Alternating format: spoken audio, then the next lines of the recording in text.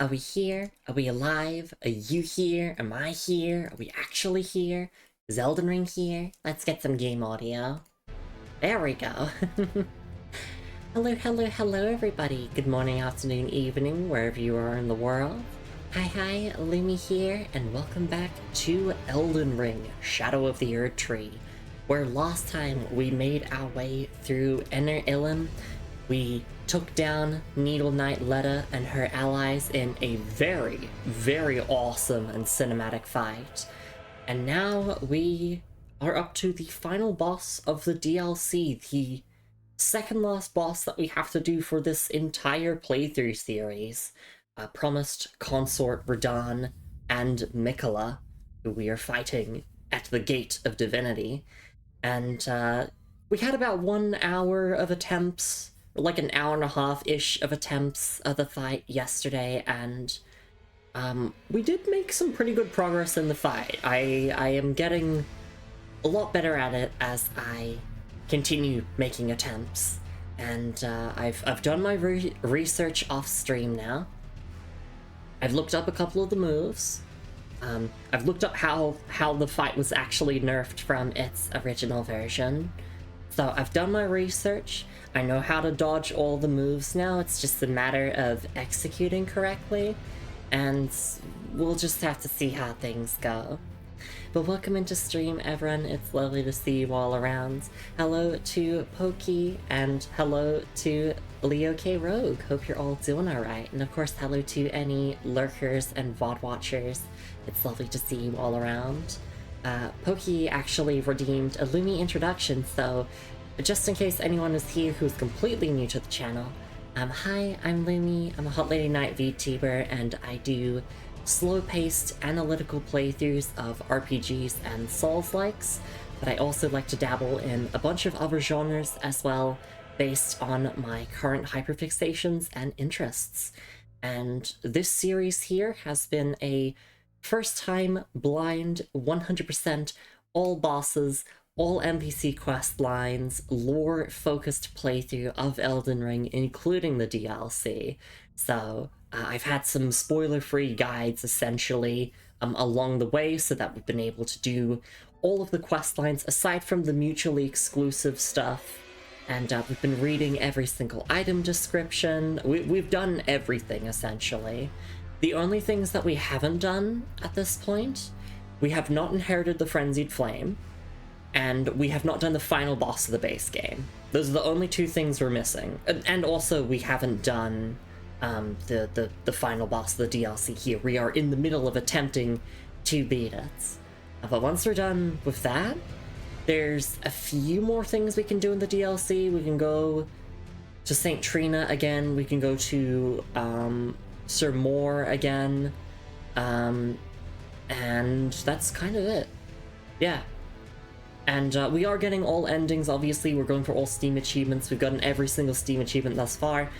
The way that we're getting all endings in a single playthrough is through save file duplication, which we'll get around to that during the finale stream. The idea is that we'll beat the final boss, and then we'll make a save file backup, and we could just keep loading that backup over and over and over and over to see every single ending, because our character can complete every single ending. We have fulfilled the criteria for every single ending.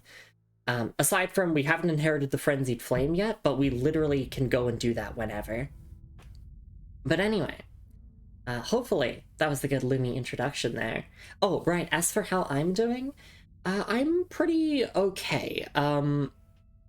Some people might have seen on Blue Sky yesterday that, like, I wasn't doing too well. A whole bunch of circumstances and emotions and everything hit me all at once like a truck. It wasn't great, but I've had time to rest, I've had time to relax. I got to work on some creative projects that I'm happy with how they're all shaping up, and I'm happy to be playing more Elden Ring here today. So I'm also, like, wiping bed dust out of my eyes, because apparently I didn't do that enough. I woke up, like, 40-ish minutes ago? Or no, like an hour ago, I would say. But I did not get that bed dust out of my eyes, which, you know that feeling. It's like, ugh, feels like I just need to get rid of that, get in the zone, and get ready for probably a long stream. I have a feeling that this is going to be a long stream of fighting Radahn and Miquella. Anyway, let's boot up our save file. Let's get straight back into things. I'm waiting for the music. I'm waiting for it. 1, 2... There you go. You gotta load your save file at the perfect moment. It'll serve as a good luck charm. But there we go. We are here in Anar Ilum. We're actually using the Oathseeker Knight armor and Letta's armor. Even though I don't associate with the Needle Knights and I'm not really allied with Miquella either. So before we throw ourselves straight back into the fray, I was thinking maybe just to calm down a little bit and brace myself for the battle ahead. We can reread some item descriptions. And hey Telv, it's lovely to see you around. So cool. Aw, thank you. Pretty Kate, pretty Knight, that's me! Yeah, I really like this armor. And, yeah, how many item descriptions do we actually have to read? I don't want to read everything from last time, it's just, I want to read a couple of them again, just to, firstly, to calm down a little bit, to brace myself, for, you know, probably it's going to be non-stop boss attempts for the next few hours, so I think it's good to just have this downtime beforehand. Stitching the gold on these takes forever. Yeah, exactly. And hey Woka, it's lovely to see you around as well. I'm gonna get a shout out for Telv, just because we love fully automated gay space communism as a stream category. I don't know about it as a game. And then I want to shout out Woka here, because she's absolutely lovely. Alright. Yeah, I just wanted to reread a couple of item descriptions, not necessarily because I need to, but also just because I kind of want to relax a little bit. You know, just chill out before we get into our boss attempts. So let's read Spira again. Superior sorcery of the Tower Priests, wielded as an incantation of the Spiral. Wrap one's arms together and hold them up to the heavens to summon a spiral of light that erupts at the enemy's feet. Column of light persists for as long as the button is pressed. The spiral is a normalized crucible current that, one day, will form a column that stretches to the gods. Okay. And then... I guess we don't have to read the whole descriptions, but we'll read a couple more before we get, stuck into things. Inquisitor Ashes. Ashen remains in which spirits yet dwell. Used to summon the spirits of 2 horn-sent Inquisitors. The Inquisitor hags wield barbed candlesticks. One of the Inquisitors casts a tower hex to heal HP, while the hex of the other boosts her own attack power. Inquisitions often perplex the minds of the uninitiated, and so seniority was viewed as an asset. And we could look at... I think we could probably just look at the more important descriptions, which would be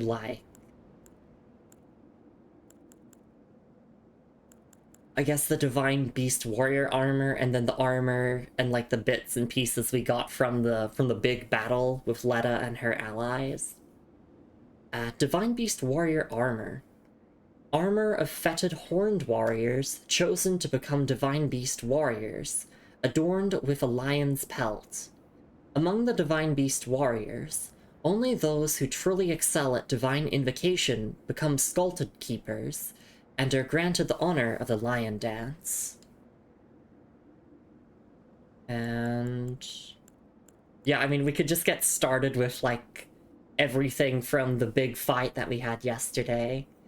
Letta's Sword, which I actually kind of want to use this, but I don't really feel like it. Maybe it's a New Game Plus weapon. If I decide to play New Game Plus on this character, maybe I use this weapon. But Letta's Sword. Light greatsword with gold inlaid. Weapon of Leda, the Needle Knight. Deals holy damage. Though polished to a mirror sheen, this blade still reeks with the stench of crusted blood that lingers from the cull of her knightly comrades. And I looked up the skill, and it cures all buffs and debuffs from whoever it hits. And it can't hit your own allies. So I was thinking like it could potentially be a utility thing where it's like if you're doing co-op with someone and they got debuffed, you could like cure it for them, but no. It only affects enemies. Watching Lumi heals my debuffs? Aw, thank you, Marky. I really do appreciate it. I'm gonna give you a shout out. Shout out for Marky, and of course, Marky command to promote Marky's Ko-fi page. Oh, I need to update it because it says this summer. Has anyone ever said this? Debuffify the vampire delayer. Or sorry, debuffy the vampire delayer. No. No, I've not heard someone say that before. But thank you for being here, Marky. It's lovely to see you around. I know you don't really mind the Elden Ring spoilers since, you know, it's not going to be a while before you get around to playing the game.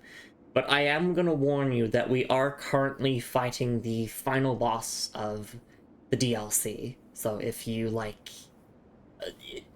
just, you know, just purge your own memory of this stream if you decide to watch further on. Thanks so much for the shout-out. So you believe me that we fought 8 bosses in Dark Souls 2 last night? That's very impressive. Look, even I don't fight 8 bosses in a single play session of a Souls game. Because because I'm always stopping to read item descriptions, even if it's on a subsequent playthrough. I always read the item descriptions. I'd always want to, like, constantly be recapping myself on the lore. I give myself a concussion, Lumi, don't worry. Okay. We're just revisiting some item descriptions at the moment. Not necessarily because I need to, per se, but simply just because I kind of want to... I just want to have this downtime before we get into the real meat and bones of the stream, right? Because we're gonna potentially be spending the next 4 hours fighting a single boss fight. Like, these modern Souls games, Marky, I tell you, these modern Souls games, they start to get a little bit ridiculous with the bosses. It almost feels as if the reputation of Souls games being, you know, hardcore, difficult games, started to actually influence the design of the games. Because, like, this is the hardest Souls game I've ever played. Like, holy fuck, FromSoft. What were you cooking with this game? It makes me miss the simplicity of, like, Demon Souls and Dark Souls 1 and Dark Souls 2. Like, you know, it's just, oh, you're fighting a knight with a sword, and he swings the sword, and you just dodge it, and that's it. But in this game, it's like, you got your flashy, like, cinematic attacks that have very specific dodging methods that you have to, either you have to figure it out through trial and error, or you have to just look up how to dodge it. Interesting, I have a much different opinion, and that's totally fair. So I'm a bit of a Souls boomer, I think, might be the way of putting it. I definitely... I mean, I really like Elden Ring. I have been loving Elden Ring. But also, I think when it comes to boss design, I think I like the earlier entries a little bit more. Marky says, so you're in speedrun mode now? Or rather, yeah, double quotation, speedrun. Leo saying Demon Souls is genuinely so underrated. Play the PS3 version again recently. It's just so good for teaching you that adventurer's mindset. Is so good in the entire genre. Yeah. So my confession is that I have yet to play Demon Souls. But my intention is that, so there's 2 other From Software games, really, in this kind of, like, action genre that I haven't played just yet. I've not played Bloodborne or Sekiro. I'd like to play both of those. And then I would also like to play the PS3 version of Demon Souls. I have no interest in the remake, firstly because I don't have a PS5, but secondly because I feel like the remake's not really necessary.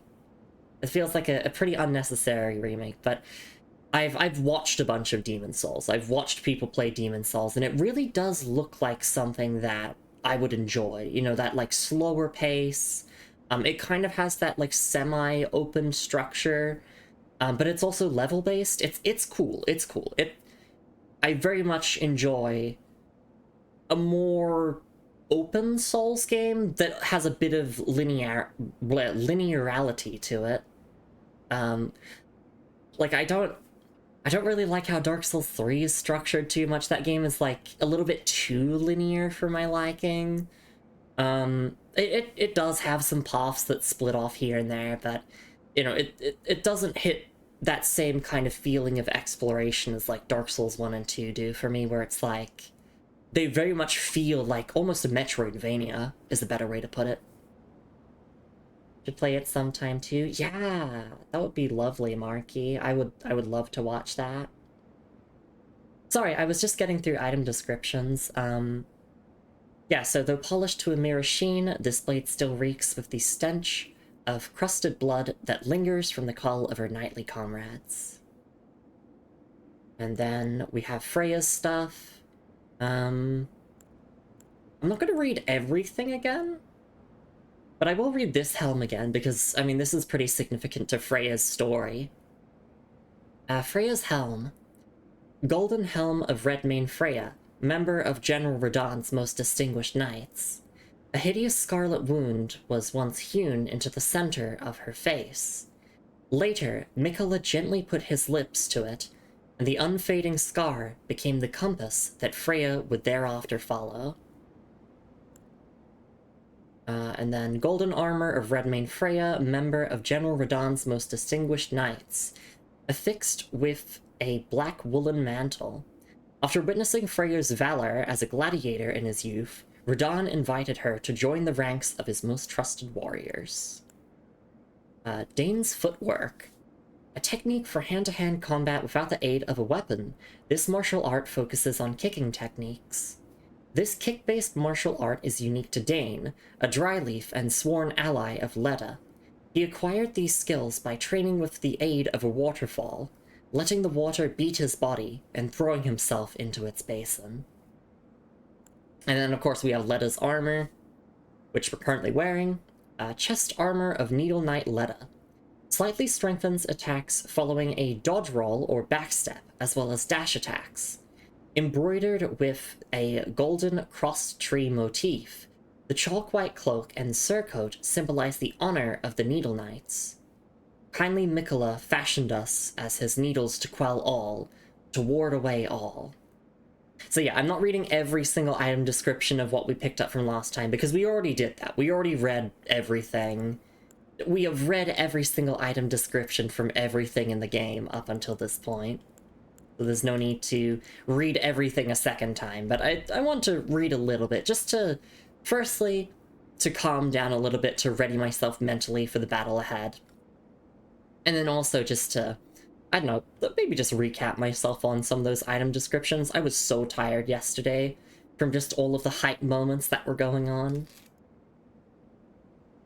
Marky says, what if remakes are just for people who don't have the patience to take more than 2 steps in a video game and give their entire life saving to see a few more nose hairs than their DLC quagmires?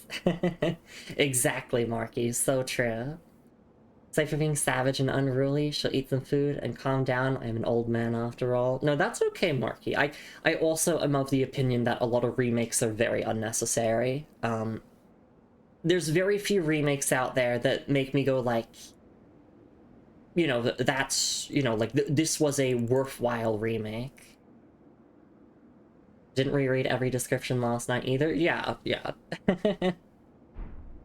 Alright, hang on. Oh, my headphones? Okay, my headphones are being a little bit icky at the moment. Give me a second.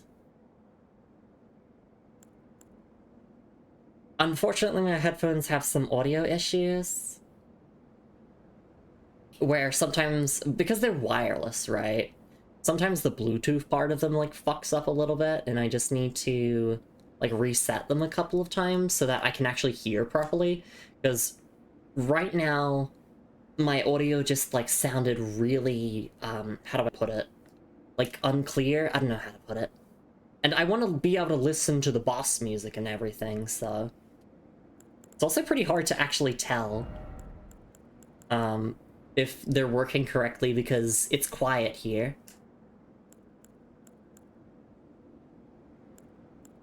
I'm just fighting my headphones. Please, headphones? Literally all we're doing this stream, by the way, is we're just doing the final boss of the DLC. If we win, then we're gonna do a couple, like, minor things, like questline related things. Just going to St. Trina again, and going to Moore again, because we did not fight him, thankfully. Okay, my headphones are good now. And then if there's anything that I missed from the base game, I guess we could go and do that briefly. But I think we have done everything from the base game. I'm 100% certain on that. The truth is, I'm mostly indifferent. I just do the rage for the bets. Okay, Rook says I enjoyed Resident Evil 2 Remake, but I treat it and RE2 OG as fundamentally different games, which are both good. Yeah, I actually really did enjoy the Resident Evil 2 Remake as well. But I guess the way I would put it is, I don't think that 2 Remake replaces the original. I don't think Remake should ever try to replace the original. They should always try to be their own unique experience rather than just, like, copying one for one. Which is why I actually really enjoy the Final Fantasy VII Remake games. I'm not going to go into spoilers and whatnot, but the remake games do, like...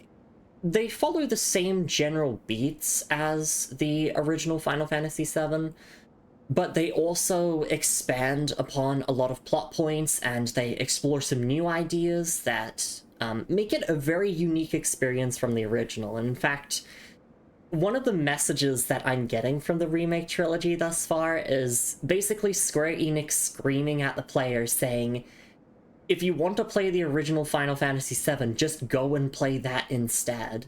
You know, we're going to be doing our own thing with the remake here. We're going to change around things a little bit. I know that's horrifying. The people who want a direct one-to-one experience are, like, screaming because a lot of the time people want a direct one-to-one remake because they want it to replace the original. And, like, no, don't do that. No, we don't replace art like that. Do you think the Lion King remake movie replaces the original Lion King? Like, no. That's not how art works. And if you view video games as a genuine medium for art, you need to stop avoiding, you know, older video games because, oh, they're old, I can't play them. The graphics are so blocky. They're so old, I can't play them. Like, you just have to jump through a single hoop to play older games. It's like, it's not that hard. Sorry, I'm very passionate about that. But also, hey V, it's lovely to see you around. Heaven or Hell, round 17, let's rock. Exactly, we got this, V.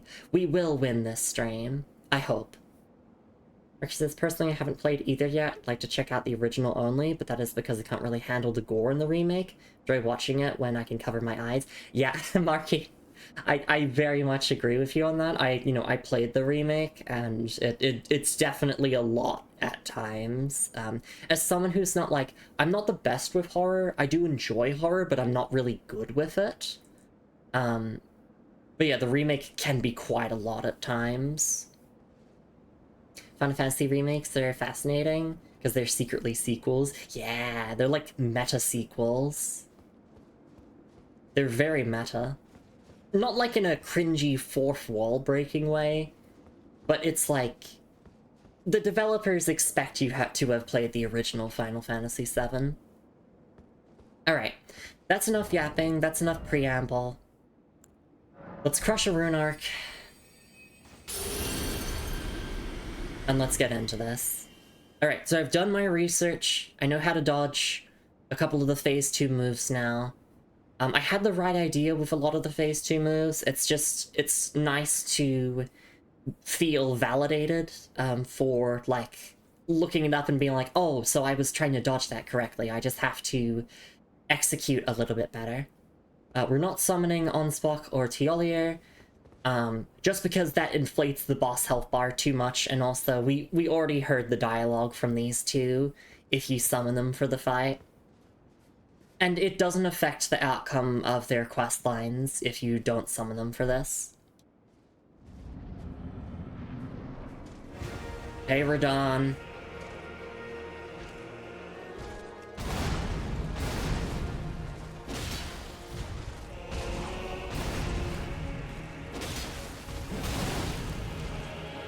Okay, don't get greedy with the punishes. We need to run away from this. Oops.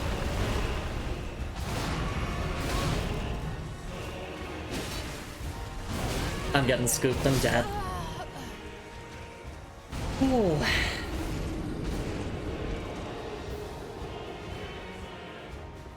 It's okay. We're getting back into the flow of things. I gotta immerse myself in the atmosphere and the story and everything and just lose myself into the fight.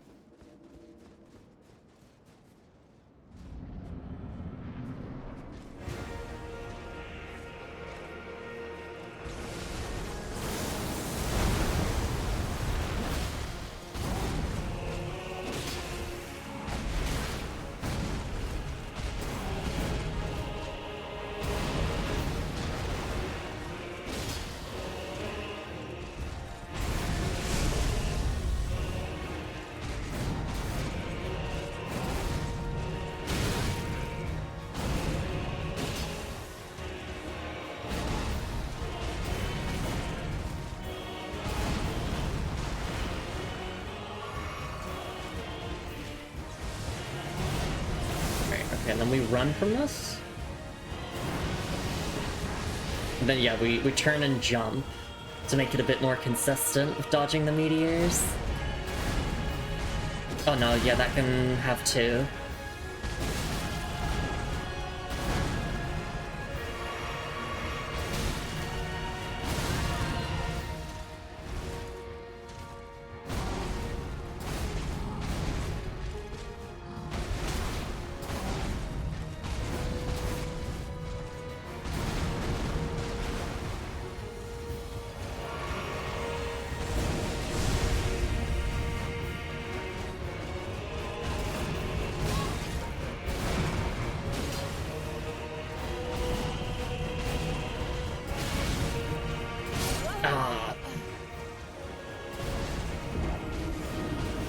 Okay, just gotta stay calm. Like, yesterday we got pretty close in Phase 2 a few times. Now it just feels like all my muscle memory for Phase 1 has disappeared, but it's alright. Thank you for the patties, Looney, and it's lovely to see you around as well. Hope you're doing alright. Gonna use another rune arc for this. I did say I would use all of my rune arcs. Or at least I would try to use all my rune arcs for the end of the game. Boss is based on the Ganon fight from Ocarina of Time. Definitely. We gotta hit back all of the meteors.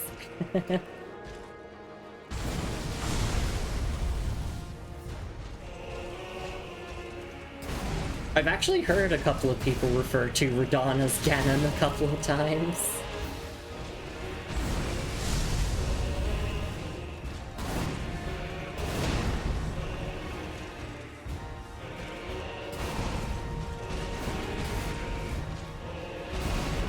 Oh, oops, right, I forgot follow-up.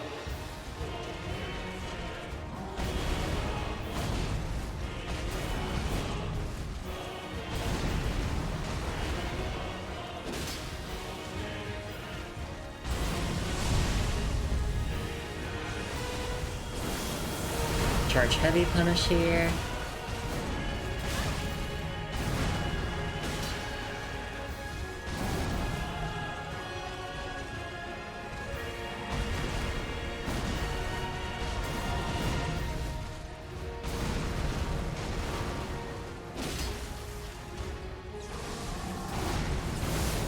Okay, so we run. And then we turn. Oh. Yeah, there's a strat where, like, you run, you turn the other way, and then you jump. That way you don't have to roll through it.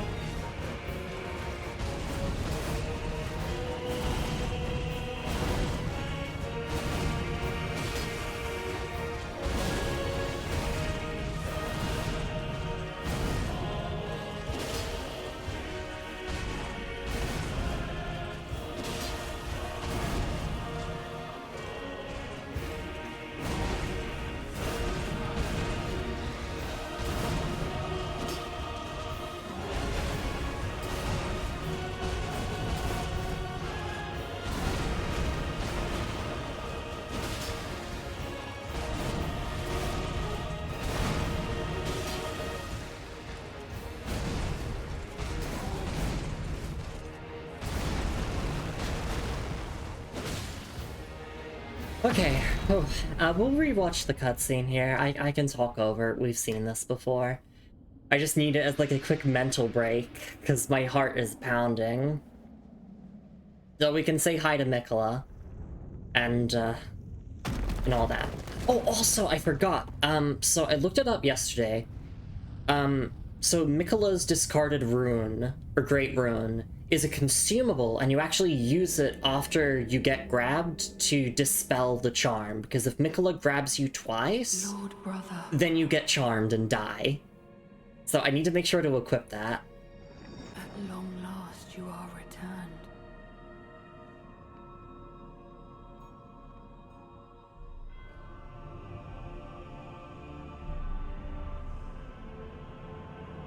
Tarnished one. Alright, so...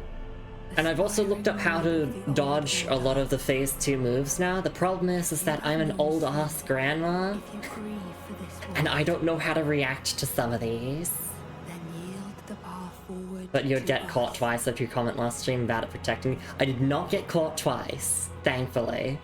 Do I? But I have seen the death animation. It's like quote-unquote death animation. Consort. It would have been a funny moment, it's true. Alright, so we run away from the nuke.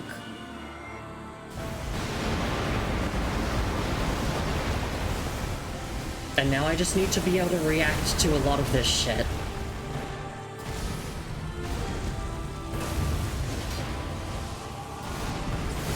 Okay, this is the big one.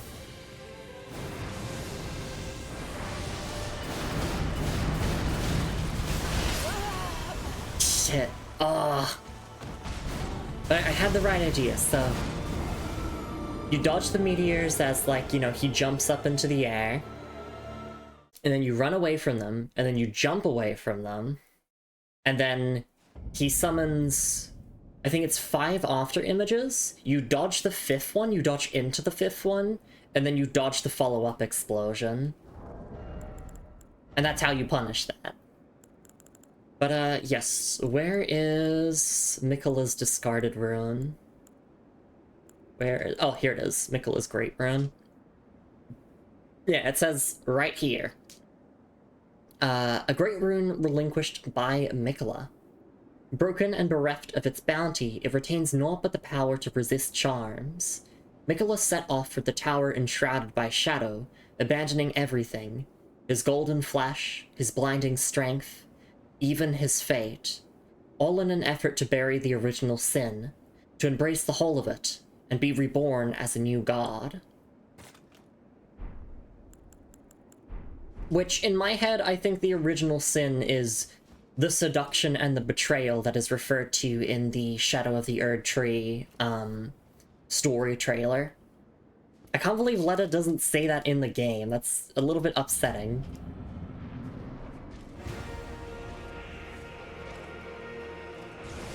But also, the original sin could literally just be the Crusade, and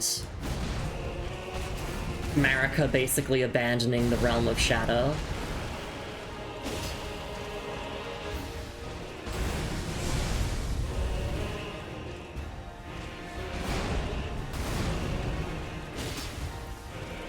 That's the scoop.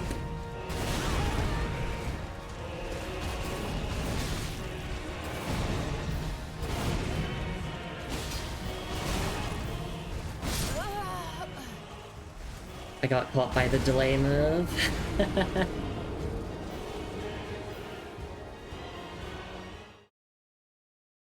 I gotta use my rune arcs. I have so many of them. Hopefully the final boss of the base game isn't, like, as difficult as this. We'll have to see. And for those wondering who are coming into stream, our character is level 226.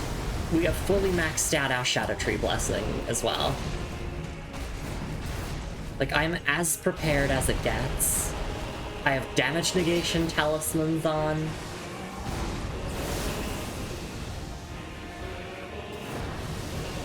I am ready to stop Mikola the Kind and his Age of Compassion.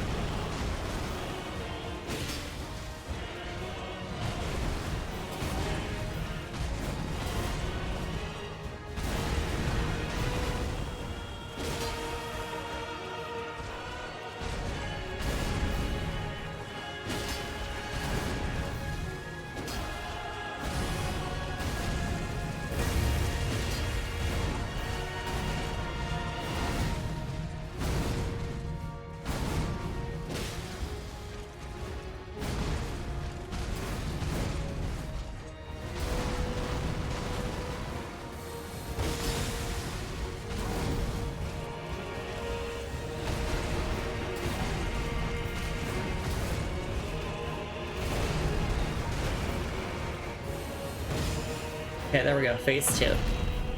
We won't rewatch the cutscene every single time, it's just... This is the perfect window for me to just, like, say anything if I want to.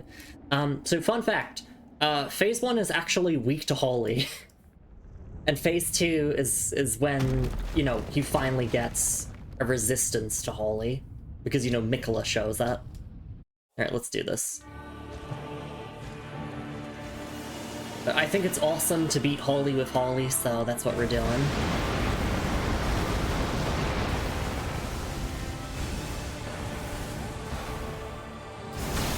Ow.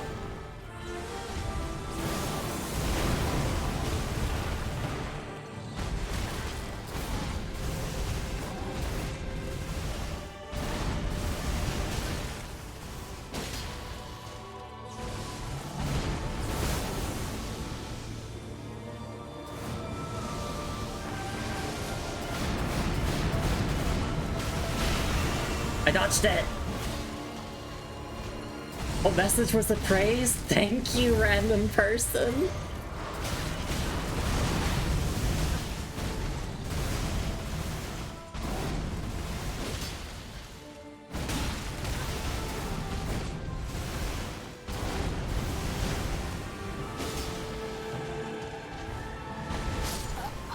No, I needed to roll into it. Do not roll away from quakes.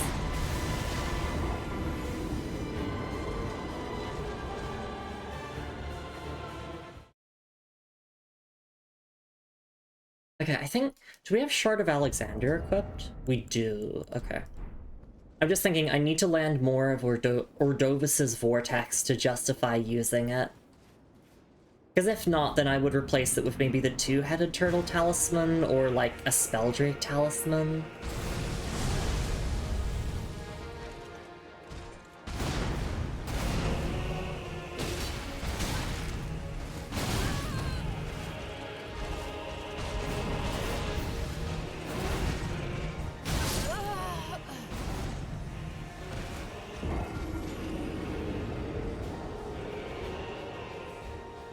Also, yes, I have seen a video now talking about, or like extensively showing the difference between pre-patch and post-patch Consort Radon, and pretty much, like, the short version of it is that they made it a lot easier to dodge certain moves. They gave you bigger windows to dodge certain moves. Like this move, they gave you bigger windows to dodge each of the slashes. Because before, you used to have to, like, delay a roll so that it would dodge both slashes and then time one for the cross slash.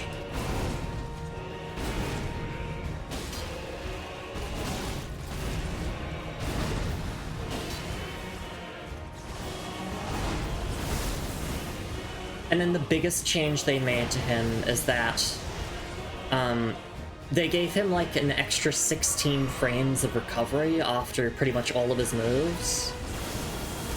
Meaning that you can actually get your punish windows in, instead of him just chaining combos without any pause. So overall, I would say those were good changes.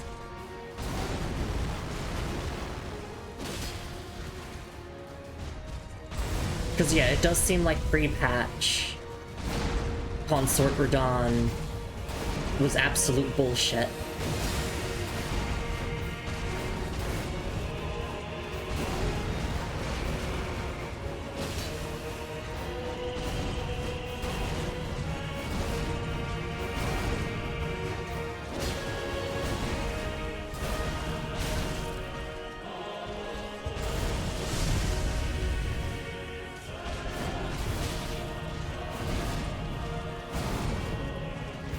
Okay, there we go. Mikola's here. It also immediately does Gravity Slam right as you enter the arena. Oh, right, he waits a little bit to do it now. Yeah. Okay. Oh, shit! That scared me. That's the grab. Didn't start with Mikola's Light. That threw me off. So, like, I was expecting him to go into Mikola's Light, Because you run away from Miquella's light, right?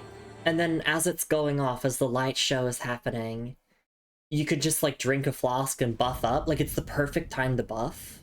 Speaking of which, maybe I should equip some buff spells, or incantations. Then when he sees you, fights on!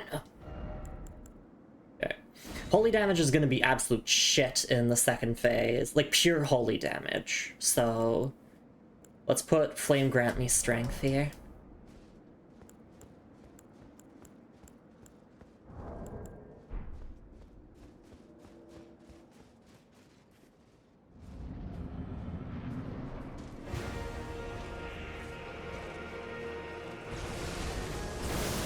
And I want to see if I can get better at doing the fight without my Rune Arc activated.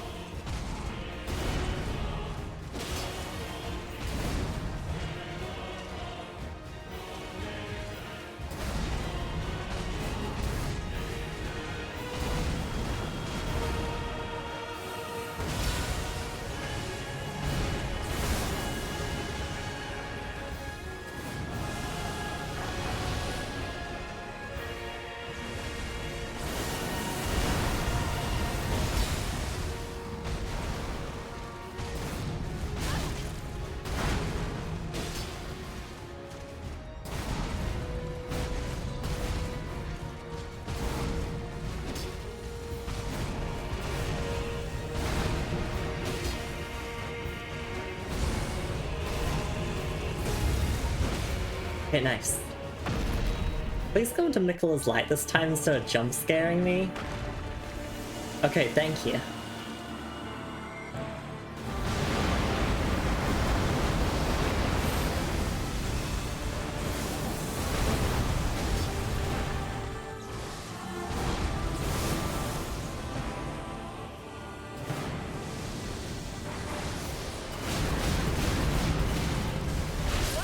Oh my god, oh. I need to make sure that I'm running, like, diagonally, because I was running into every single after-image attack there.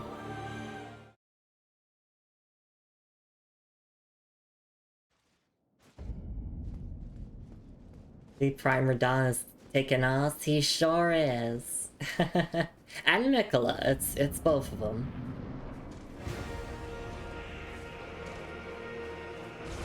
But welcome in, Rambo. It's lovely to see you around. I think I got phase 1 down relatively consistently. No one cares about the twink? What do you mean no one cares about the twink?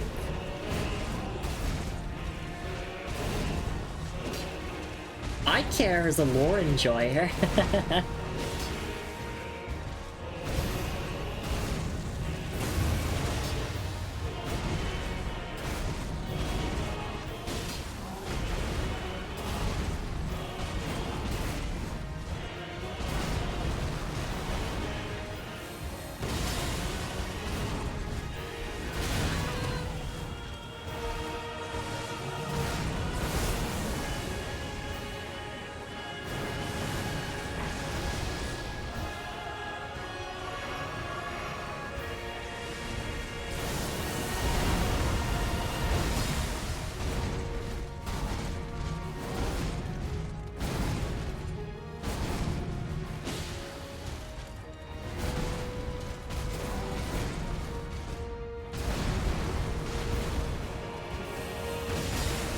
Okay, nice.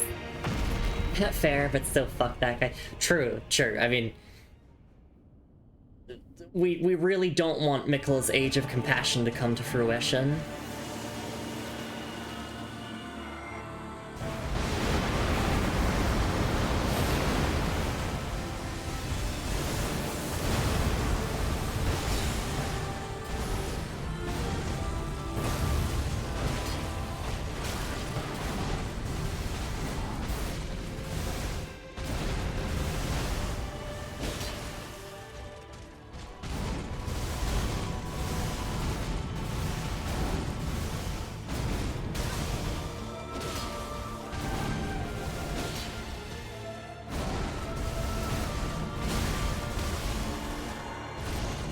No, no 1,000-year voyage.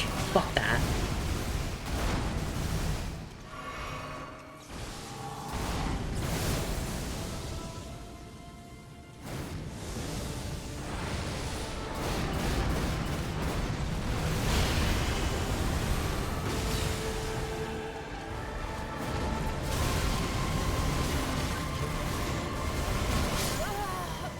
Oh, that was rough.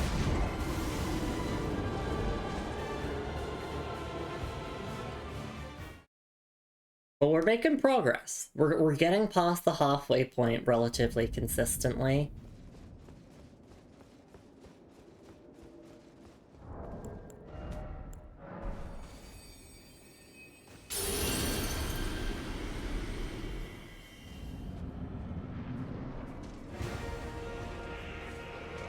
Yeah, no, this might just be the hardest, like, Souls boss. Sorry, the hardest boss I've ever fought in any video game, period, I think.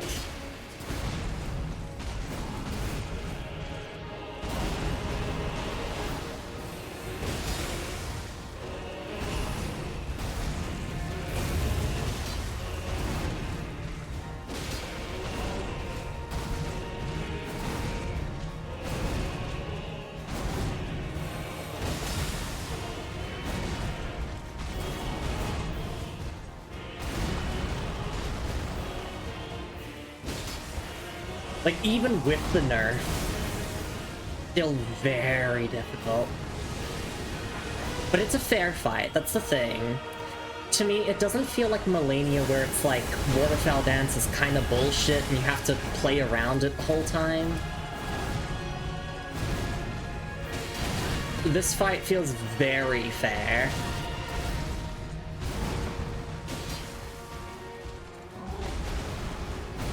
Even if it's a bit unclear on how to dodge things sometimes, especially like some of the Phase 2 moves. Because like you cannot tell me that the developers intended you to do that really, like, unlock from Millennia, run around her in a circle, up close to dodge Waterfowl. Yeah, it's a fair fight, but it's hard, exactly. Because Radahn's not holding back, Miquella's not holding back, and I ain't either!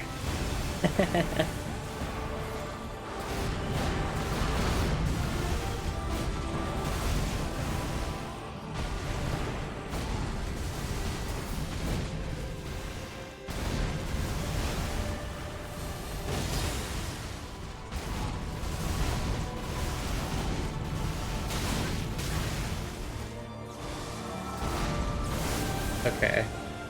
We have to dodge this or we die.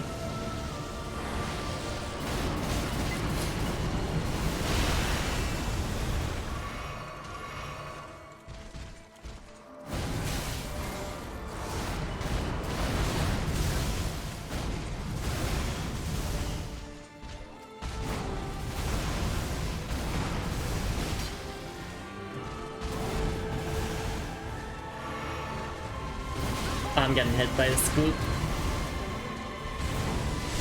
Nope.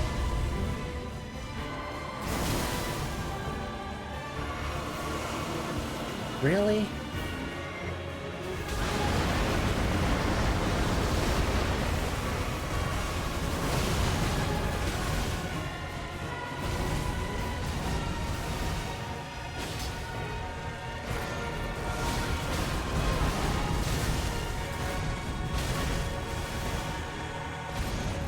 No 1,000-year voyage.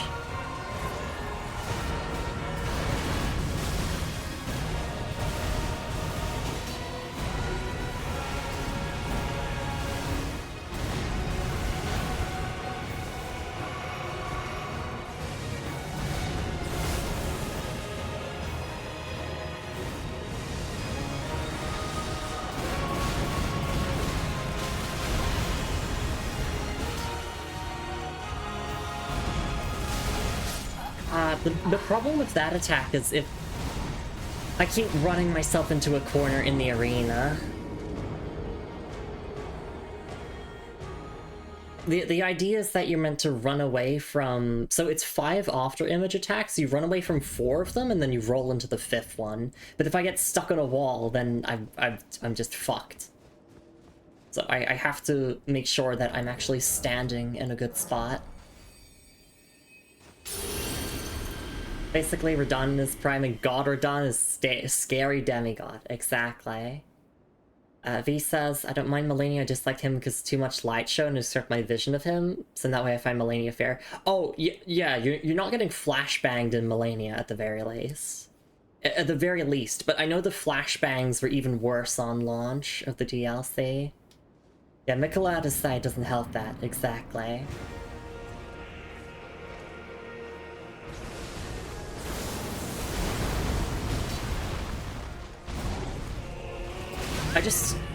I do really like Melania. Melania is a peak fight for me. I just wish that there was a way to dodge Waterfowl Dance up close that didn't feel like you're exploiting the game. Like, I would love to hear from FromSoft's mouse themselves. Because it feels like they intend you to block it up close range. Like, you block the first part of Waterfowl Dance if you're up close, and then you dodge the rest.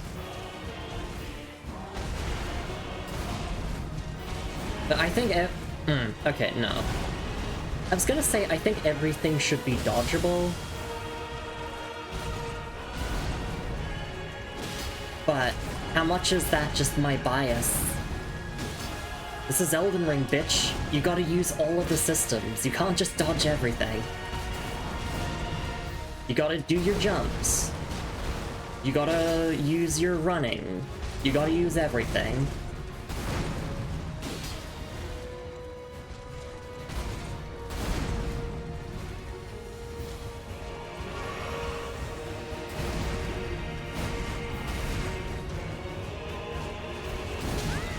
The way that I dealt with Waterfowl Dance is I was never close to Melania for long. Oh, need to run and jump. There we go. That's how you dodge that if you get hit up. Oh, yeah, if you get hit by the suck.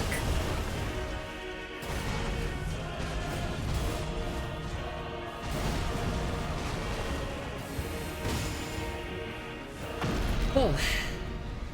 Imagine instead of Radon just start yelling Nihil in phase 2. God, imagine. Like the Moog, the Omen blood starts coming through.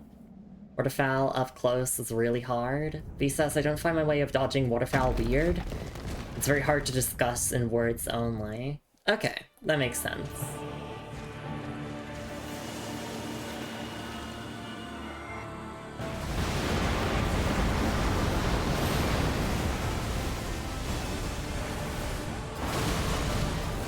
Okay, so that's meant to be like 2 dodges, I think.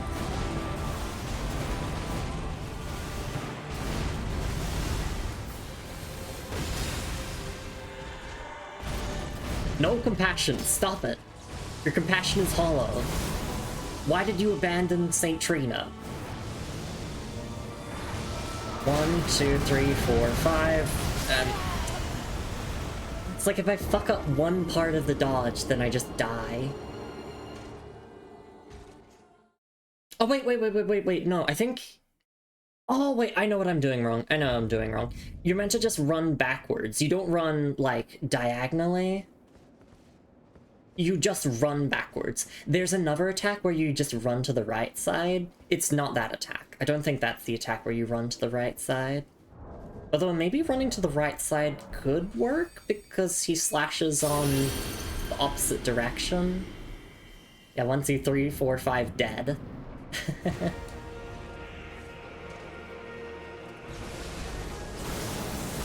We'll do this attempt and then we'll take a break.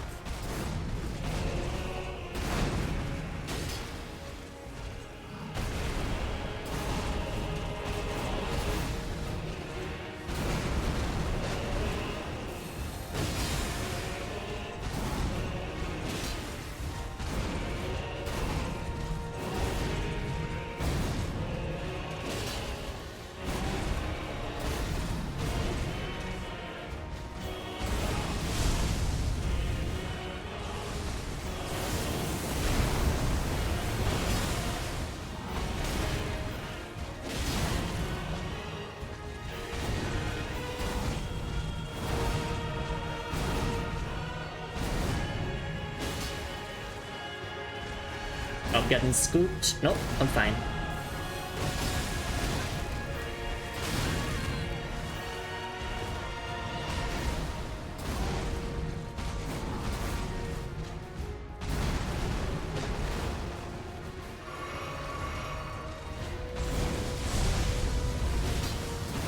Oh wait, I'm not... Right, I meant to run away.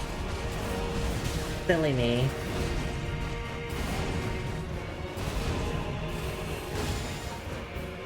Okay, hi Mikola. Hi. Okay, I gotta run. Oh, nope. Yeah, that's the attack that you run to the right for, and then you dodge the last one. Oh, I'm dead. I'm dead. Goodbye. Goodbye. I lived! Bitch!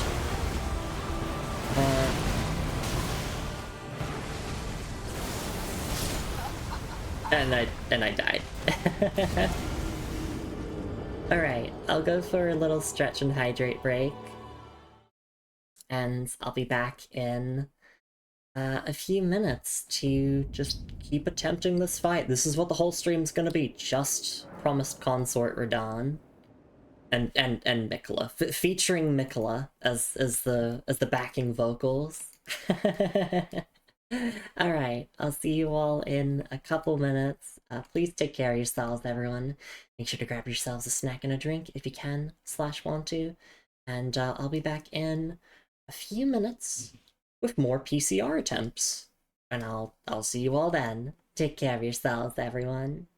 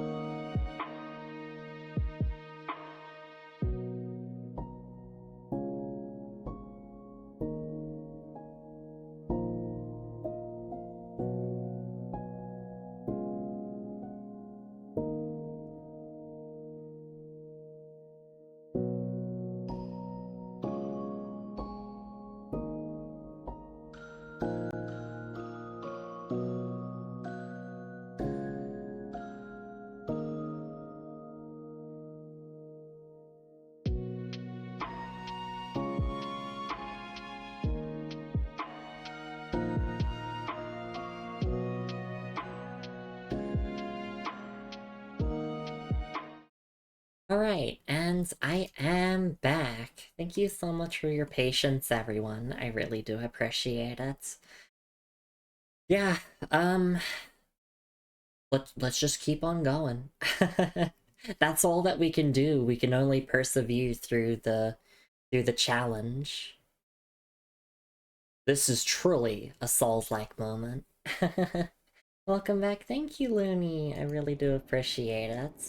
Okay, do I want to change my Wondrous Physic? I feel like maybe? Potentially?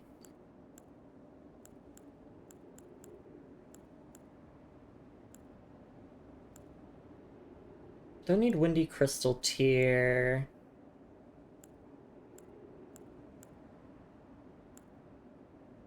I'm looking at like my defensive options. Maybe Stone Barb? Cracked Tier? Like, I know that they can be guard broken, right? And I know that like they can be parried as well. Maybe something like this. Boost Holy Attack, Spontaneous Guard, Poise, Resistance, Heal Status, boost all damage negation.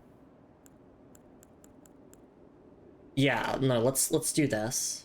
So let's use Stone Barb and oops, I want to use Stone Barb and Opaline.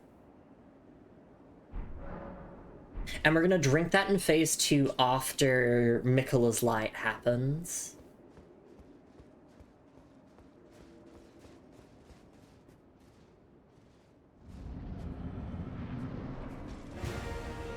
We can drink it and we can also then pop Flame, grant me strength.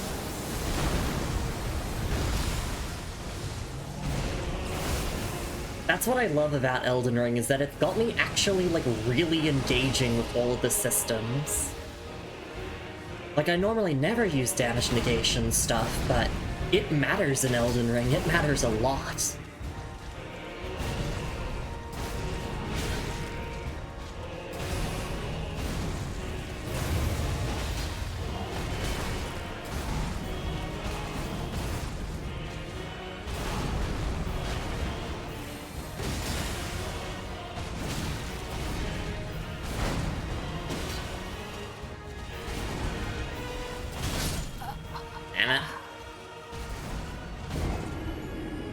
I just have to... As I said before, I just have to lose myself in the fight. I just have to get, like, super immersed in it. And, like, enter that flow state, you know? That's the secret. And, like, let go of my pride, let go of my ego. I don't care how many times I die.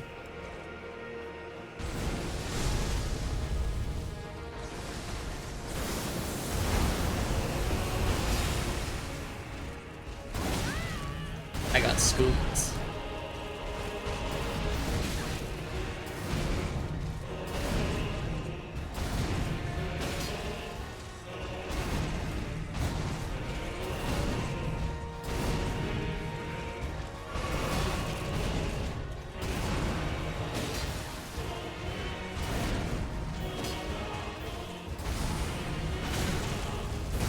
Ow, damn it. I was trying to test to see if I could, like, strafe the blade swipe. I think you can, maybe, on the other side, but definitely not, like, running on the side that, you know, has the sword that's moving. Hey Fizz, it's lovely to see you around, Brain Buddy. Thank you for the head pats, I really do appreciate it. Shoutouts for Fizz and also Fizz Command, because we gotta help out the Brain Buddy. We're still here trying to stop Miquella's Age of Compassion.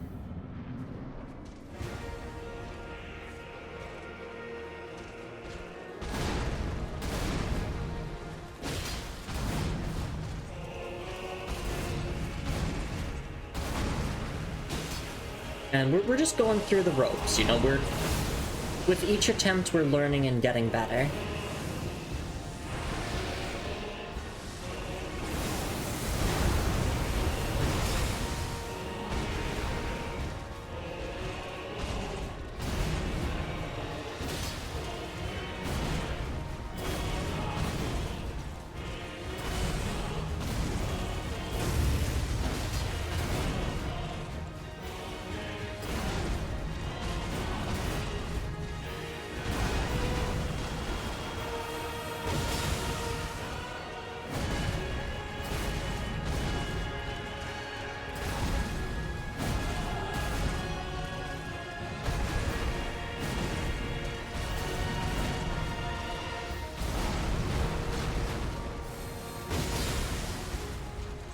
Not too long until phase 2. Oh no, not the scoop. It's fine. Oh no, run away, run away. There we go.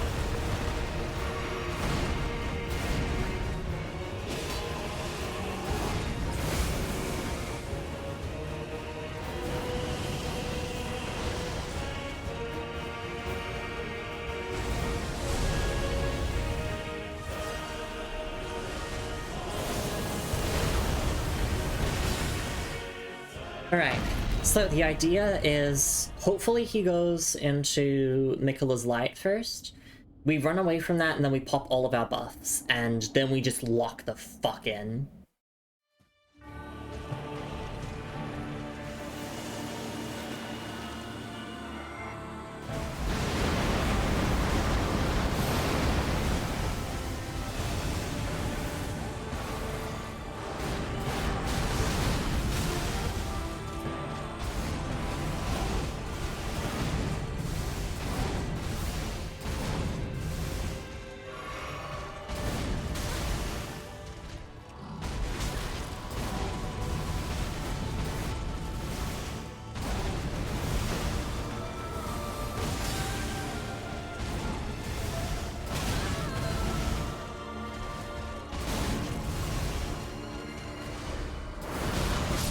Ow. The clones got me. Thank you so much for the raid, Wear Chest. I really do appreciate it. Hope you had a lovely time with... Wait, Star Wars Episode 1 The Phantom Menace? Wait, like a video game adaptation of it? I've never heard of there just being a video game version of just Episode 1. Yes, Wanya. Ah, I see, okay, never heard of it myself. It's awful, the video game of all time, yes? I see, I see. Well, hello everyone, welcome in Raiders, it's lovely to see you all around. If you're not following Where Jess already, you can do so with the follow button at the top chat, and also the link in chat from Surrybot. Thank you so much for raiding in, trusting your community with me. And also, welcome in Queen Stodge streaming as well, it's lovely to see you around. See, we're in hell, we sure are. Video game movie of, or video game of the movie, yeah. Came out in 1999. Isometric, tank controls, open action RPG, insane way to adapt the film. Oh, absolutely, absolutely. So I'm not like too hardcore of a Star Wars fan. I've seen all of the main episodes once, at the bare minimum. But I know about a couple of like the movie tie-in games, but I've never heard of that specific tie-in game before. Comically awful or miserably awful. I'd like to think it was miserably awful just based on how Where Jess has been describing it. But yeah, welcome in, it's lovely to see you all around. If you got a raid and run, that is totally understandable. If you got a raid and lurk, understandable as well. Thank you so much for coming in here, and thank you so much for hanging out. And just a quick intro here in case anyone is new to the channel. Hi, I'm Lumi, I'm a Hot Lady Knight VTuber, and I do slow-paced analytical playthroughs of RPGs and Souls-likes, but I also like to dabble in a bunch of other genres as well. And we are here with a blind, first-time playthrough of Elden Ring, 100% all bosses, all NPC questlines with the exceptions of mutually exclusive questlines. Reading every single item description, doing everything, and we're here in the DLC. We have 2 more bosses left before we're just done with this project as a whole. We literally only have 2 more things left to do in Elden Ring as a whole. It is just the final boss here, the DLC, then the final boss of the base game, and that's it. That's it. I mean, there's a couple of, like, minor things we can do after the final boss of the DLC here. But no, then that's it. So effectively we are here at the climax of Elden Ring as a whole. The 2 big ones, exactly. Which is why I changed the pin message. It's not, you know, no spoilers for upcoming boss fights anymore. There's only one other boss fight left in the entire game, which is the final boss of the base game. Which I have predictions. I'm fairly certain who I know we're gonna be fighting. It's gonna be the god that we know all so well. But I'm also open to being surprised. Be thankful you're doing... Yes, I am doing Nerfed Radon. I did my research yesterday, because yesterday is when we first started attempting this fight, and... you know, I got pretty far in it, actually, but off-stream I looked up a couple of the attacks, and I did also look up how the fight was different before the nerf, and anyone who beat this fight before the nerf deserves a hug and, like, therapy. Godzilla missing one pinky toe? Pretty much, pretty much. It's still very difficult even with the nerfs. But yes, we're a very lurker-friendly stream here. We like to play through games very slowly, very, like, chill. We don't have, like, sound redeems or, like, raid alerts or whatever. Some people will say my streams are boring. Some people call them relaxing and, like, ASMR. I just say that they're perfect background material. If you just want to, like, listen on in the background, feel free to do so, but obviously... no pressure either way. Make sure you're taking care of yourselves first and foremost, and enjoying your weekend. I know it's Saturday here, so it's technically Friday in other parts of the world, but it's like Friday afternoon, evening, so, you know, it's kind of around the time where I think a lot of people would be getting off work and, like, actually starting to celebrate their weekend, at least in the US. I respec myself multiple times, used many weapons, but god, it was torture. I can imagine so. I don't enjoy being stuck on a Souls boss. I do like the challenge of Souls games, but sometimes they can be too challenging. And this is definitely the hardest boss I've ever fought in a Souls game, without a doubt. But we just made some adjustments. We changed around our Wondrous Physic, so... our Wondrous Physic now gives us increased damage negation for everything for a little while, and it also helps us with guard breaking a bit more. So hopefully we can guard break Consort Radon and get a riposte. But I don't need the shield on my back, actually, so let's just do this. Oh, and we're using rune arcs, of course.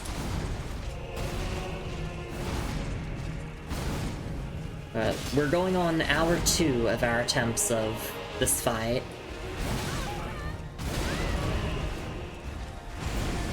Oh, and then run away, and... oh, no!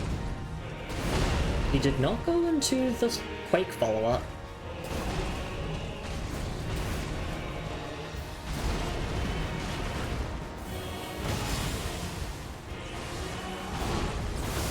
Phase 1 I've pretty much got down at this point. I still die on Phase 1 occasionally, but it's no longer, like, killing me every single time.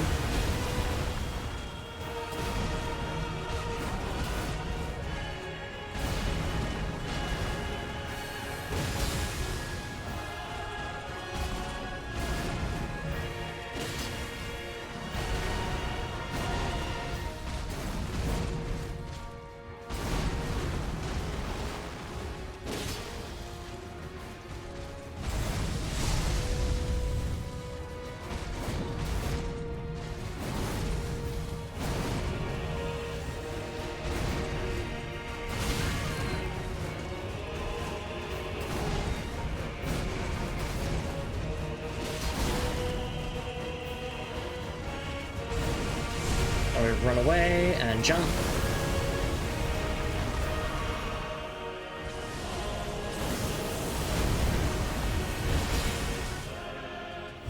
Okay, phase 2. This is where the actual fight starts for me.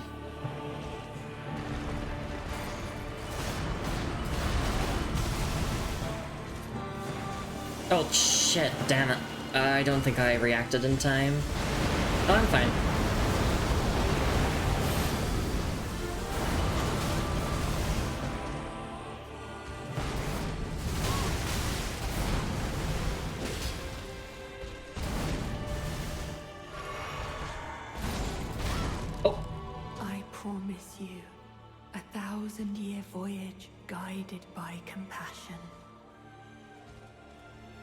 Okay, we gotta cure that. Well, I cured it.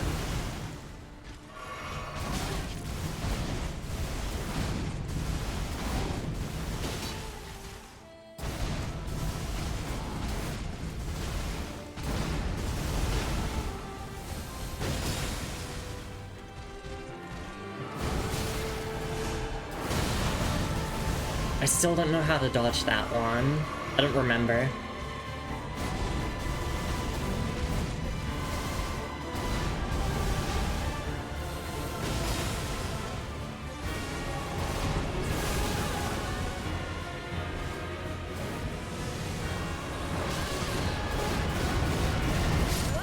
Damn it. And if I get hit by the meteors there, I'm basically fucked.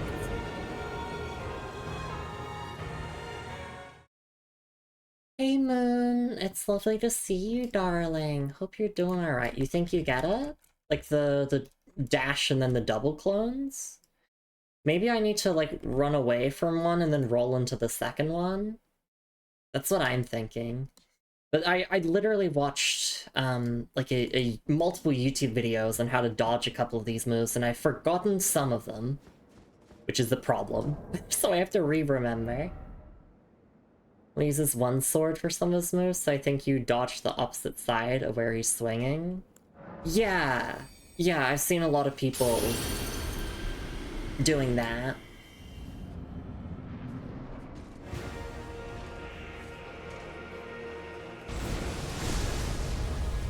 We're just burning through all of our rune arcs. At this point, there's no reason not to hold on to them.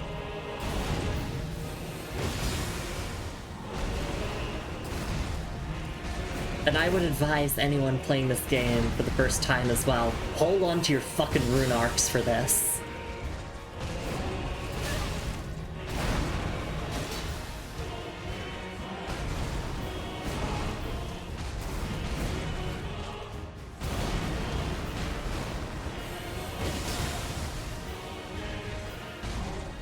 Maybe we could throw on a helmet as well, just to have that little extra bit of damage negation, but then I wouldn't see my character's ponytail.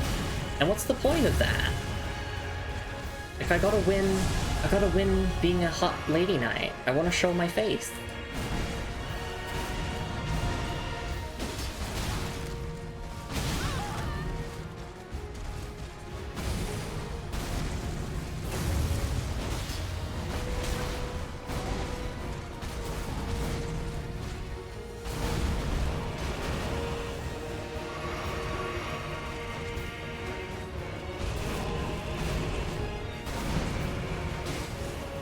Okay, Mikkela's gonna show up.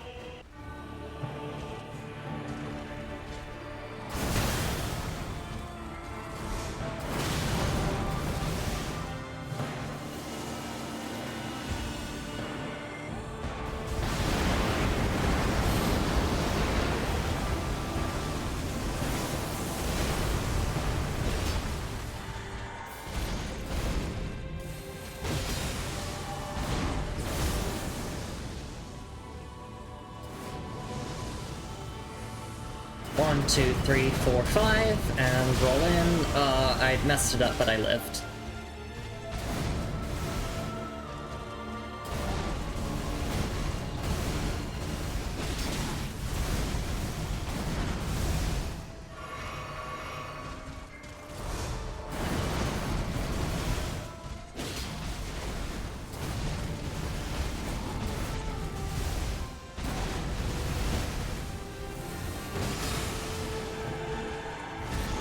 No, no compassion.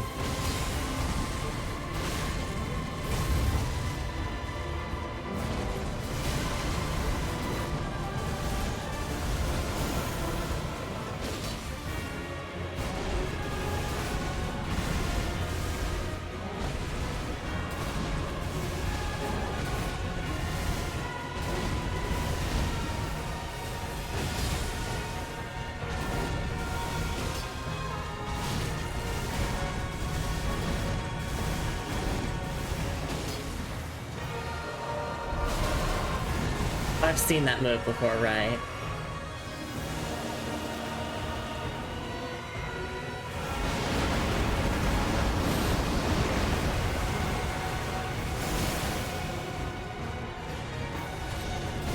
Wait, he can go for it from that range? I might be dead here.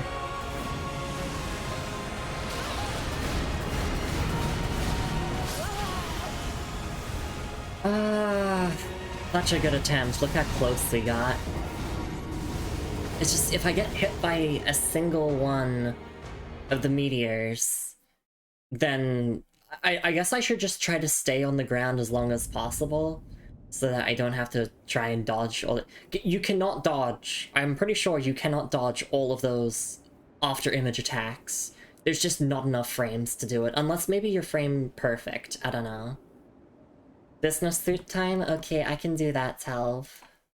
I can do that. Let's see. Okay. There we go. Okay. I need a deep breath to calm myself down.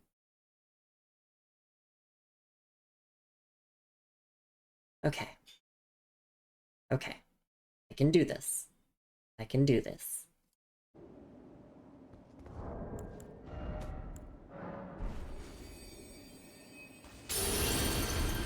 Thank you for the pats, Fizz. Can do this? I can. It's kind of one of those things where it's like, once you get thrown off rhythm, I feel like you're just kind of dead, you know?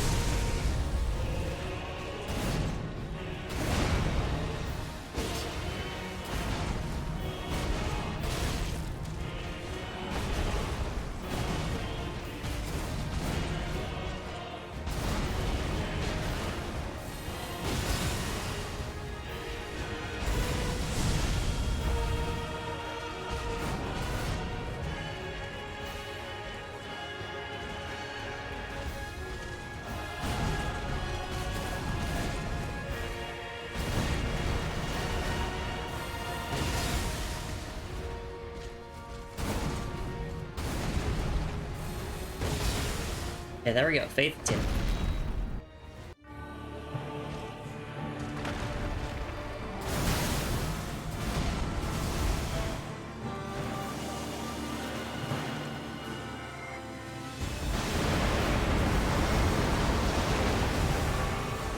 I had the wrong flask. That's fine. I meant to drink my physic.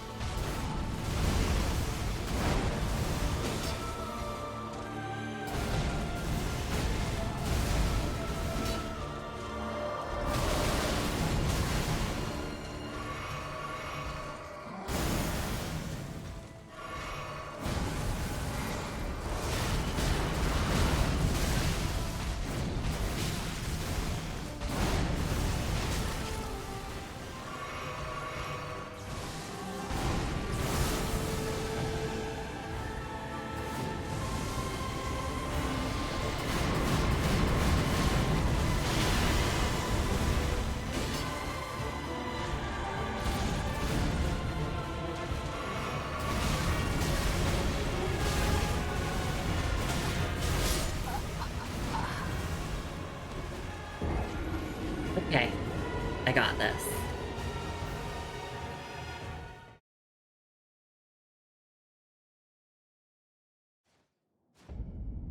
I'm just gonna keep burning through rune arcs. Hey Jello boy, hope you're doing alright. Lovely to see you around. Under 880 deaths, you can do it. Would you put pressure on me like that, then I'm gonna feel like shit when I disappoint you all.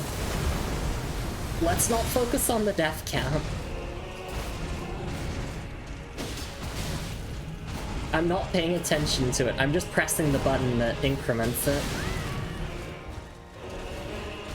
After we win, I'll take a look at it and see how much of a massacre it was.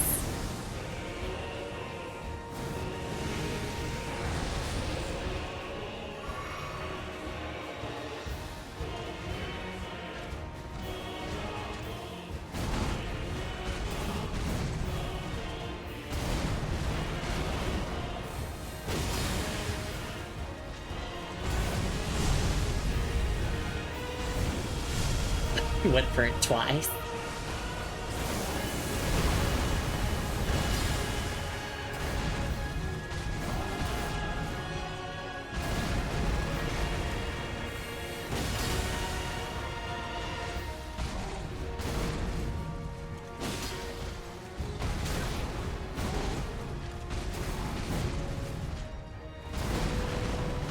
Phase 2, I think? Not yet. Now? Yeah, okay, now.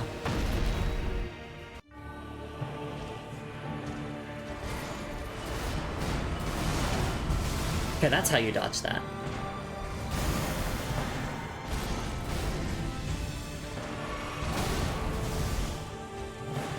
Oh shit, I might get hit by this.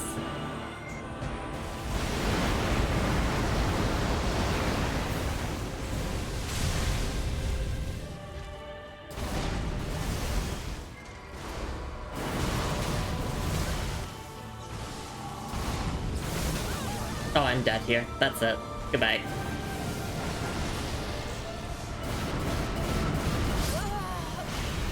Right, you're meant to roll the 5th one. I'm gonna count that out loud, because I have to go 1, 2, 3, 4, 5, and then roll on 5.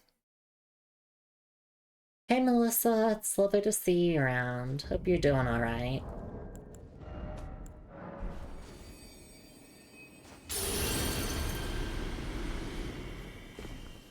Welcome to Promised Consort Radon.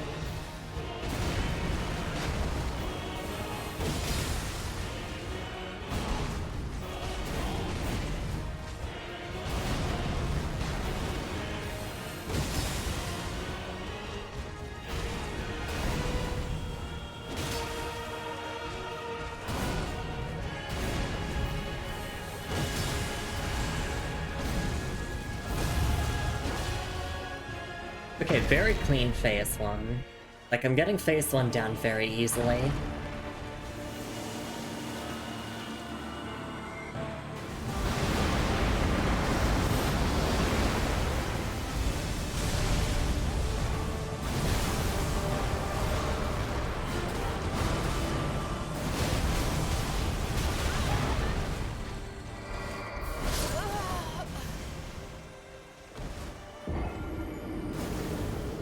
And then it's like, I fuck up on a single attack and I'm dead. Oh. But at the very least, our damage is good. Our damage is very good. Thank you for the patties, Fez.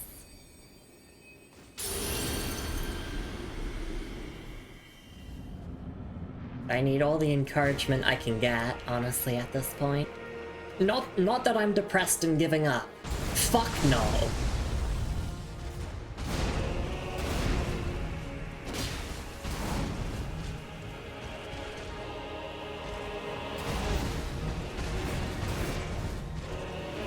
I'm too attached to the story to let Mikola get away with this. It's not just, oh, I want to beat hard boss. No, it's, I want to stop this.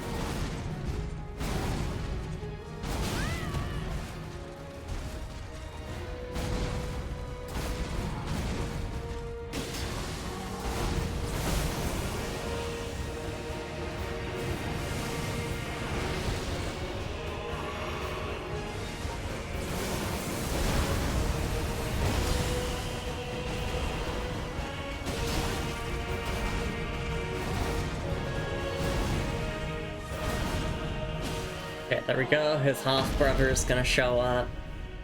Swings so high just because he's so tall. Hard to be confident that any swings will actually miss. Yeah.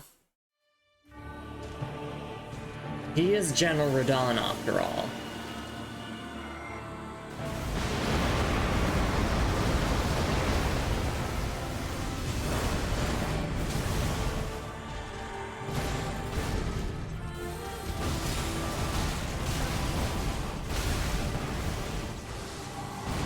Well, I just die if I don't dodge this correctly. 1, 2, 3, 4, 5. Oh, I lived. That's all that matters. I don't have to dodge it perfectly. I just have to live.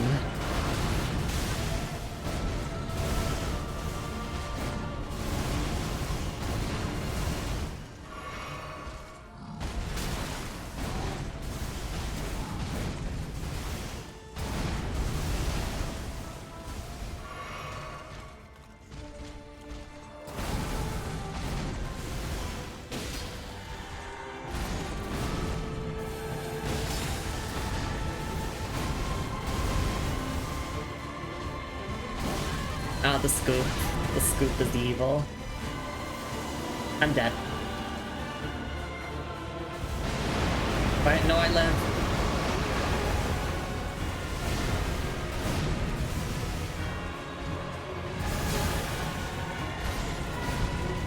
Keep going for the grab, please. Very easy to punish.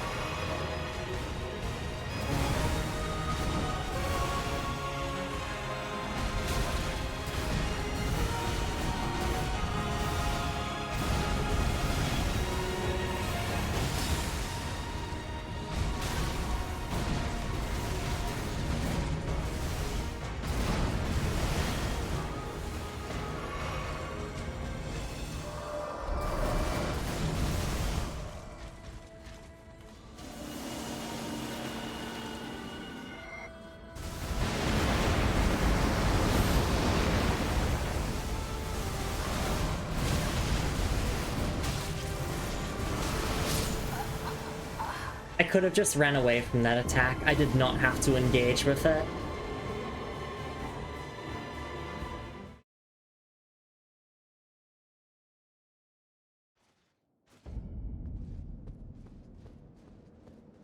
But that was a very good attempt.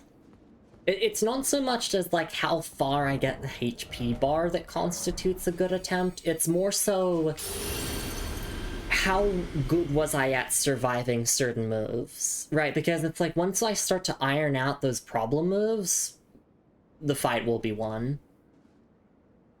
Got to read his movements when he's 60% hair. Pulls his swords up and does the quake. That's usually a sign of an aerial opening. I think he recovers too quickly to actually do that. No, I think because... So, they gave him 16 frames of recovery from the nerf on every attack, essentially. It might depend on the weapon type, but I think I could probably do it. But we're running Shard of Alexander, so Ordovis's Vortex would actually do more damage. So that's why I'm using, like, an uncharged weapon skill to punish most things.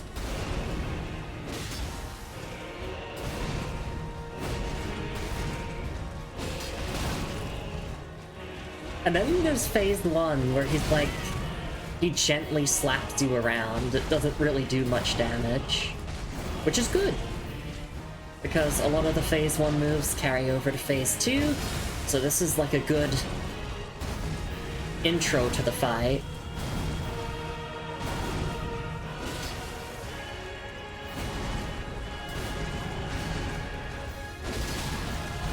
It's just, he gets a light show in phase 2.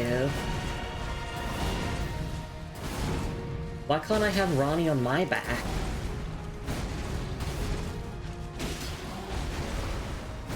She can cast sorceries while I do incantations.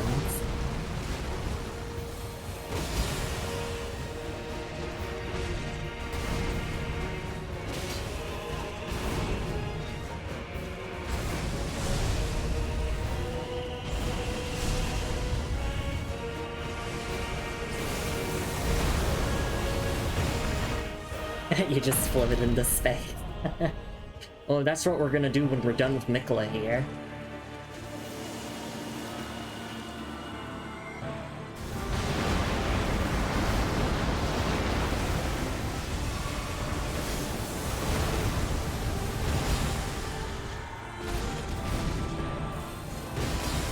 Okay, I don't think I can get a weapon skill punish on the grab.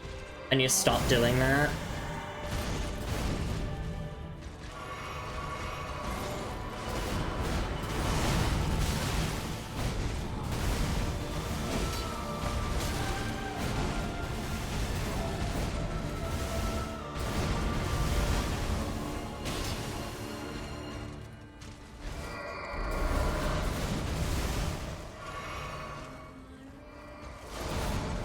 Wait, no, run away from this. I couldn't. I couldn't. But yeah, if you can make distance turn that move, then you just don't have to dodge it. I have to learn that move. Like, I have to master it. John thinks he has meteors. Wait until Ronnie drops an actual one from space onto these two. Raises their arms and crashes 2 meteors down. In the say, but nuh-uh. She has 4 arms. Exactly.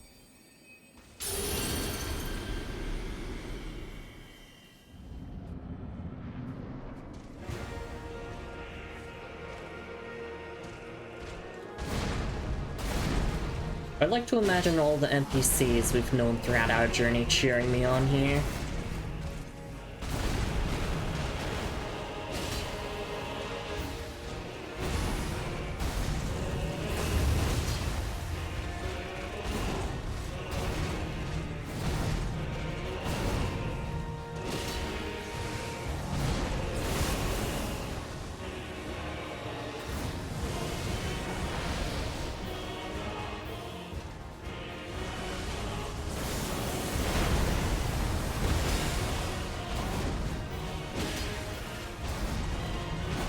Although phase 1 is actually weak to Holy, so... we're gaining. And then phase 2 gets a resistance to it. But Ordovis's greatsword mostly does physical damage, so it's not like we're shooting ourselves in the foot by going with, like, pure Holy.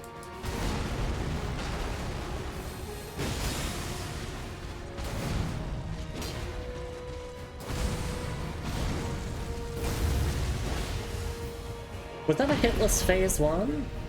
Felt like it.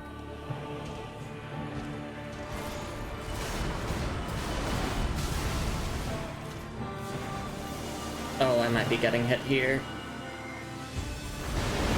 Nope, I'm fine.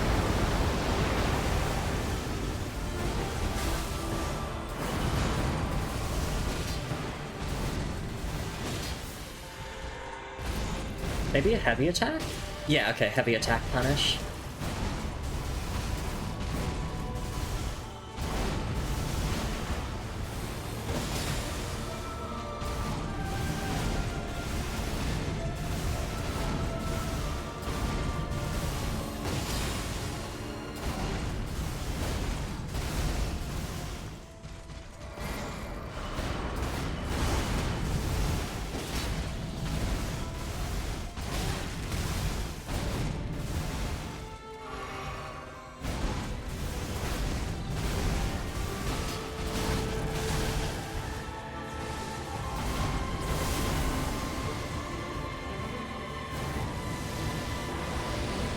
One, two, three, four, five. Dodge and... no, I fucked it up.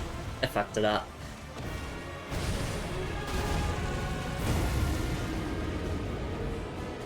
Can they defend against the next stage? She revealed she actually had 6 arms all along. The point of riding a Ronnie centaur. Mini Ronnie riding in your pocket costs 2 icicles at his eyes. Yeah! Pocket sand! But yeah, no, hitless phase 1. Not many people can say that they've done phase 1 hitless. So, that's something to celebrate.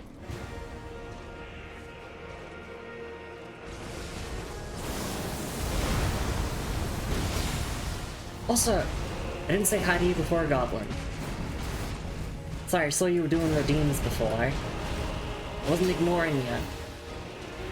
It's just, you can tell that I have to use all my fucking mental energy to fight Promised Consort Radahn.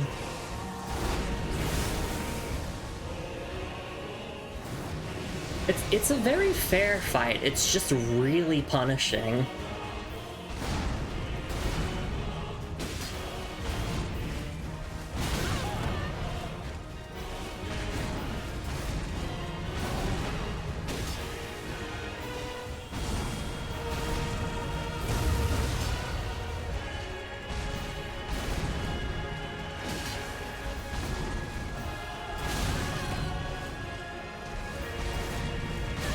But also, this fight is like the epitome of...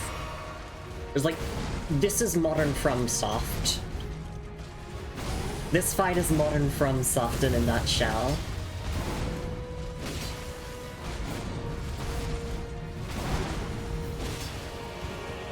So if you don't like the modern boss designs of FromSoft games, then I don't think this would change your mind. Hey Braun, it's nice to see you around. Sure is something. Yeah, hope you're doing alright. Alright, phase 2.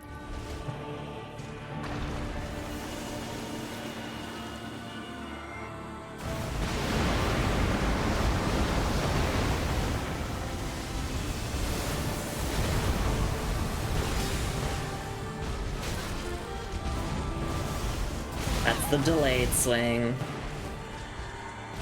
No, no Age of Compassion. Fuck you, Nicola.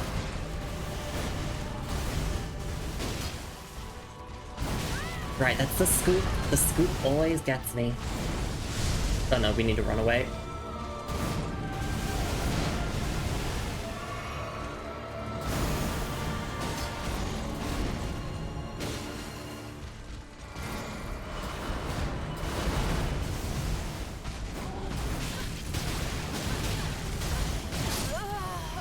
I just got comboed.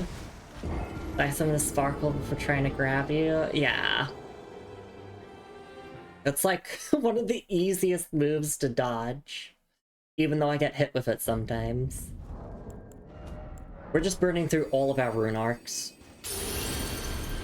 Because literally the only boss after this one is the final boss of the base game, and that's it. And then my first playthrough of Elden Ring is over.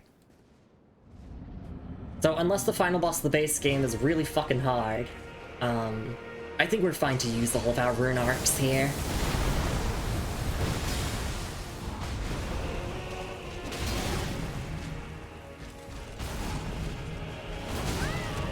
But I can't really think of a FromSoft game where the final boss of the base game is harder than the final boss of the DLC. Like, in my opinion, obviously, difficulty is, like, very subjective. No, difficulty is not subjective, it is objective. Everything that I say is correct.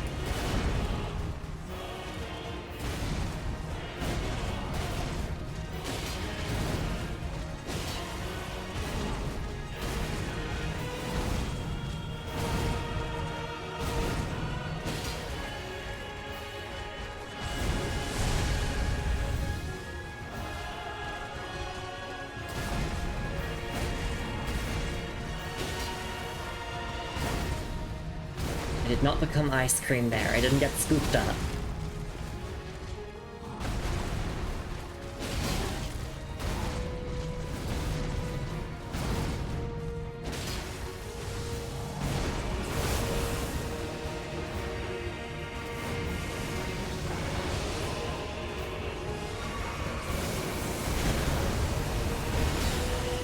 Okay, Nicola's gonna show up now.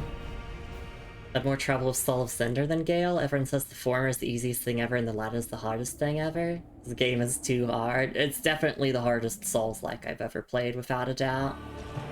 probably ever will play. If From Software, if you make a Souls game harder than Elden Ring, I will kill you.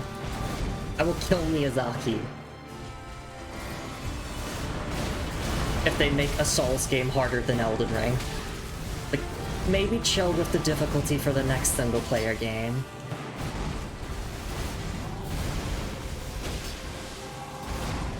Okay, if I fail to dodge this, I just die.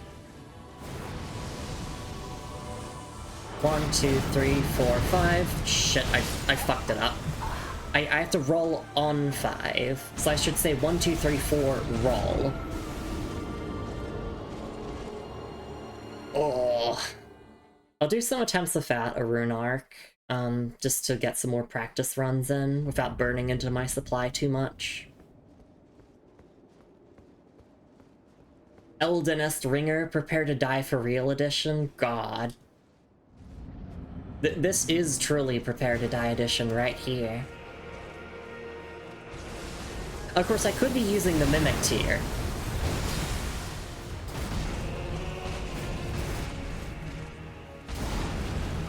But I find it more fun to engage with bosses in a 1v1 scenario, unless I have to summon for a quest line.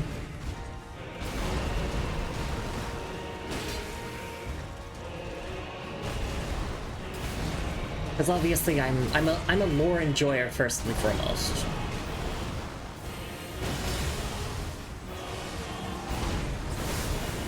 If I was fighting Promised Consort Radon with none of the story context, yeah, I'd probably have given up a while ago.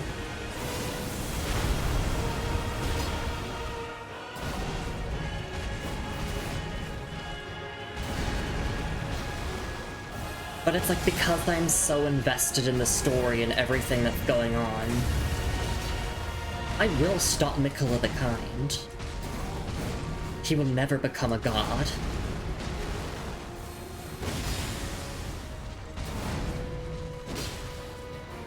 I can imagine the spirits would live much longer in the first phase anyway. True. You maybe summon them during phase 2. Because this is where the actual fight starts. Phase 1 is just like, it's the foreplay before the sex. This is the sex.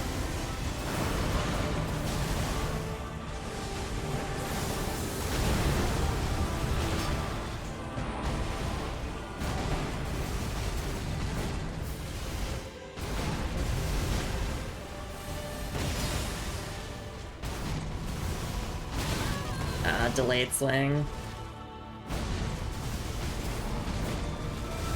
We're gonna dodge this and heal.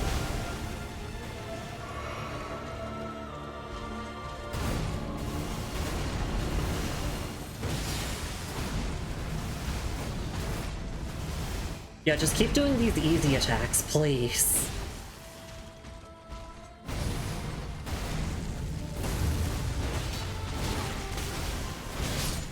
Oh my god, I just got comboed. Okay.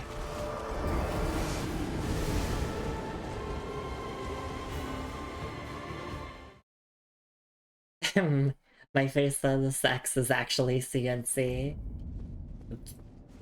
Sucks to be you, I'm into that shit.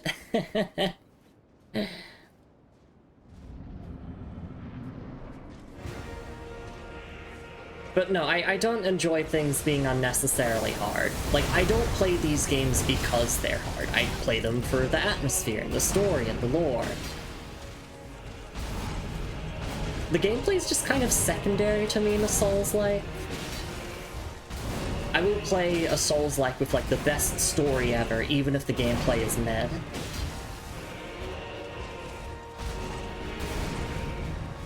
Like, Elden Ring could have sucked ass, but because Elden Ring's lore is so fucking good. Like, it's probably the best story that From Software have ever pulled off. It makes Dark Souls look like a teenager writing their first fanfiction. But I still love Dark Souls' story, by the way. Fuck you, Radon! I got the guard break. Oh shit, I'm all the way over here.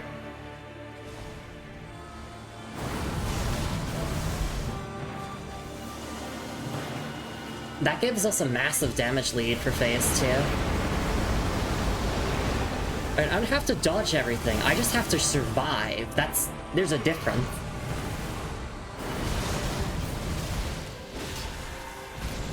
The goal isn't to do it hitless, the goal is to just live.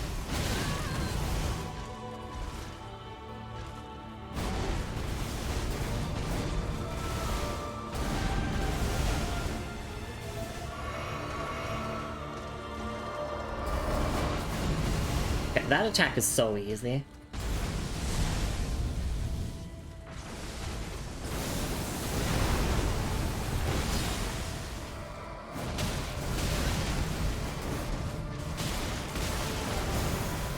I lived it.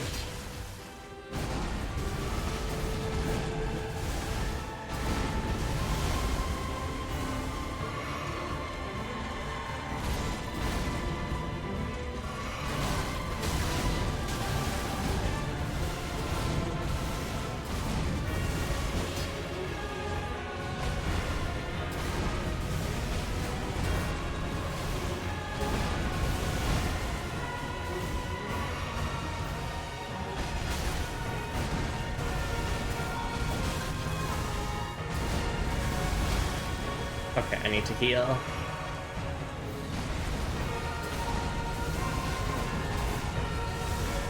Yeah, just please keep doing this combo over and over. It's really easy.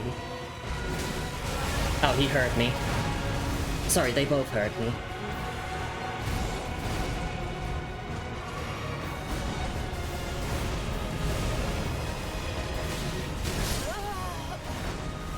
I am such a grandma. I cannot react sometimes. These bosses just move so quickly for me. I'm like, oh.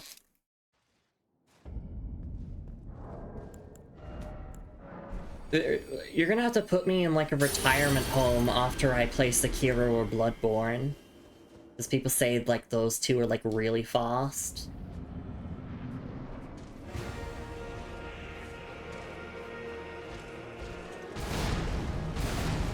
You think I could retire early if I just showed my promised Consort Radon gameplay? They'd be like, yeah, you don't have to work anymore. Here's a pension.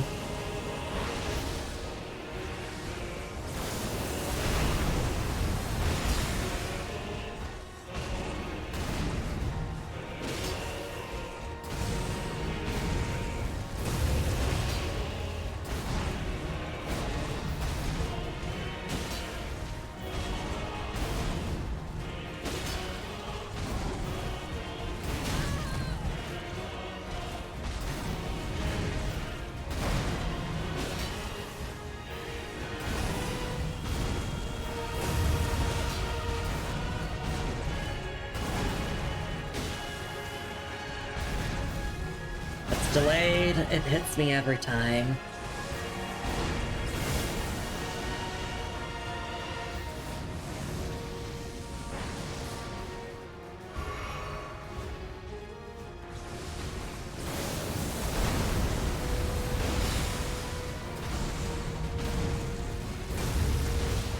Okay, nice.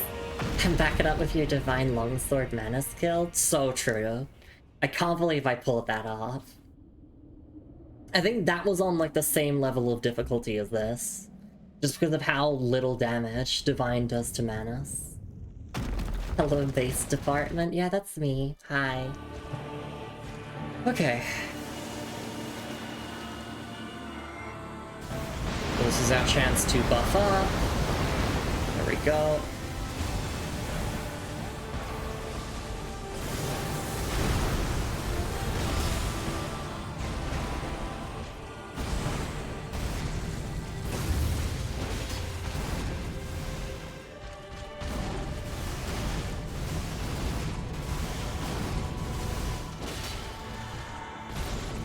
No, no Age of Compassion. Fuck you, Mikla.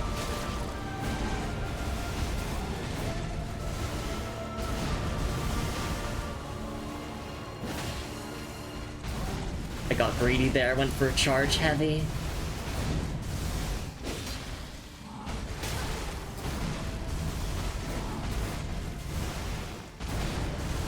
I'll do it again.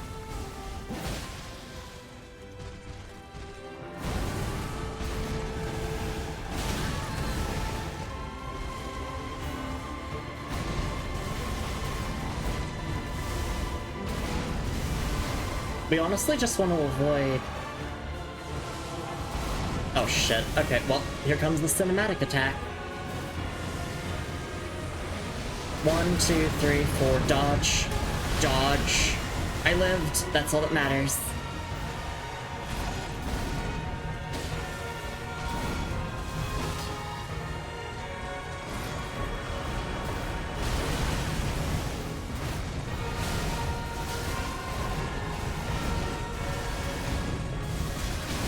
What? Oh my god, I got clipped by one of Miquella's light attacks.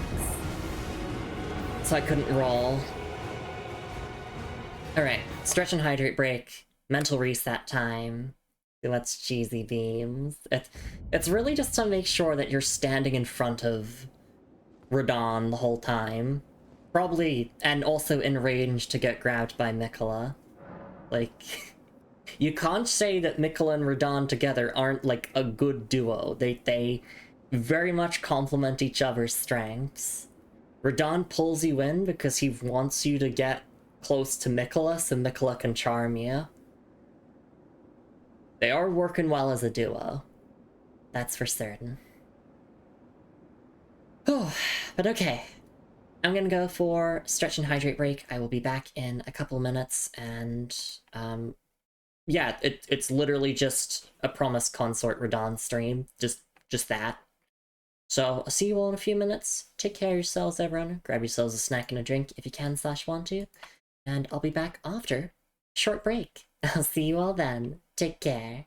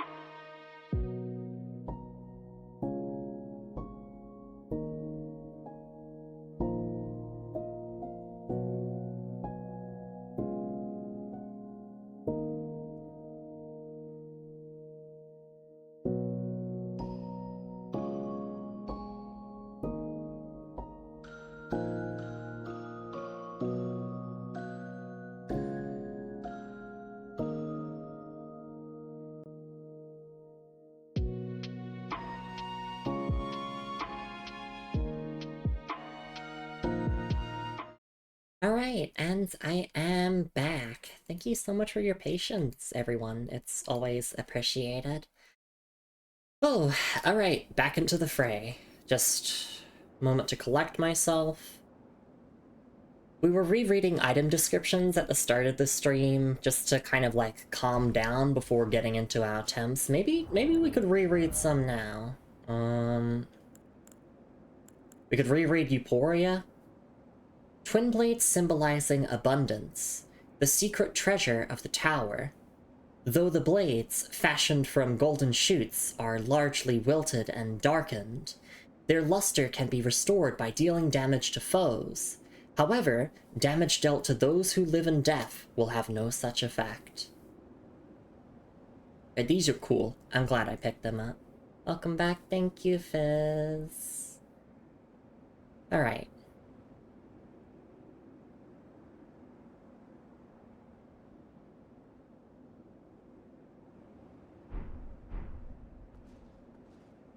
Oh, I think I'm gonna change my Wondrous Physic again. I don't really like the configuration I have. It doesn't really feel like it's helping, if that makes sense.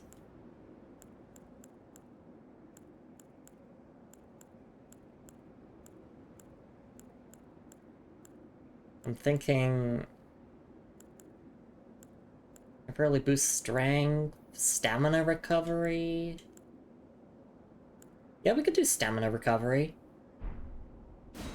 How about damage negation and stamina recovery?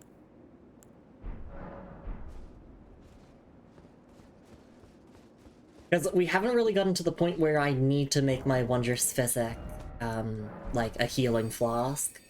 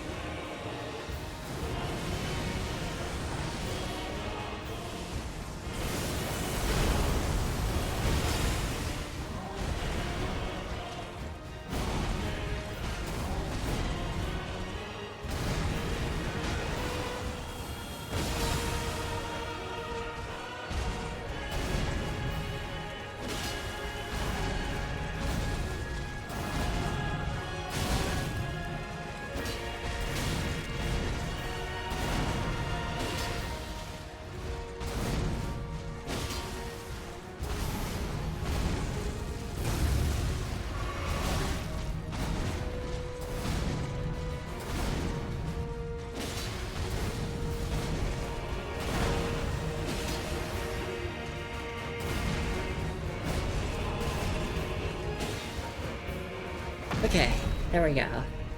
Come on, this run, you got it. I'm gonna try. You won't be able to say that I didn't at least try. Protection of the Earth Tree.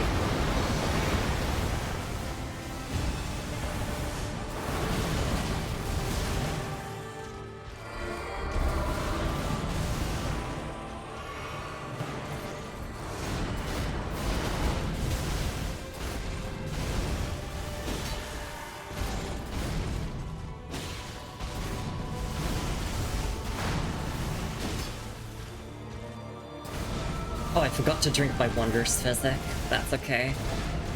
If they go for it another time, I can just do that.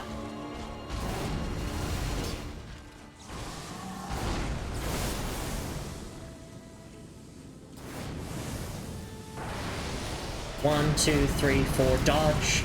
Shit, ah! Okay, I'm getting mad at myself. It's just, I know how to dodge it. I just keep messing it up every single time, and it's annoying me. That's okay. Just need a moment to calm down. Just need to take a breather.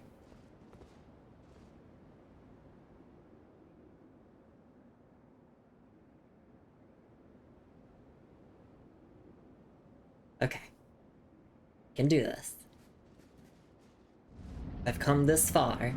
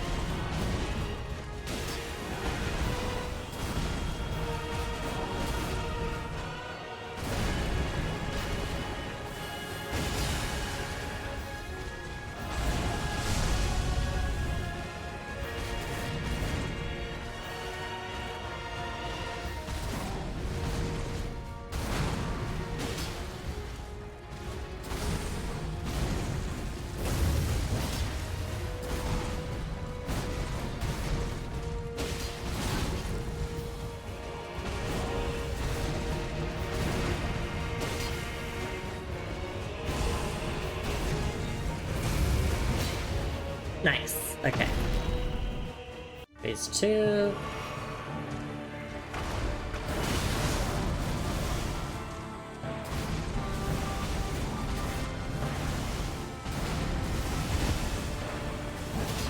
And that can be jump punished pretty safely.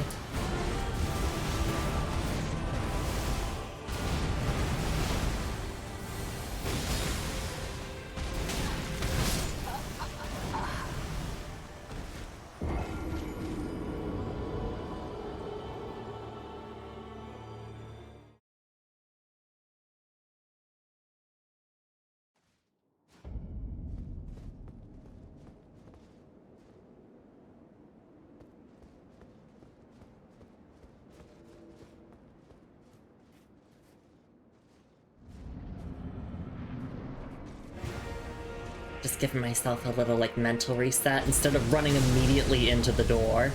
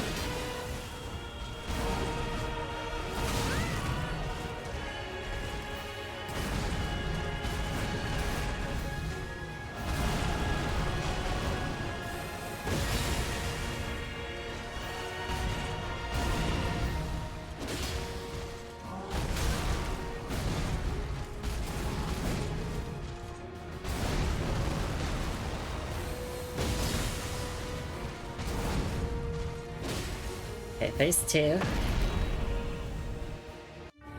This is where we actually start the fight. And I'm gonna drink my Wondrous Physic here.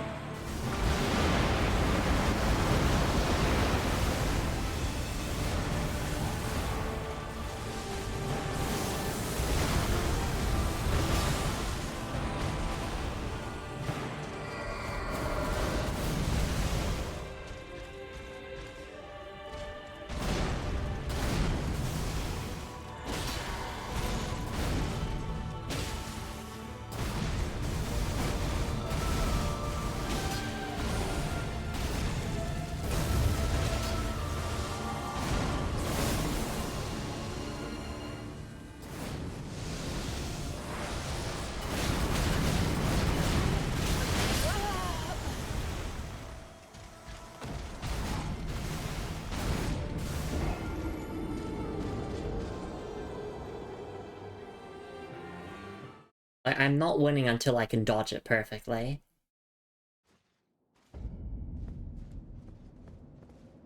Just mental break. What does the player have to say here? Lord ahead? Yeah, that makes sense. Try holy. Don't give up. Oh, don't give up, seek friend. If I wasn't so determined to do it solo, I would seek friend.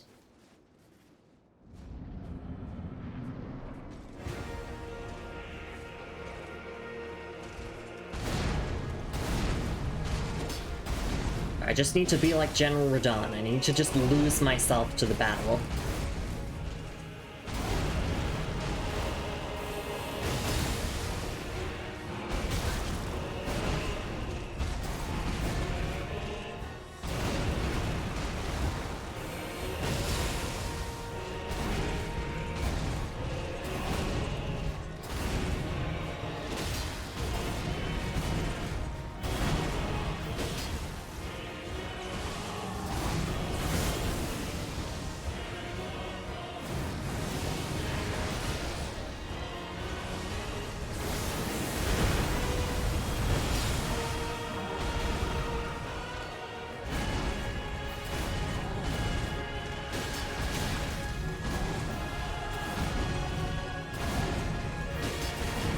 Oh, we can duck under that with R1. Huh.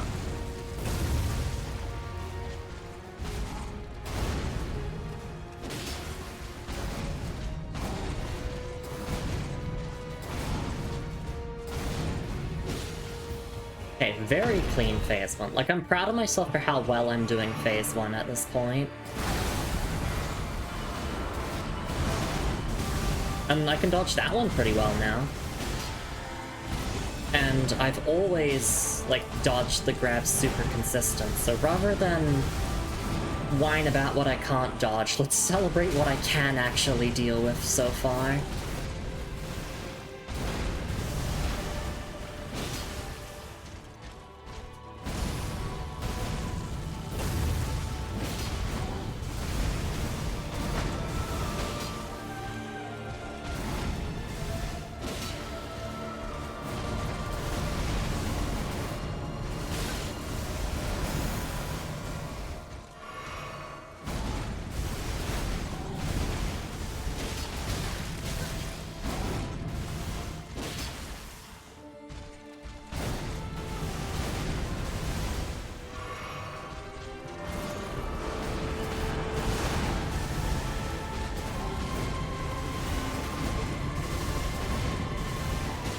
Oops, forgot that last part.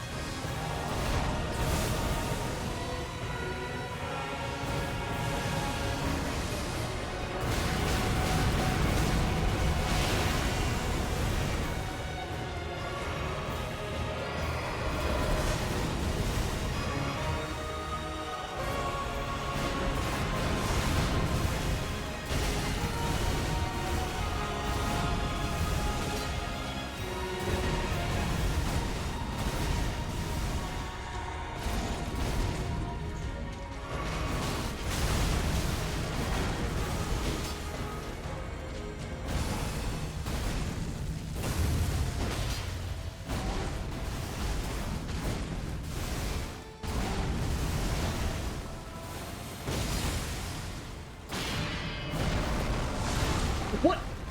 Oh, fuck.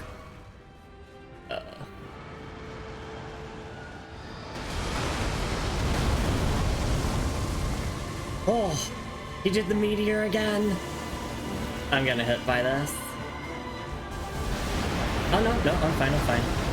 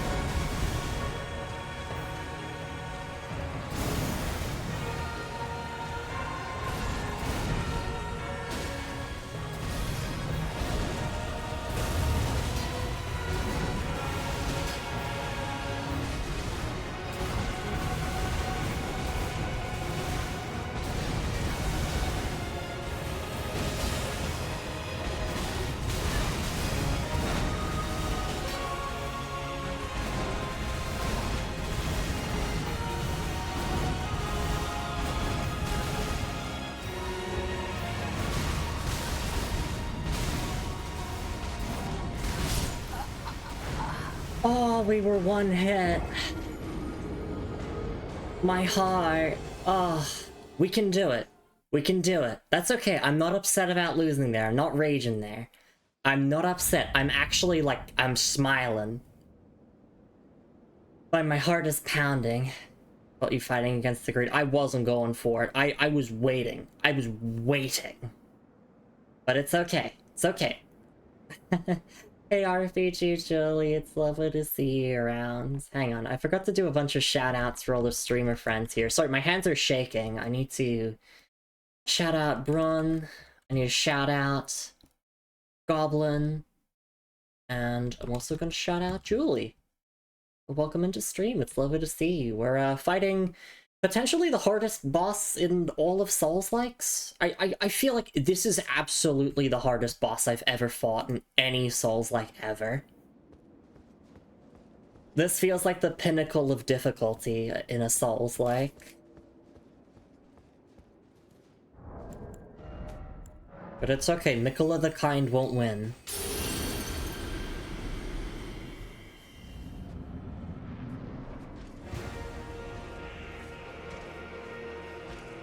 I won't let him.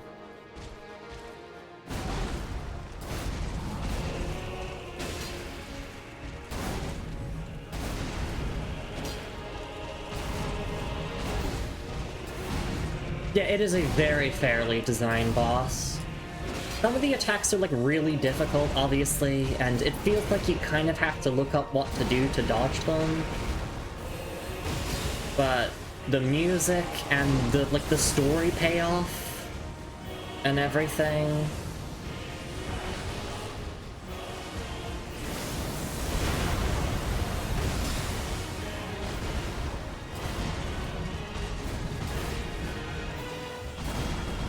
I think I liked, well, in terms of story at least, in terms of story, I think I liked the fight against Letta more because of the character interactions.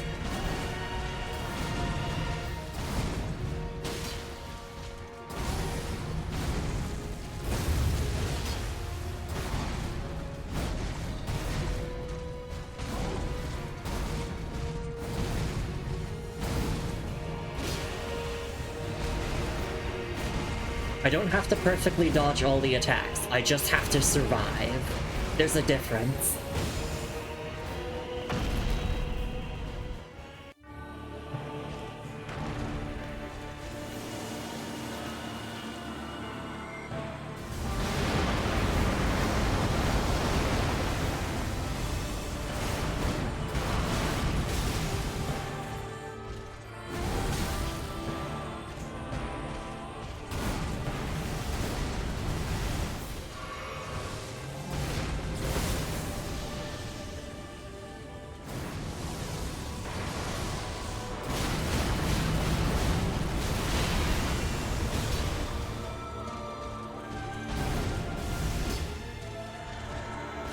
We want to make sure our HP is topped up as much as possible for when the cinematic attacks come.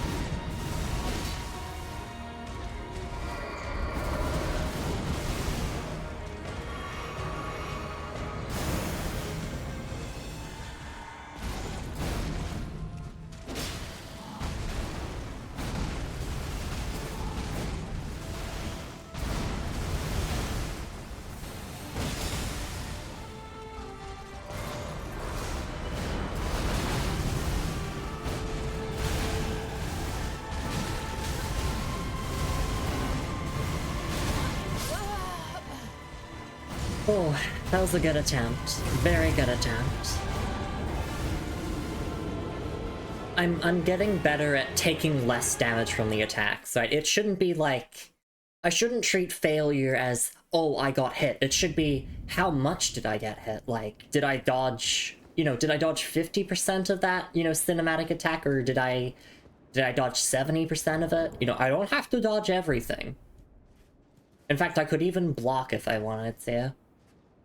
But blocking with two-handing is like, that's a desperation option. Oh, Twitch said, I have no game, it's right though. Oh, fuck Twitch. Yeah, they don't ask how, they ask how many. Of course, all the, like, the rune level 1 hitless players will be like, I can't believe you didn't do the fight hitless, I did the fight hitless while blindfolded. I'm like, okay. Bet you've never had blindfolded sex, though. Got him.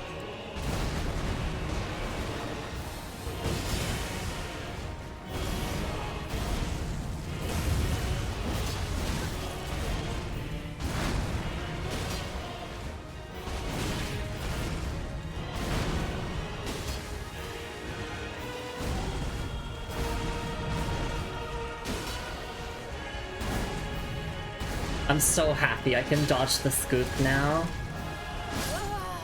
I used to be so inconsistent with dodging that scoop. I call it a scoop because if he hits you, then it combos and you're pretty much dead if you're not at full health. You know, I'm really glad we pivoted away from Radigan Sword Seal. I'm glad we spent the, like, latter portions of the DLC leveling so that we could unequip that. Because Radahn would be hitting even harder if we had that still equipped.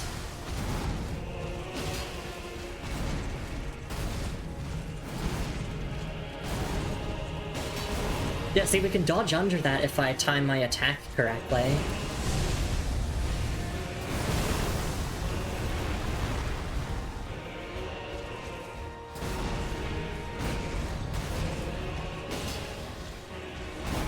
No, no ice cream. No ice cream for you.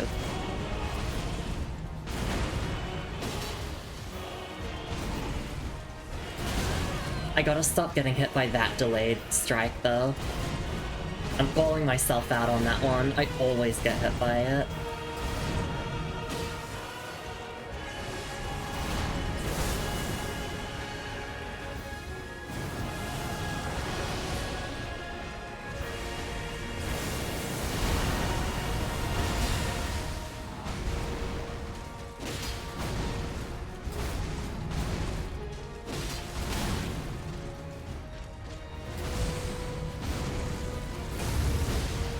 Nice. Okay, his half-brother's gonna show up.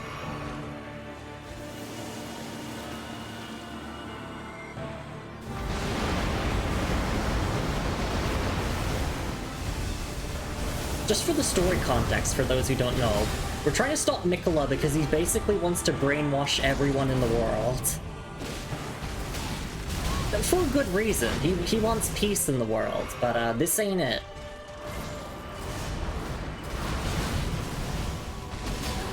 Basically giving up on everyone's free will. Ow. I'm sorry, I was explaining the story context to viewers who don't know.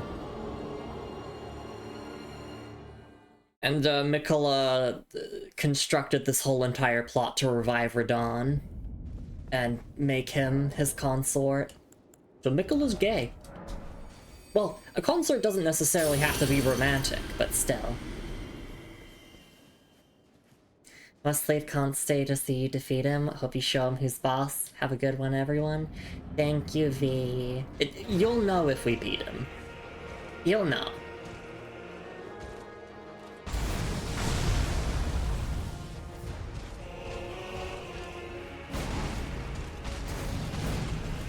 We had that really good attempt.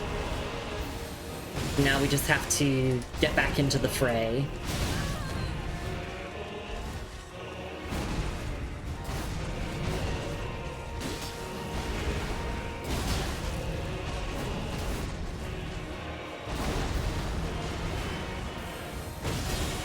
thank you for being here and do take care. Ow. See, that hits me every time. I need to not get hit by that.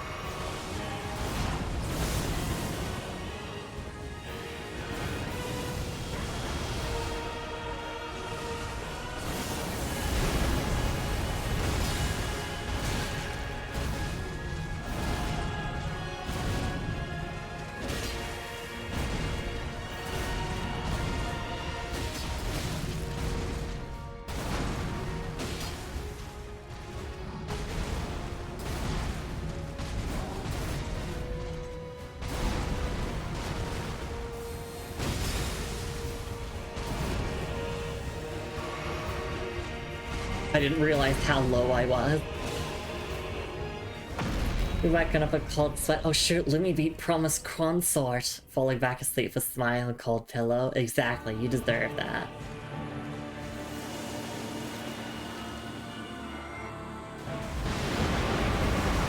Okay, kids have had their fun. Real fight starts now.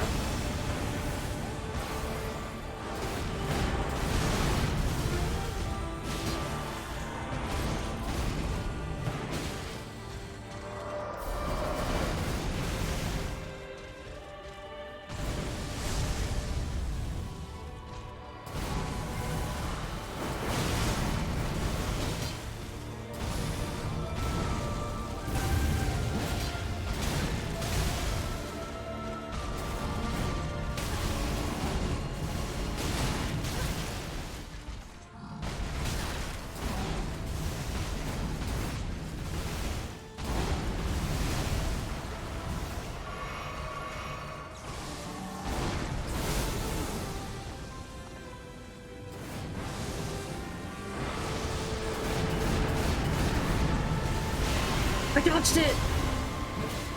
I dodged it! Oh, we're done. Nicola, your days are numbered.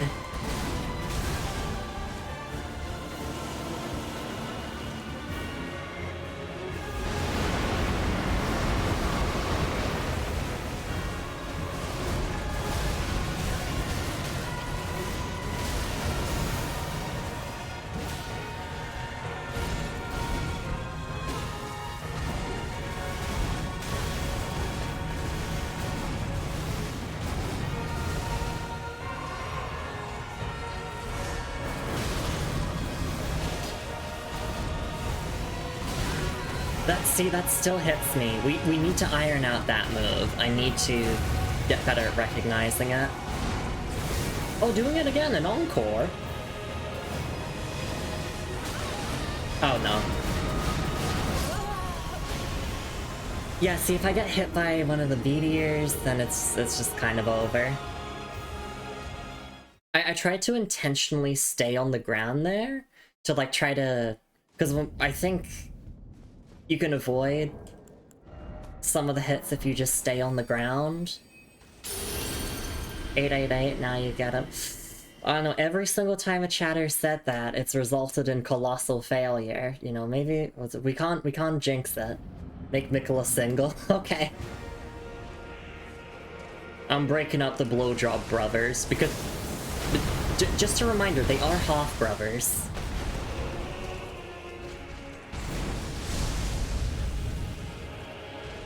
So that's, I mean, incest is kind of just a thing in Elden Ring. One of the main plot points, even. Well, actually, no. Self-cest is.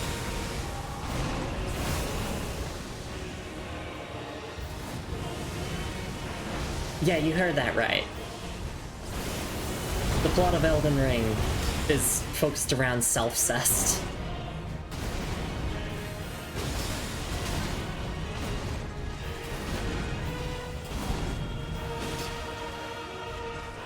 Hang on, I see Automod caught your message there. I'll catch it.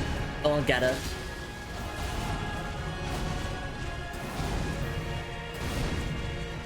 Oh, we duck under that. Okay, perfect. Oh, thank you, Moon. Yeah, that's not just masturbation with extra steps. If you're into self-cest, go fuck yourself. Yeah, Habsburg family tree. Oh no. Okay.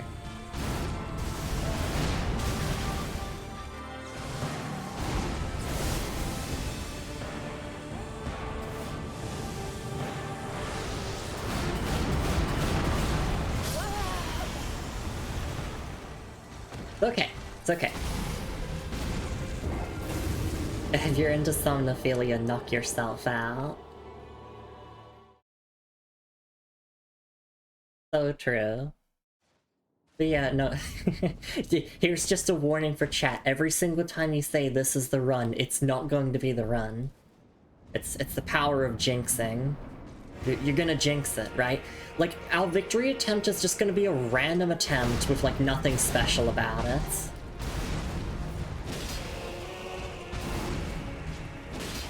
Heck, it might even be an attempt where I'm just talking like this to you the whole time.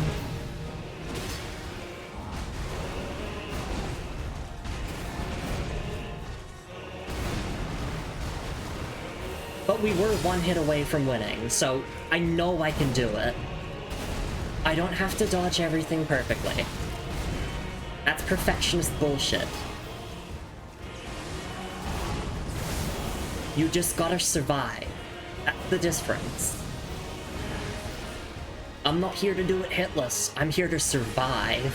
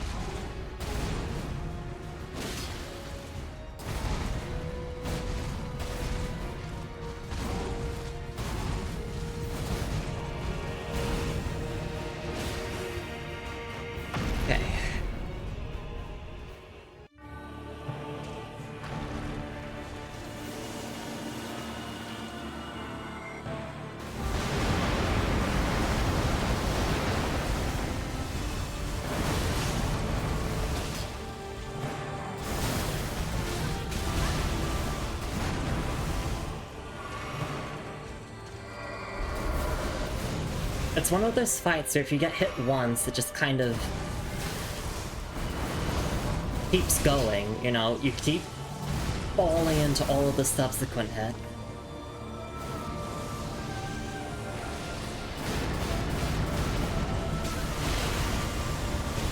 Okay, I ran into the wall here.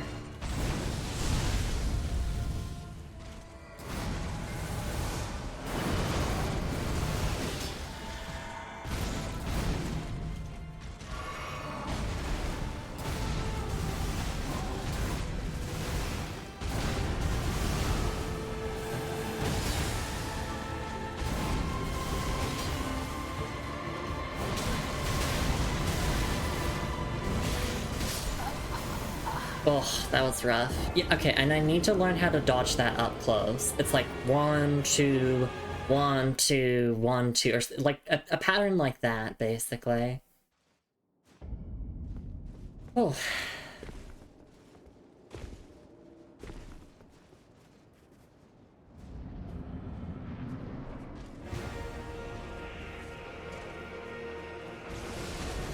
And I think that's the only problem move I have left. I think everything else I'm okay with. Of course, there's the meteor, which on the guides that I watched yesterday, they were just like, oh yeah, for the meteor, just run the fuck away. So I will just run away screaming and crying, I guess. And I'll be like, please, Radon, please don't hit me, please.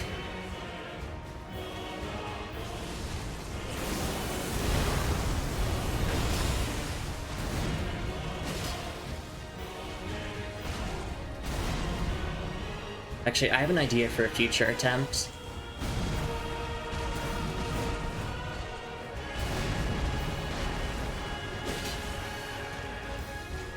It's not something that will actually help me play better. Well, no, it won't help me, like, statistically or anything, but it'll help me mentally.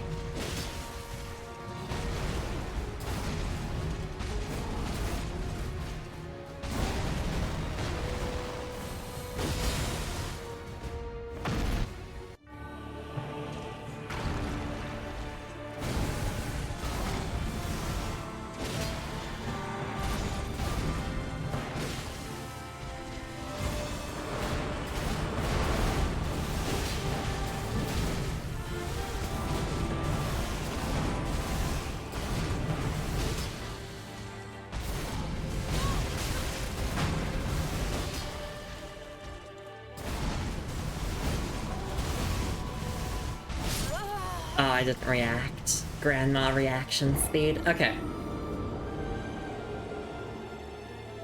I'm gonna change my fashion. That's what I need to do. Because I miss Blythe so much, and Blythe, well, the game, even though we fought Radahn in the base game solo, it's still acknowledged, like, canonically that you fought Radahn alongside Blythe. So, I just have to find his armor. Where is his armor? Where is his armor? It's next to the fingerprint set. Okay. Raging Wolf, Hoslo, fingerprint. Okay, here it is.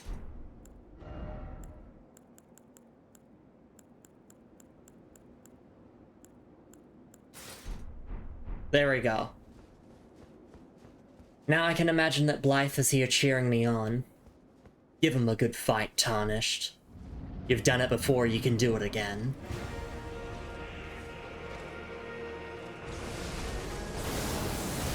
Yeah, nice comfy wolf buff. Blythe is a comfort character to me, so...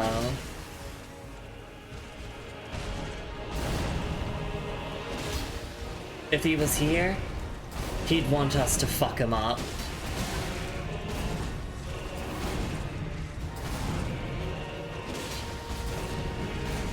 Because also, you know, Nicola's a threat to Ranni's ascension to godhood.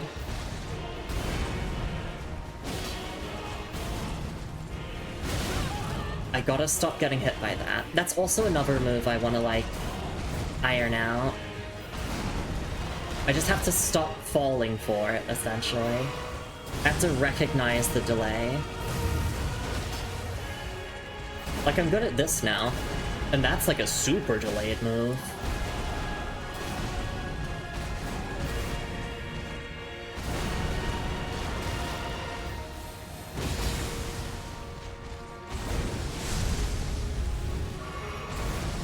Okay, 2 times, really?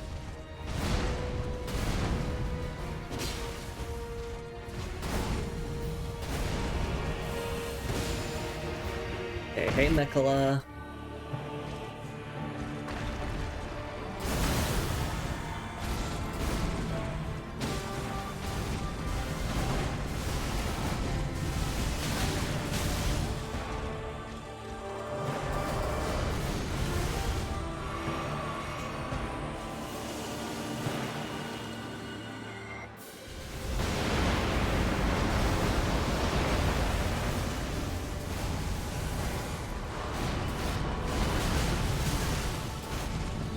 Right, most of the after images honestly don't really do anything. You don't have to dodge them, really.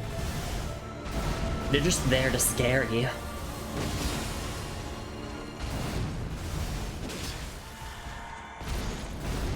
And drink.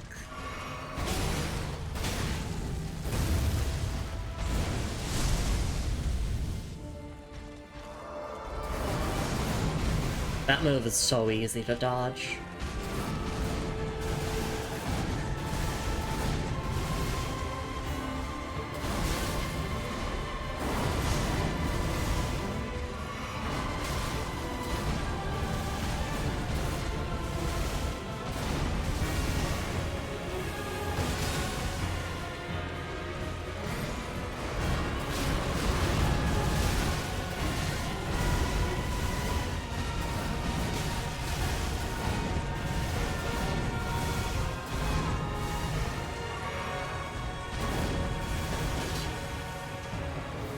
One, two, one, two.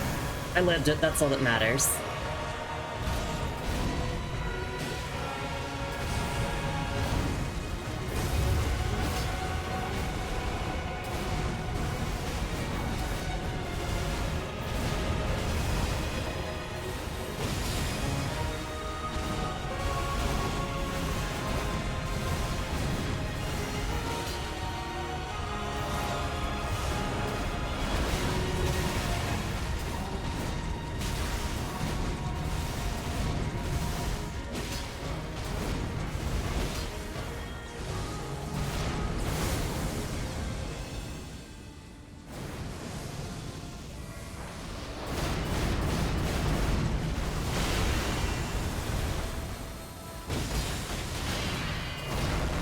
Okay, meteor time.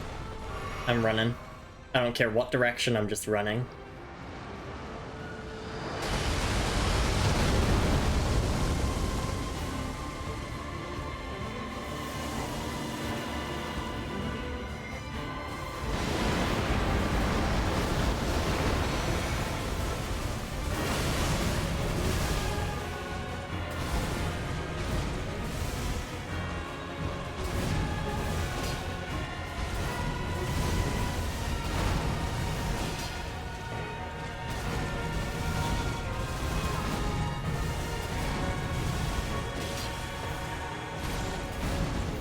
Gonna back off here.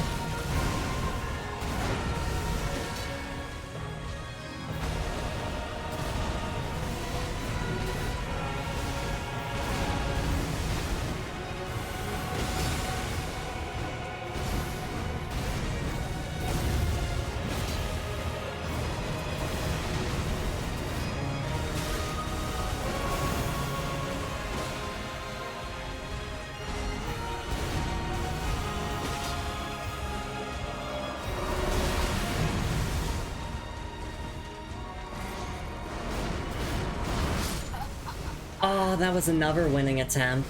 So for that attack, and I need to say this out loud, otherwise I'm gonna keep repeating the same mistake. For that attack, you want to run to the right to dodge all of the regular clones, and then when he actually comes and swings at you, then you roll into it. I think the Blythe buff is working. I think it's actually working.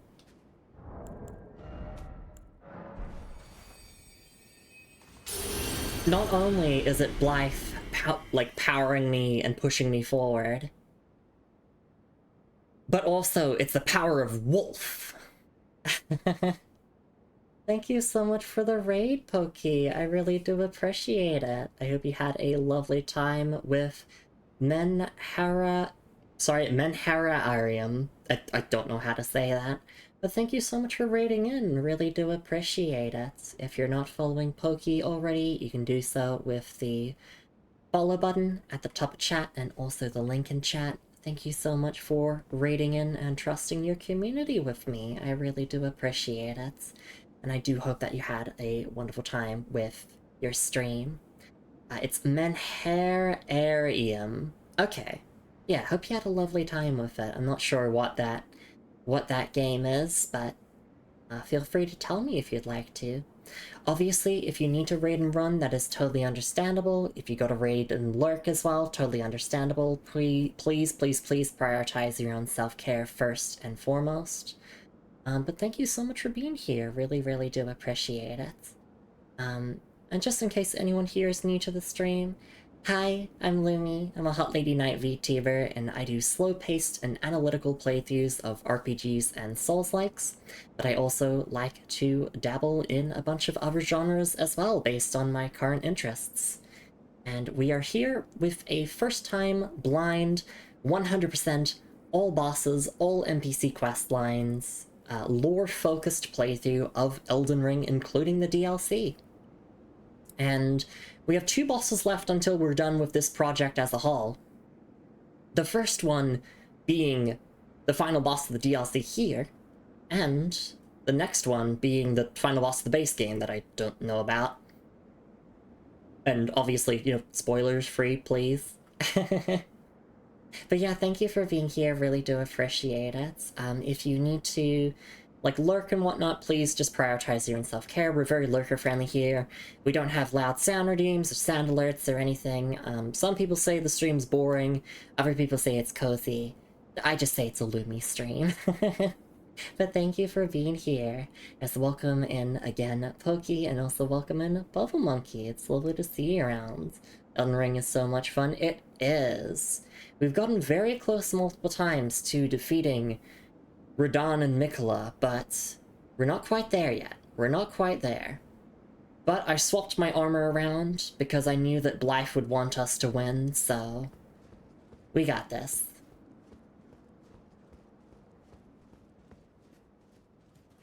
And who knows, maybe the raid will help out. We'll see.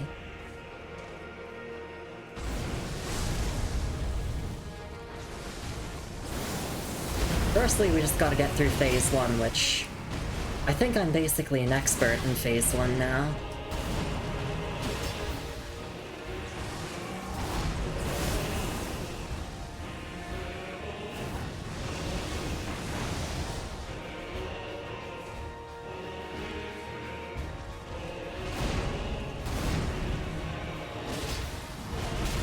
Oh, I rolled a bit too early there.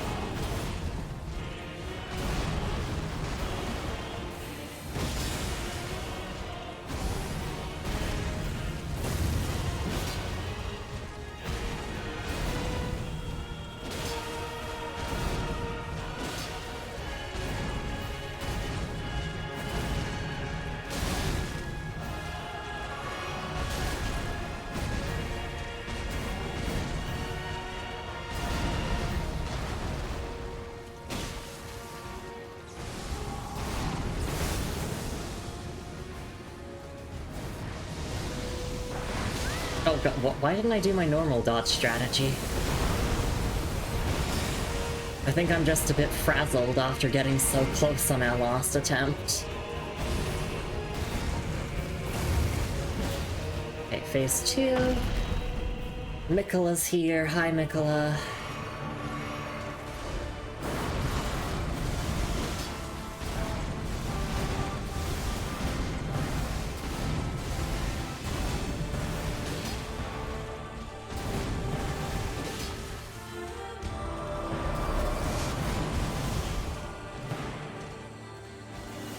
Okay, this is the perfect opportunity to get some buffs in.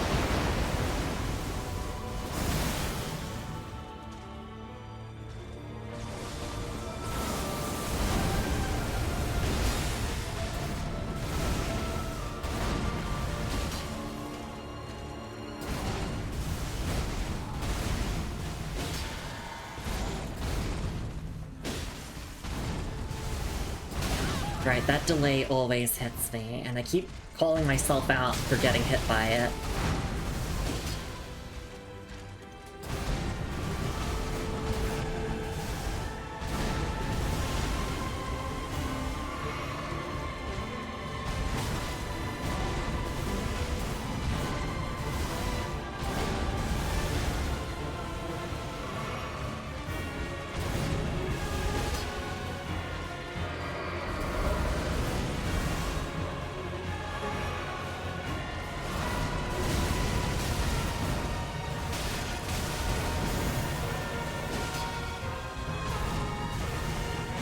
Right, that's the delay again.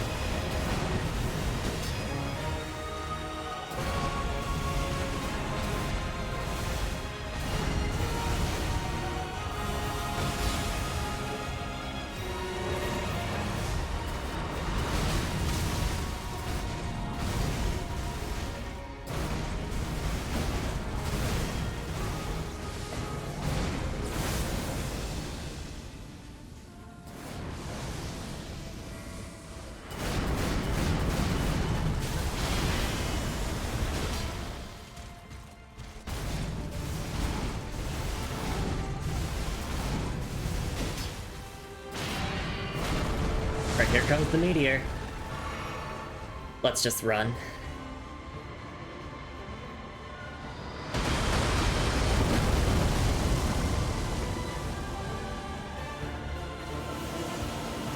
Oh, I think I'm gonna get hit by this, maybe? Oh no, I'm fine.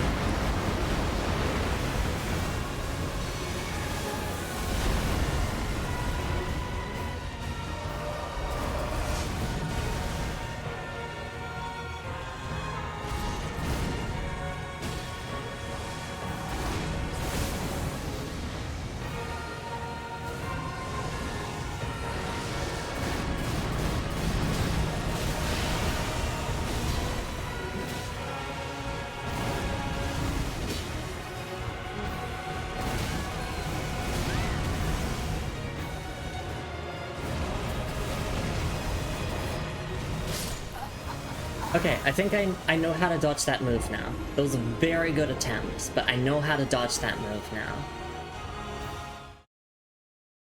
I know what's killing me. I roll and I get hit by the upswing when the two of them jump up. That's what's killing me. I hate when bosses do delay attacks, it ruins my timing and I die. It's very much a knowledge check. You have to learn which moves are delayed and which ones aren't. Alright, I'll do one more attempt here and then we'll take another stretch and hydrate break. Very important that I'm taking care of myself in between all these attempts. Oops.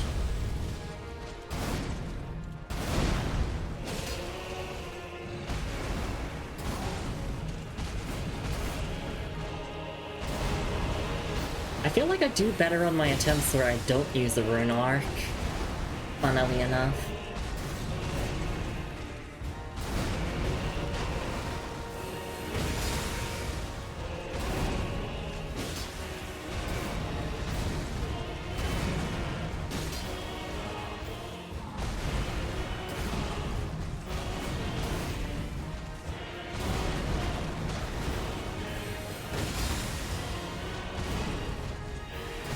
Right, yeah, that... okay.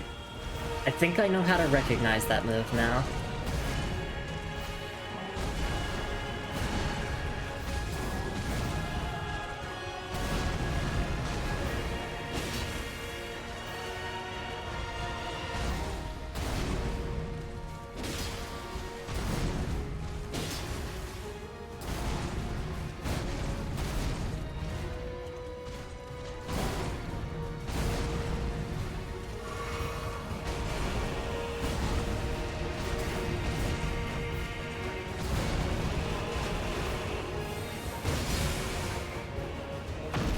Okay, phase 2.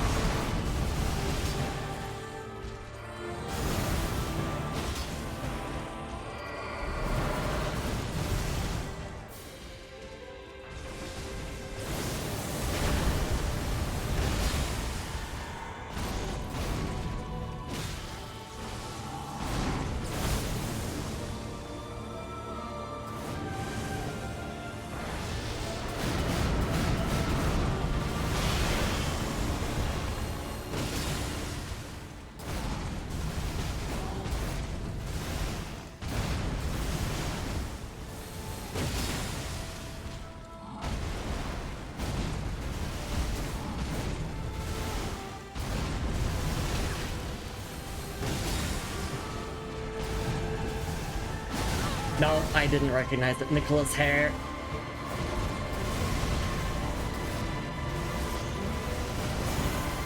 Nicola's hair covered it.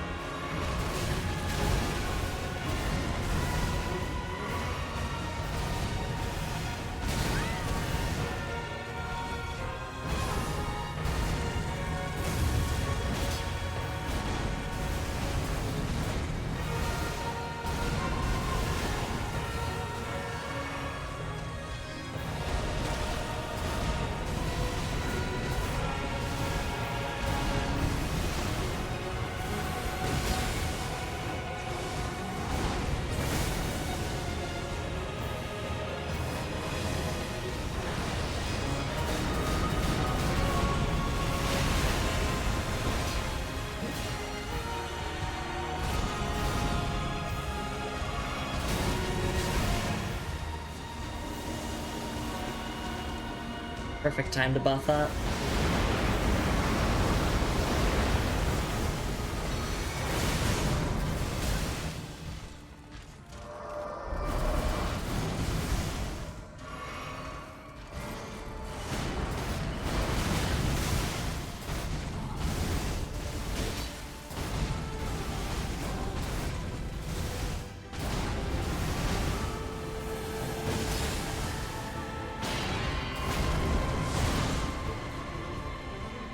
We're just running.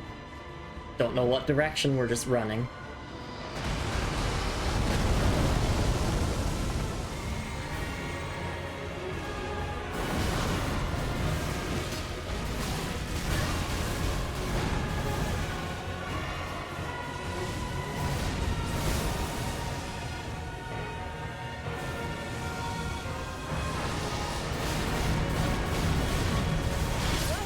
Okay, yeah, I just have to get used to that delay on the last upswing where the burst of light comes out.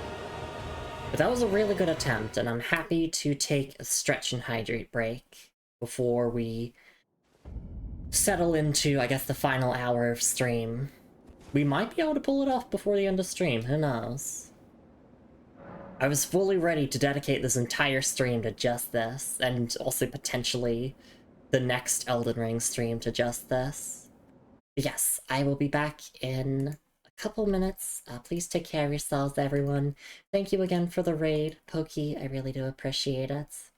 Telv here above said, "Dude is so tall, you pretty much stabbing his ankles." And Fizz replies, "Swift, we're slicing his knees like salami." We are.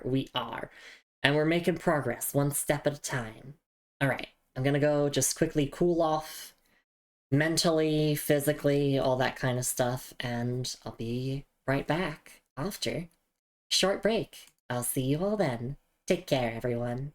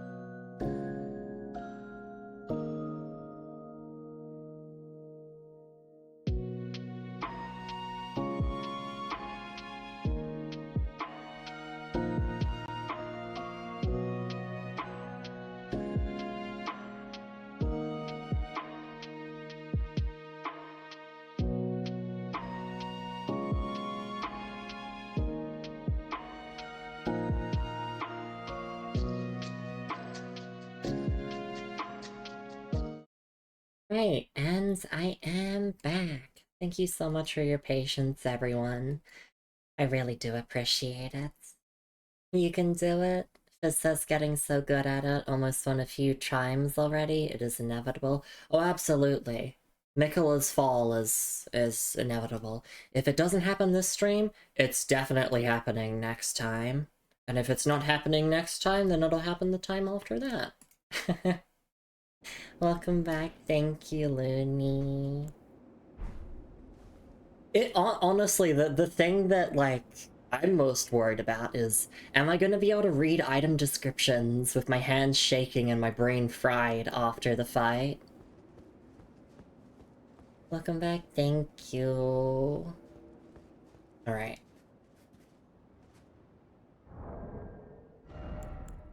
I'm gonna go back to the letter gear.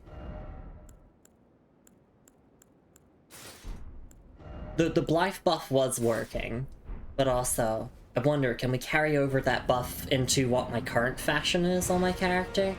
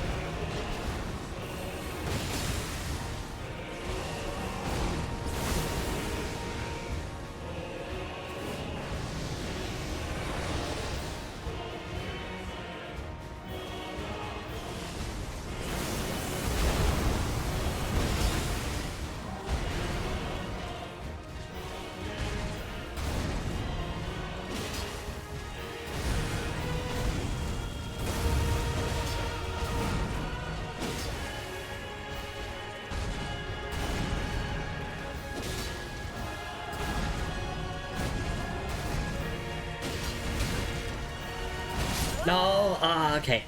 We have to dodge that delay. I'm not beating the fight unless I can dodge it. Like, I'm not saying that I'll intentionally throw the fight, I mean as in, I want to dodge it. Because we'll be taking so much less damage if I can dodge it. It's like he takes his swords, like, behind his head. Like, there's a Q for it, I'm just not looking for the Q. Because I'm looking for, like, 10 million other moves to react to. But, like, my mental load is just... There's so many moves to remember and to look out for the Qs for.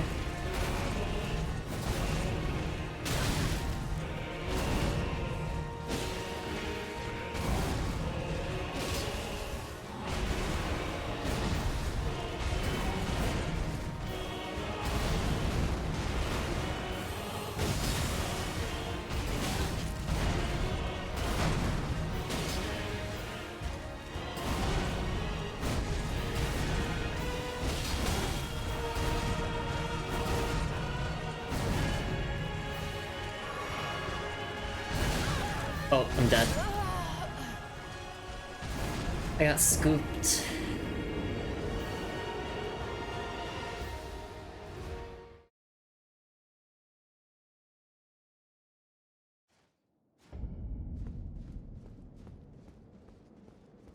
We don't need to rush into the fight each time. We can walk up the steps, we can take a moment.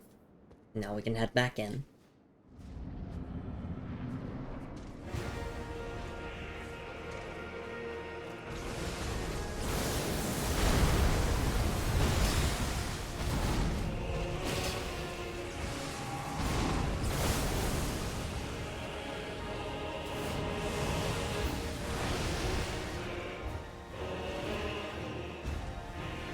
Approach me, Radon.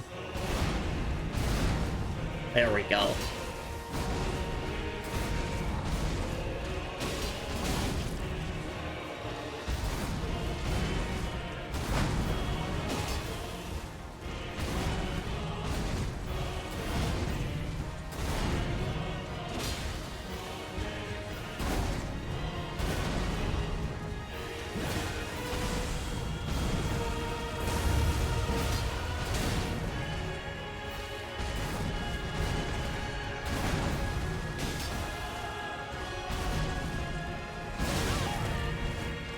I keep nearly getting it, and then I get greedy and I roll early.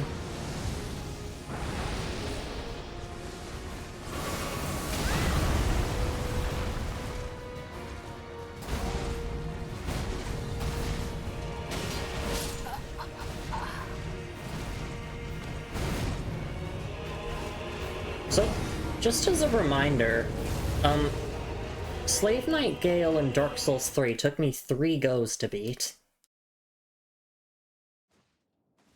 So, the difficulty increase here for me is, quite a lot. And then we beat Soul of Cinder first try.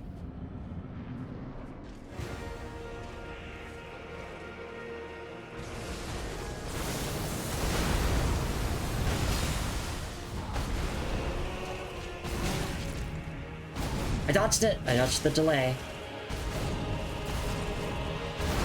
Just always be staring at those swords.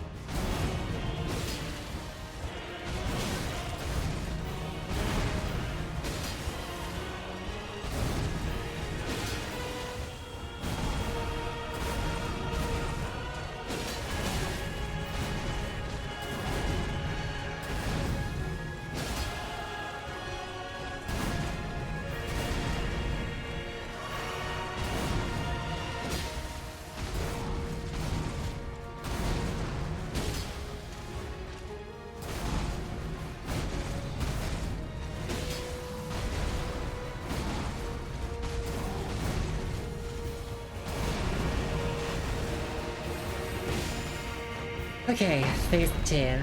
Thank you, Starson. Thank you, sweetie. I do got this. We've gotten close multiple times. Alright, deep breath. Skip the cutscene. We've seen it before.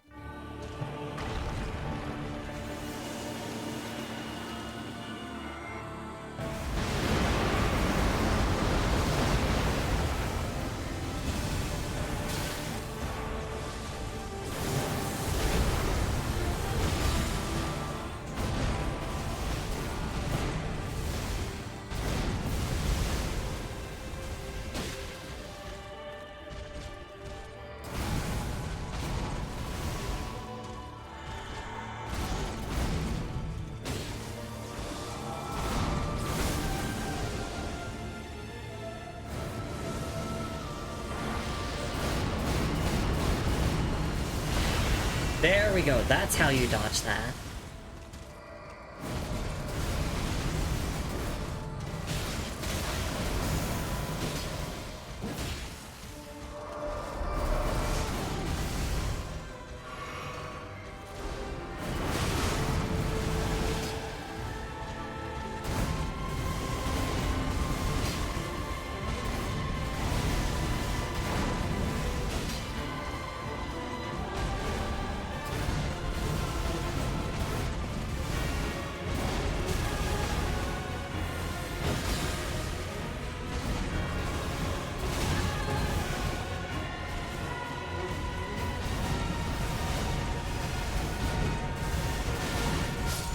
Ah, no, I got clipped. Ugh. Yeah, if one of Miquella's lights hit you, then you're just gonna get comboed. That's why I say, like, this is a very momentum-based fight. It's like, if the momentum's in your favor, it's going well, you get hit a single time, here come all of the barrage of hits all at once. But I don't know. It seems like a curse every single time I receive encouragement. The run fails. It's like fate itself is trying to make me fail.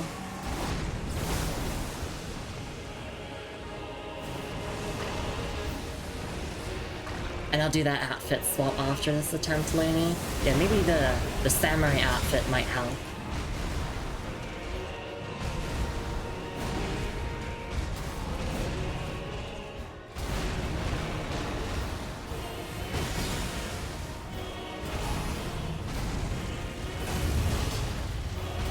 honest truth is, I have beaten every single challenge so far. I did fucking Millennia solo.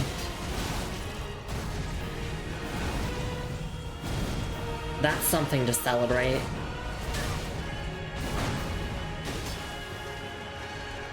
I've overcome every challenge so far.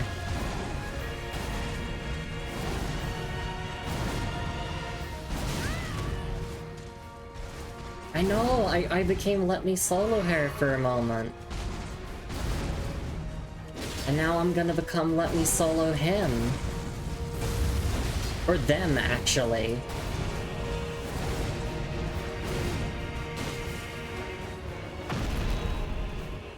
Not because Radahn's non-binary or anything. No, it's because it's both of them. Miquella and Radahn.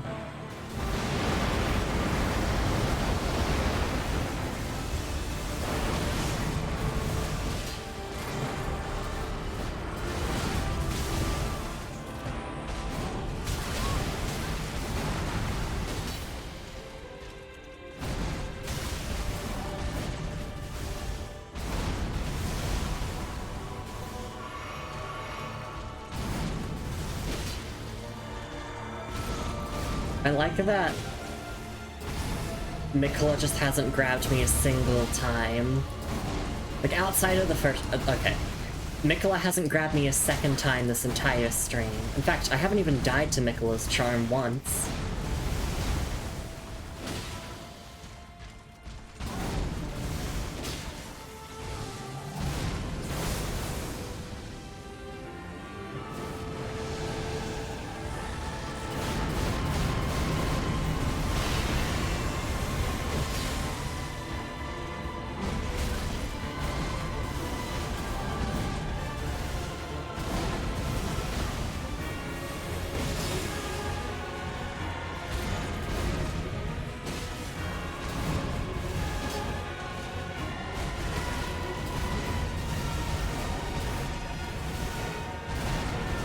We absolutely have to heal here.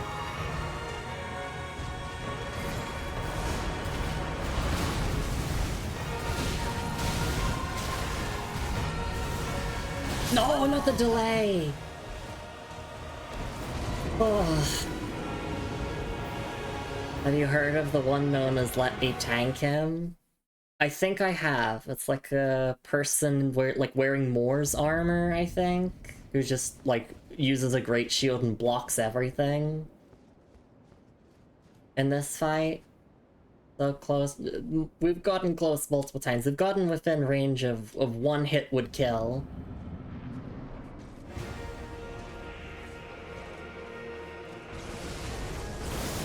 I just have to remind myself of why I'm here. We're not here to beat the boss fight. We're here to stop Miquella the Kind. I mean, we have to beat the boss fight to do that, but... Look, if I remind myself of what's at stake in the story, then I feel more immersed and I play better.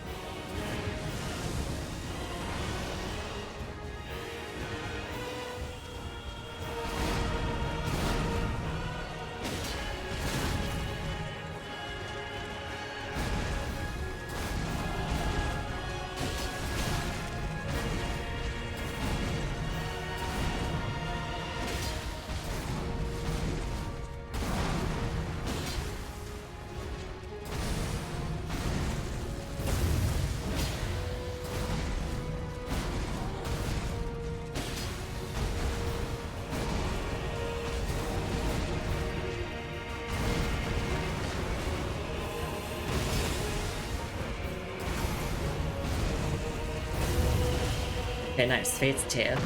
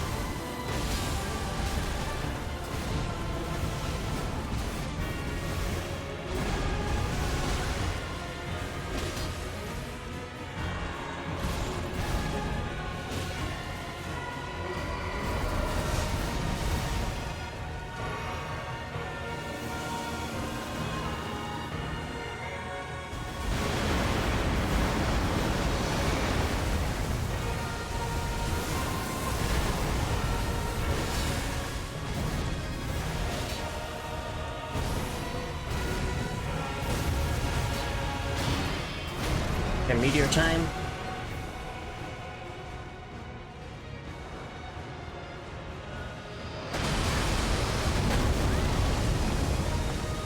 Oh, does he go to the center of the arena every time?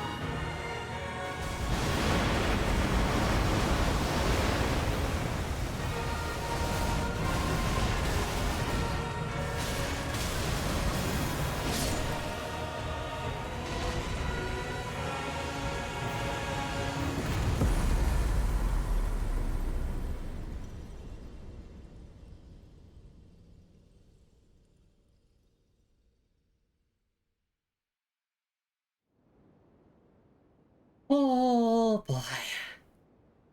We did it!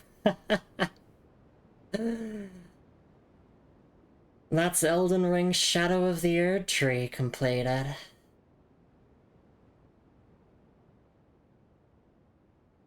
Oh, sorry, my heart is pounding. My hands are shaking. I just need to sit here for a moment. Oh. So, fun fact, we actually beat Promised Consort Radahn faster than it took us to beat Melania. I just find that interesting.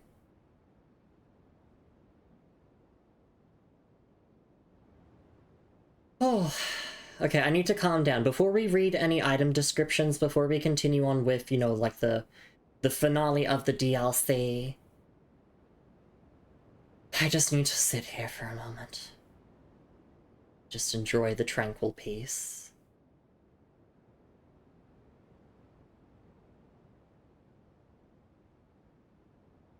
It's done.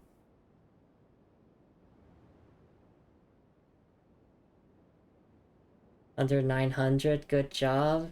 Yeah, I thought this fight would take us to 1,000.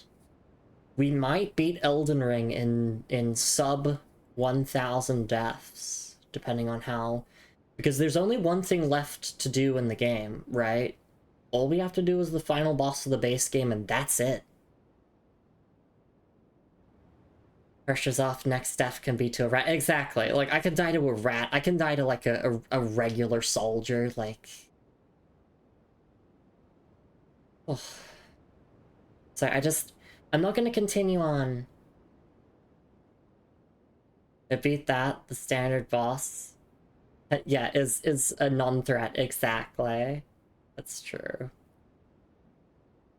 Because typically the final boss of a DLC in a FromSoft game is, you know, it's the hardest thing in the game. And that was the hardest Souls boss I've ever fought, period. I don't think From Software will ever make something as difficult as this ever again. Because holy shit.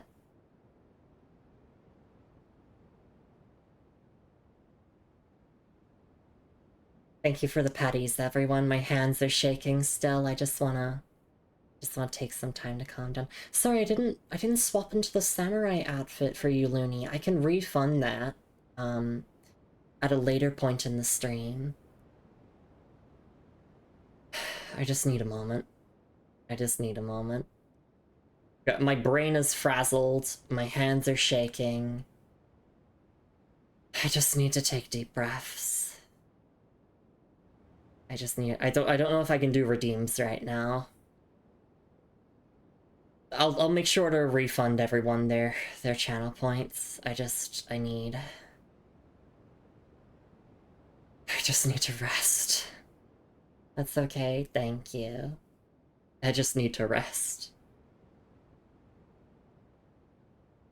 Sorry if I'm missing any chat messages or redeems or anything, oh my goodness. Thank you for the patties. I just want to sit here and just kind of like, just take deep breaths. Just relax. And then we can read out item descriptions. We can do all the quest line stuff.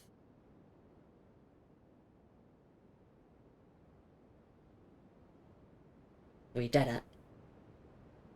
Yeah, in through the nose, out through the mouth. I had the same reaction when we beat Soul of Cinder for the first time. I was just so shaken, like, mentally, that I just needed, like, some moments to calm down.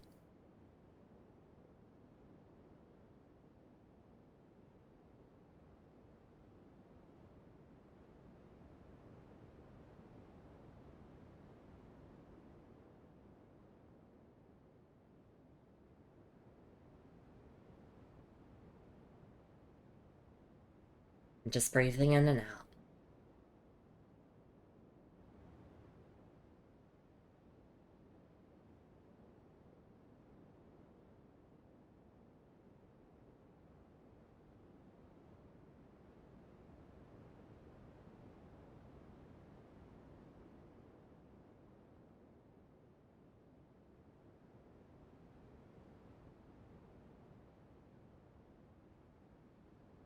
Okay.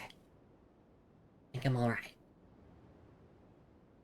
I will, honor Fizz's redeem, and I will swap into the dress, and Looney, I will refund your channel points, after the stream, like, once I remember to. Alright, there we go. Here's the dress. Alright. Oh, I think there's a grace here we can sit down at. That might also help calm my nerves.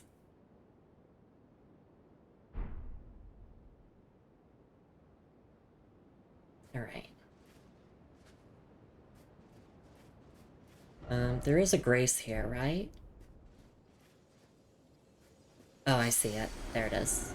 We'll interact with that, we'll grab that item. Then we can go to St. Trina, we can go to Moor, and then that's Shadow of the Erdtree, fully complete, 100%, everything done.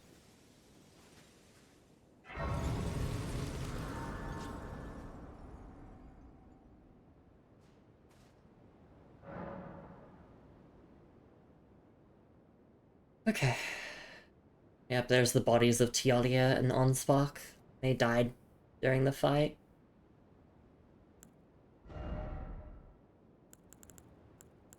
Put a point into Arcane.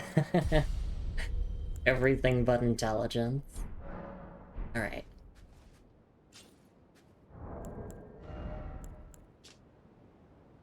Remembrance of a god and a lord.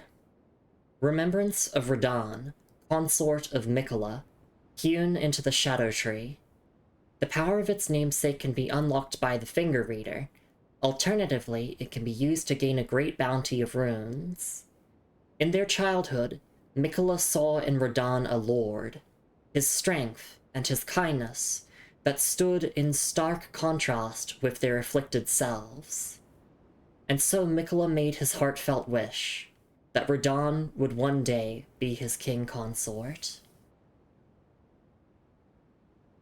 They both have dialogue for when they're in this fight. Want me to type them out? I saw the dialogue for when Ansvak joins the fight, but you can paste the dialogue. I know they have dialogue when they both die during the fight. So yeah, you can paste that. Gay little gods. Yeah, exactly.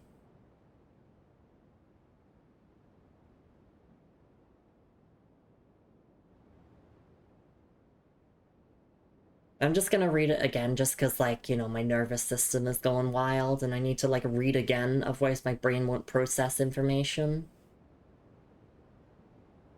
Okay, remembrance of a god and lord, again. Remembrance of Radahn, consort of Mikola, hewn into the Shadow Tree. The power of its namesake can be unlocked by the Finger Reader. Alternatively, it can be used to gain a great bounty of runes. In their childhood, the power of its namesake can be unlocked by the Finger Reader. Alternatively, it can be used to gain a great bounty of runes. In their childhood, Mikola saw in Radahn a lord, his strength and his kindness that stood in stark contrast with their afflicted selves. And so Mikola made his heartfelt wish that Radahn would one day be his king consort. Okay. I'll even do the voices for Tialia and Ansok, since you're posting them, Looney. Fizz says, just imagine Mikola being exactly right size for Dawn's weak little horsey. Aww, that's adorable. The Tialia says, it's up to you now. Grant St. Trina's one wish. Then Ansbach says, righteous tarnished, become our lord. A lord not for gods, but for men. Well, we did grant St. Trina's wish, so... And Ansbach was able to redeem himself. Was able to restore the dignity of Moog.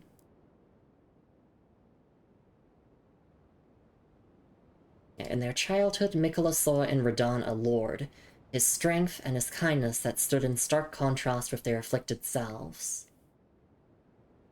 And so Mikola made his heartfelt wish that Radahn would one day be his king consort. Okay. Let's look at Tialia and Ansbach's stuff, and then we'll head over to there and look at that over there. Tialia's hidden needle, Tialia's mask, all of his equipment. Actually, we'll do it one at a time instead of both at once. Tialia's trousers. The dark trousers of those who wield poison in secret, ever scorned and loathed. The dark gloves of those said to wield poison in secret, ever scorned and loathed. Tialia's garb. The dark attire of those who wield poison in secret. The silver hair is arranged in the same style as St. Trina's, increasing arcane. Additionally, countless needles are sewn onto the exterior, apparently for talismanic effect. And then Tialia's mask. A mask upon which is carved a tranquil, sleeping face. The silver hair is arranged in the same style as St. Trina's, increasing arcane. Just once, Tialia was granted the sweet repose of velvety sleep. The remainder of his days would be spent attempting to recapture it. Yep, that's stuff that we already knew about his story, but it's nice to recap at the end here.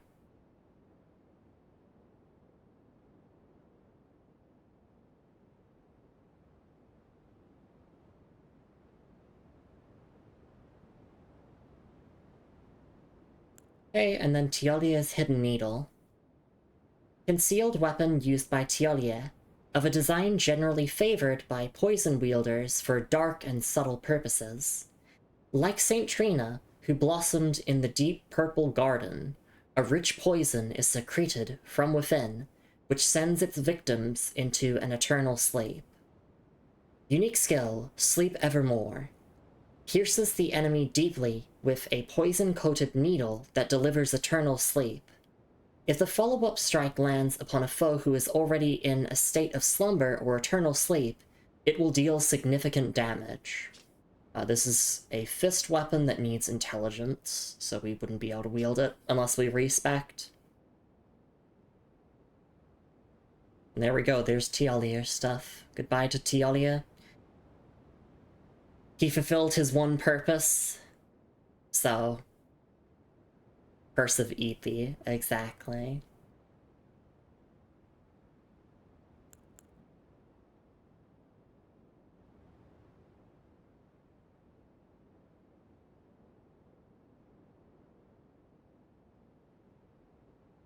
Okay.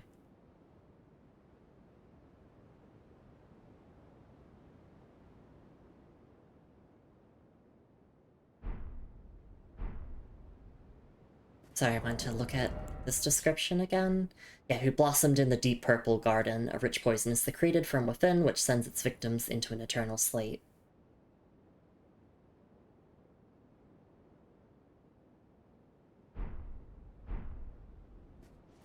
And then Onsvak is here. Wise man's mask, his attire, his gear, his weapon, the obsidian lamina, and furious blade of Onsvak. Starting with Furious Blade of Onsvak. Incantation of Onsvak, Pure Blood Knight. Produces a blood flame blade from the side of the hand, then lunges at enemies to cleave through them. Charged to increase the number of slashes. Markedly different from the finessed swordplay of the Dynast, this is an aggressive last resort of an incantation that gave rise to Onsvak's fearsome reputation. Okay, needs 27 arcane. I see, and it's just an incantation. I thought it would be an Ash of War for a moment, but no. Okay.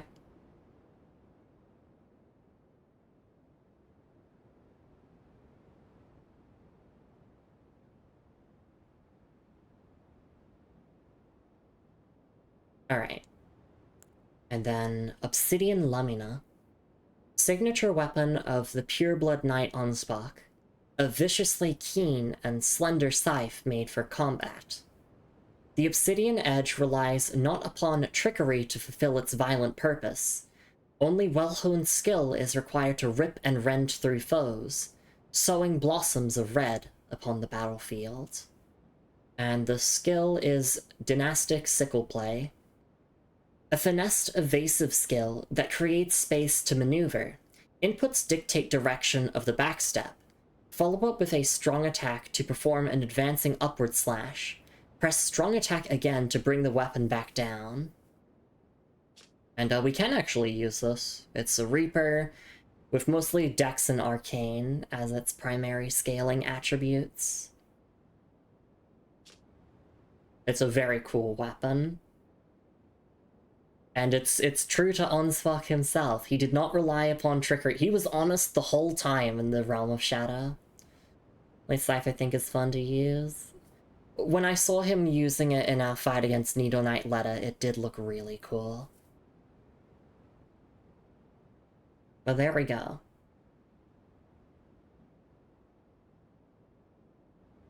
Just reading again in my head.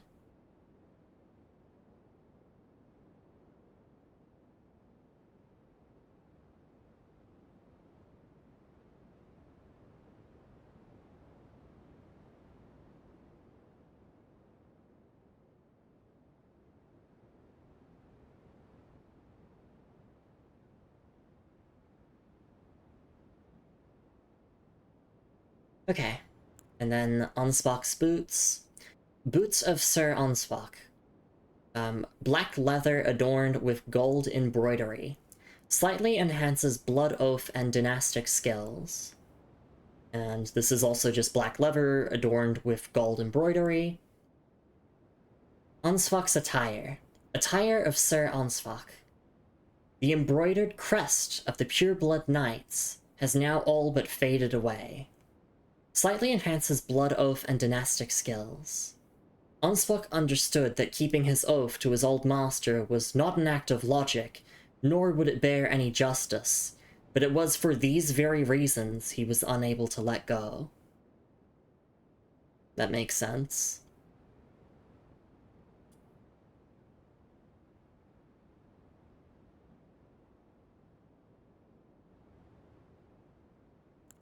And then Wise Man's Mask.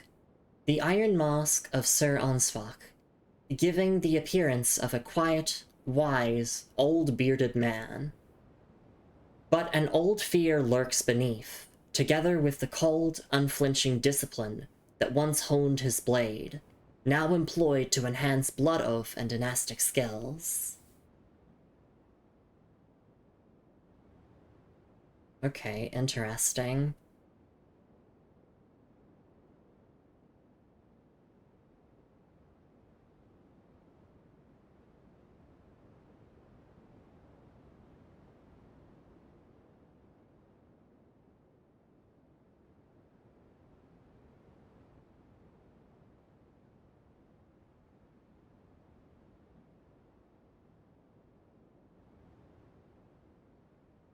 Sorry, just reading again.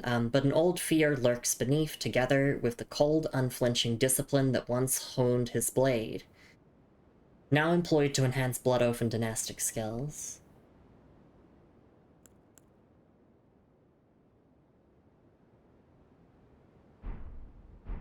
Like you to try out its Ash of War? I will. Let It Go mentioned? Sure was. Yeah, goodbye, Onsfach. Goodbye, Tialia. Time for tears. Didn't expect death. Alright, let me equip the Reaper. Let me just go sort by order of acquisition. Oh, order of acquisition, which be all the way... Oh, hang on, it's all the way down here, right? No.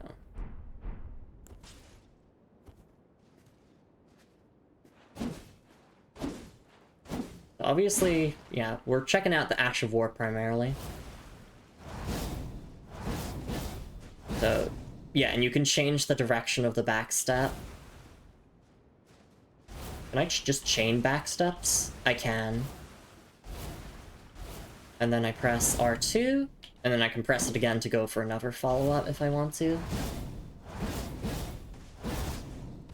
It is very badass. That Frida's scythe? I don't know. It's been a while since I last fought Sister Frida. But it is very flowy, just like Frida herself was. She's, you know, a very agile opponent. Okay, I'm gonna sort by item type again, and I want to equip my Great Katana again. Says Frida has the completely different moveset. Yeah. Alright, sorry. I'm hungry. My brain is fried, but I want to get through these item descriptions. I want to get through these last few bits of story, and then we can wrap up stream. I've been fighting non-stop since the beginning of the stream, so this is my downtime. This is my time to relax.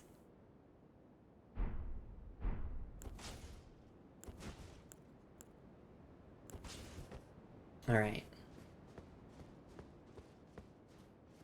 We want to examine this here, and we also want to pick up the item here. We'll pick up the item here first and read its description, then we'll examine this. Let us go together. Oh, this is the pose your character hits if you get charmed by Mikola. If Mikola grabs you twice and you don't cure it, then your character does this pose, and instead of saying you died, I believe it says, like, heart stolen or something? Like, heart claimed?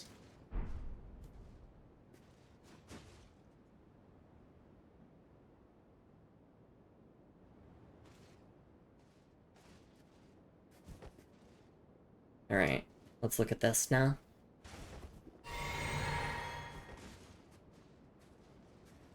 Touch memory.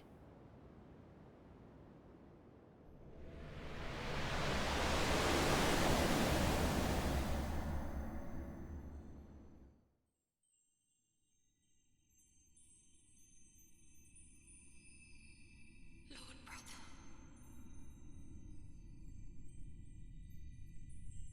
I'm going to be a god.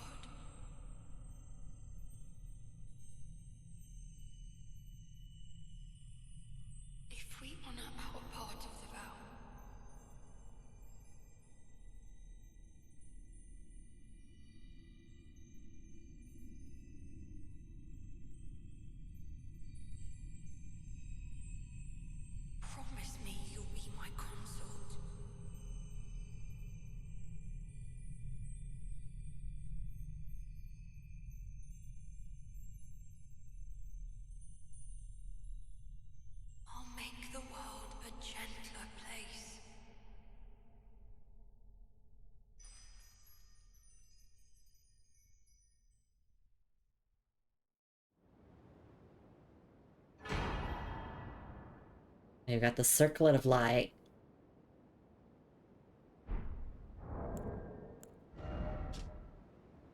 Circlet of light. The circlet of light which adorned Miquella's head as he returned in divine aspect. It has begun to fade into nothingness. Slightly boosts intelligence, faith, and arcane, while also boosting the power of Miquella's light. This circle was to be the very foundation upon which Miquella's age of compassion would be built, should it have ever come to pass. But we prevented that, because his age of compassion was very much flawed. That being said, I still feel bad for Miquella. Miquella was in a really shitty situation. Like, yes, he is the antagonist of the DLC, but I don't view him as antagonistic. He never had malicious intent. His heart was in the right place with everything, it's just his methodology and all. But you could say the exact same with Ronnie. Ronnie's heart is in the right place, but she also committed atrocities. They're very much parallels to one another. Yeah, now it is Hat. Even to Shelter to understand what he was doing was wrong. Yeah, Looney talked about it in the previous stream. In fact, Looney also here says, you get the gesture if you die to the grab. And okay, it does say heart stolen instead of you died. But Looney said this in the previous stream, but she reckoned that part of the reason why Miquella has such a naive worldview, you know, like, oh, why don't we all just get along? Is because he was cursed with eternal, you know, childhood. He was never able to mature beyond... Because I'm sure we've all had those ideas before in the past. I'm sure we've all thought to ourselves, oh, what if we all just got along and everything was nice and happy? And it's like, I mean, that's a nice thought, but it's just not possible without, you know, extreme measures such as stripping away all free will and allowing people to never ever feel sadness again. What he was doing was not a child's doing. Definitely. I mean, it's kind of weird. It's like childlike naivety, but he was smart. Miquella was very smart. His whole entire plan is very, very smart. Did I get your pronouns right, Looney? I'm sorry. I'm pretty sure it's she, her. Apologies if I'm wrong, though. I just want to make sure. That's the last thing I'd want to do, is to misgender someone. But I'm pretty sure I've seen your preferred pronouns on Blue Sky, unless I'm misremembering. But yeah. So we only have 3 things left to do now. We need to go to St. Trina. We want to go talk to Sir Moore, and we also want to look at the remembrance gear that we can get from this remembrance. That was a positive response. I saw the cute emote, so I just wanted to make sure, because I am autistic. It can be a bit hard for me to figure out the tone that someone's talking in, especially over text. So sometimes I just, like, I get nervous, I get anxious. I'm like, oh no, what if I said something wrong? But it's all well and good. Yeah, text tone is impossible, it's true.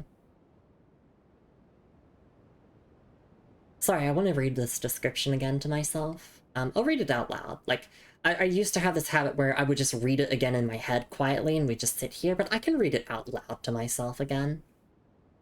Circlet of light.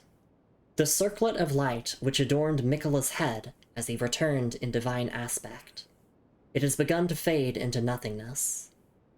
Slightly boosts intelligence, faith, and arcane, while also boosting the power of Miquella's light. This circle was to be the very foundation upon which Miquella's age of compassion would be built, should it have ever come to pass. Okay.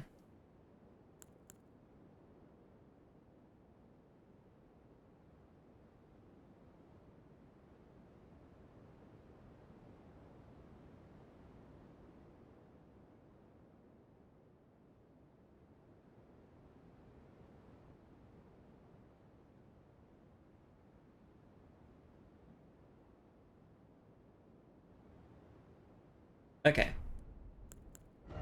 I will actually try it on. I do want to see what it looks like on my character.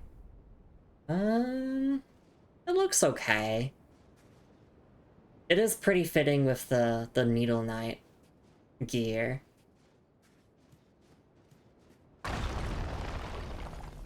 Also, I guess while we're here, I can actually look around the environment. There's so many bodies here, which makes me think that the original sin had something to do with a massacre here. These are horn scent. We can see the horns all over them. And in fact, the Divine Gate itself is constructed from the bodies of horn scent.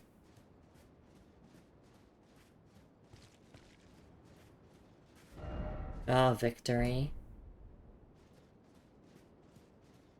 So this is a part of the lore that's very vague. We don't actually know what the original sin of the Erd Tree is. But from the story trailer of Shadow of the Erd Tree, it begins with Needle Knight Letta saying, kindly Mikola spoke of the beginning, of the seduction and the betrayal, and it shows footage of up here at the Divine Gate. There were bodies around here. They're like fresh bodies, and we see Marika ascending to godhood up here. That makes me think that the original sin was Marika somehow convincing all of the horn scent to come up here to serve as sacrifices so that Marika could ascend to godhood. Oh wait, because Marika didn't have a consort originally, right? Marika's first consort was Godfrey, and then her second consort was Radigan, right? Which is her other half. Potentially, you know how Mohg's body was essentially used as a sacrifice to revive Radahn and serve as Mikola's consort? Do you think that potentially Marika sacrificed all of these horn scent here to sort of act as almost like a vessel? Not a vessel, but also like to act as a medium to count as a consort that would allow her to ascend to godhood? Because we know that in the Elden Ring universe, an Empyrean cannot become a god without a consort. It's just not possible. They need a consort. That's just the rules of the world. Do you think Marika intentionally used them as sacrifice to get back at them for using her kind as transmutation material? She might have used them to create Radigan? That's also true. That's also very true, because like, that is a thing that this DLC has established, right? That someone's soul, or souls in this case, can be used as, like, a vessel for a body, or like a vessel for a consort. Yeah, used herself as a consort that way. We are told that Godfrey was the first consort of Marika, but it's also true that because the events of the Realm of Shadow have been, like, obscured and hidden away in history, it could also be the fact that, yes, potentially Radigan was originally the first consort and then became the third consort. Things might not have worked out with him. Potentially. The exact details are unclear. It's kind of one of those things where we just have to take the clues we're given and sort of piece together what makes sense to us. Yeah, I think the horn scent being used as a sacrifice for the creation of Radagon is a very viable theory. Wait, oh my god! Brain explosion moment. Wait a minute.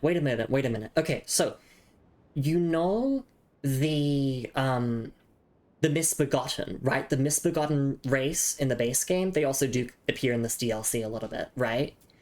Originally, like in the game files and whatnot, they were meant to have a more concrete connection to Radagon, and you can even see that in the design of Leonine Misbegotten with the red hair, right? The flowing red hair is a common motif that is often associated with Radagon. You know, like Radahn has the flowing red hair because he's Radagon's child, and so on and so forth. The reason why I mention this is because the Misbegotten embody aspects of the Crucible, and the horn scent embody aspects of the Crucible. Potentially, From Software were actually intending for that to be Radagon's origin as Marika's other half. There's definitely evidence that points towards it. Now, of course, there are people who say, well, you know, if it's cut or like if it's referred to internally in the game files, then we weren't meant to see it. I don't know if it was cut. I would have to look it up. I'd have to look up the source, because I do have a source. I don't know if it was cut content or if it was stuff in the files of the game. Because I think there's a difference between something that was cut and something that's, like, internally in the files of the game. Like, for example, Melina's model in the game is referred to as, like, daughter of Marika or something, so that's how we know for certain that Melina is one of Marika's children. And that's not cut content, that's just something that we don't get to see. Just got to tell Blythe and Iggy I love them, already mourned them through your series, but damn. Yeah, that moment hurts a lot. It hurts so much. Make sure to go say hi to Blythe one final time and Iggy. Make sure to give them farewells. But, yeah, no, that's a lot to take in. But this are... yeah, this is a bit, yeah, macabre. Melissa says, I hate it when I get a text, I can't tell the tone. Yeah, they angry at me? What if they hate me now? Exactly. Exactly. That rough feeling of not knowing. Alright, so yeah, let's do the final things we have to do for stream, and then let's get wrapped up. Because I know that my neighborhood dogs are gonna start barking any moment. They typically... They bark around, like, either 4 or 5 p.m. It's currently 4 p.m. All we need to do is just look at the Remembrance gear from Promised Consort Radahn. We go to St. Trina, we go to Moor, and then that's it for the DLC. We have finished... Well, I mean, we've already finished the DLC, but... we've done it. We just have to do our story stuff and our questline stuff, essentially. Okay. Firstly, I want to see... Can we get, like, new armor from Promised Consort Radahn?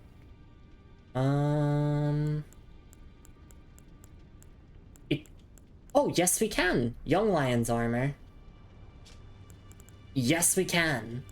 Okay. Young Lion's helm. The golden helm worn by Radahn in his younger years. Proudly displaying his heroic red hair, it is fitting attire for a lion. When Melania, Blade of Mikola, let the rotflower blossom in Aeonia, Radahn heard a murmur in his ear. Mikola awaits thee, O promised consort.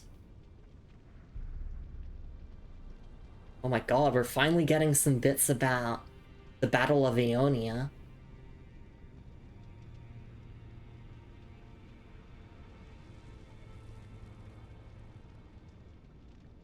Yeah, when Melania, Blade of Mikola, let the rotflower blossom in Aeonia, Radahn heard a murmur in his ear. Mikola awaits thee, O promised consort.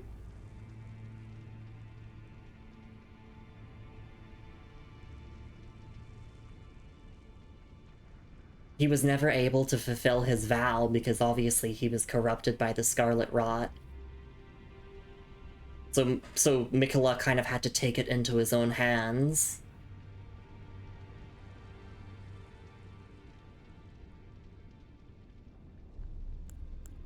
And then young lion's armor.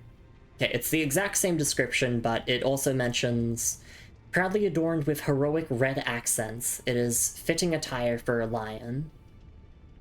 When Melania, blade of Mikola, let the wrought flower blossom in Aeonia, Radahn heard a murmur in his ear. Mikola awaits thee, O promised consort. Yep, it's the exact same. The gauntlets and his greaves. Okay.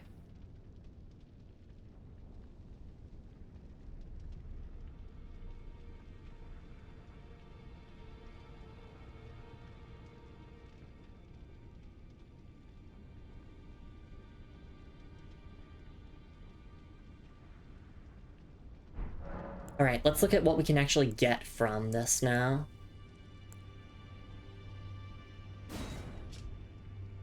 Great Sword of Radahn, Lord.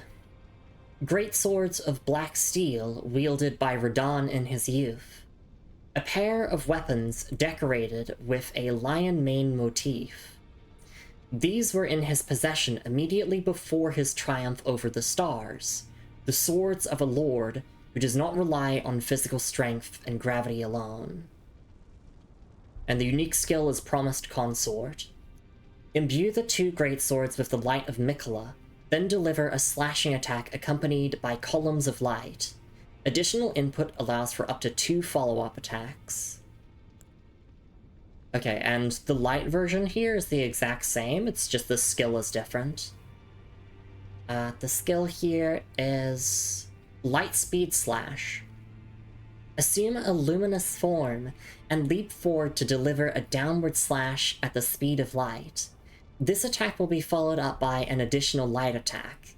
Charge to increase the power of the skill and number of follow-up attacks. Okay, interesting.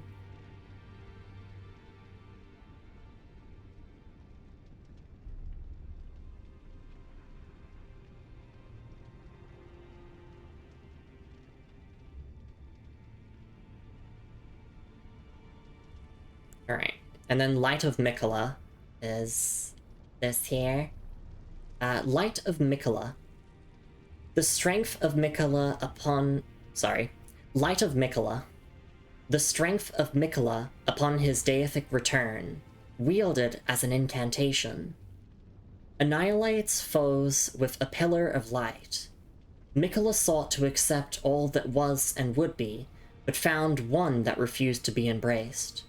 No wonder, as one god and one king consort is all the world needs. We can't use this, it is 72 faith.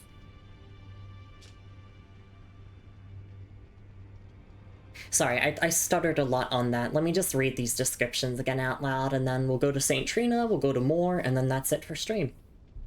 Light of Mikola. The strength of Mikola upon his deific return, wielded as an incantation. Annihilates foes with a pillar of light. Mikola sought to accept all that was and would be, but found one that refused to be embraced. No wonder, as one god and one king consort is all the world needs. Obviously, the one that refused to be embraced is us, the protagonist. I'm gonna fight the last boss? No. No. I'm too tired, Looney. We're gonna have a dedicated finale stream. You'll see. You'll see. I've got some stuff cooking for that. I don't want to do that. I feel like I'm gonna collapse from exhaustion.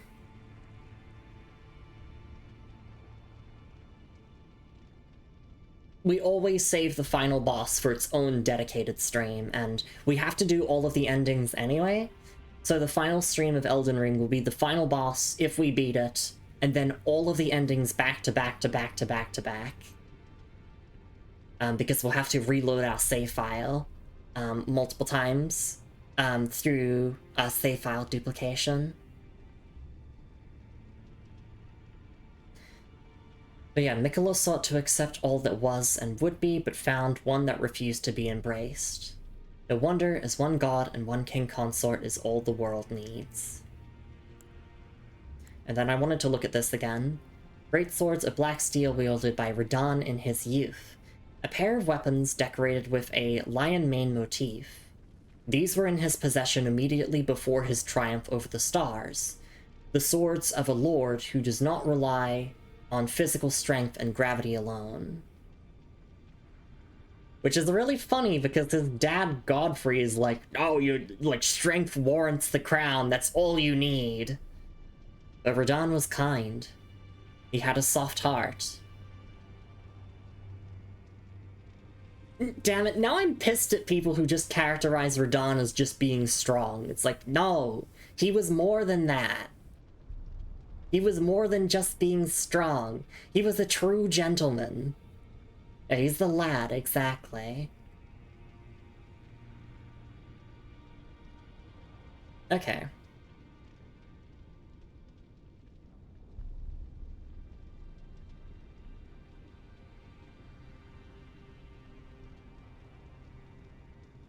Also, we can't use these anyway. They need int. Oh, not his dad, but he idolizes Godfrey. Sorry, the family tree. Yeah, Godfrey is not his dad. Radagon and Marika are his parents. No, sorry, it's Radagon and Renala. Sorry. I'm so tired. I'm so tired, you can tell. If I say something wrong, it's not because I'm stupid, it's because I'm tired. Yeah, sorry, yes, he did idolize Godfrey. And Godfrey believed that pure strength was all that warranted a crown, whereas Radahn was very much different. Like, he was strong. He was very strong. But he was more than that. Technically not wrong. Yeah. Oh, because... Right, because of the whole self-cest thing. Kind of. Well, no, it's like... It's like... God, sorry, I can't think about the family tree right now, otherwise my brain will explode. I know the family tree, but still. He held back the goddamn stars, he did. People don't read between the lines. Yeah. Few people read the item descriptions. I do. It's far more than just strong. Exactly. Okay, yeah, these were in his possession immediately before his triumph over the stars. The swords of a lord who does not rely on physical strength and gravity alone.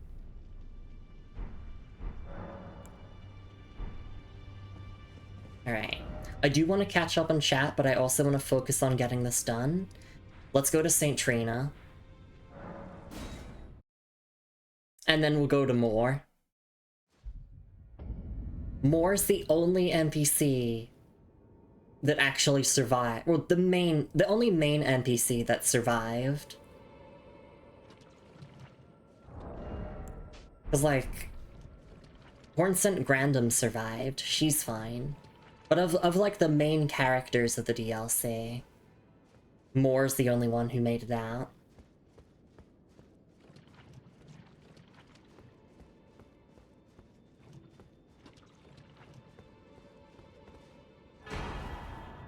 St. Trina's Bloom.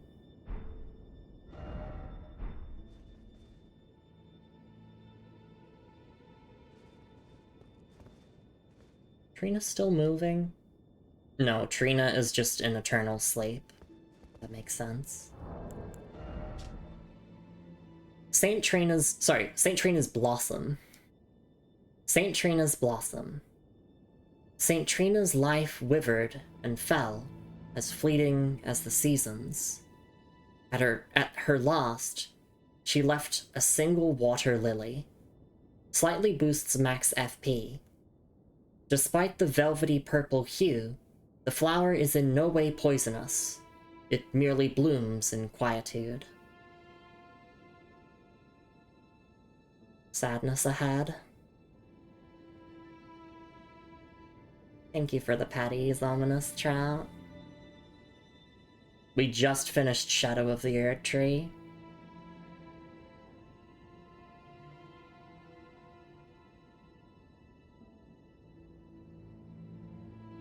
Let me just read that again to myself, or read it out loud because I stuttered so much. And if I stutter, then I focus less on processing the words and more on actually, like, reading. St. Trina's Blossom. St. Trina's life withered and fell, as fleeting as the seasons. At her last, She left a single water lily. Slightly boosts max FP. Despite the velvety purple hue, the flower is in no way poisonous. It merely blooms in quietude. I'm not gonna consume this. I am keeping this.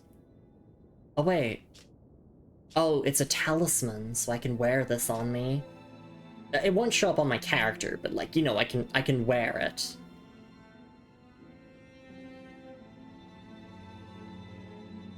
And I think that's a cute idea.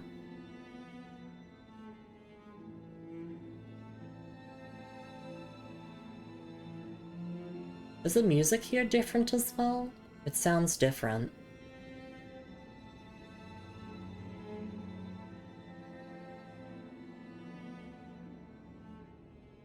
The helmet, as far as I remember? Oh, wait. Yeah, you're right, because it's got damage negation, resistance, and whatnot. It's headgear. Okay. I might equip it then.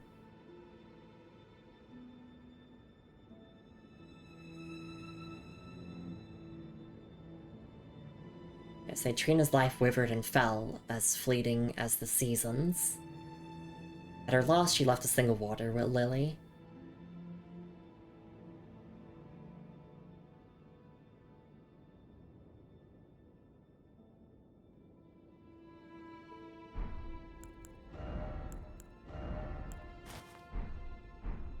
Dude, I used it. Yeah. It is very cute. I feel like...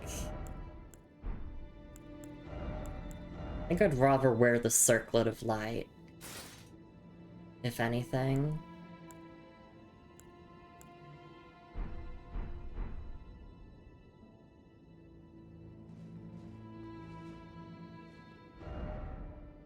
I failed. Why is it always sadness? But yeah, that's very cool.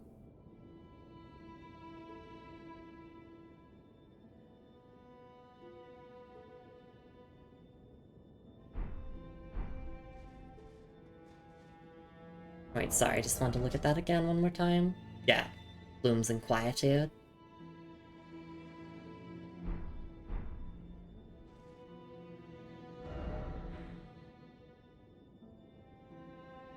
Well, let's go talk to Sir Moore now, because he does actually have unique dialogue. If he survives the events of Shadow of the Earth Tree.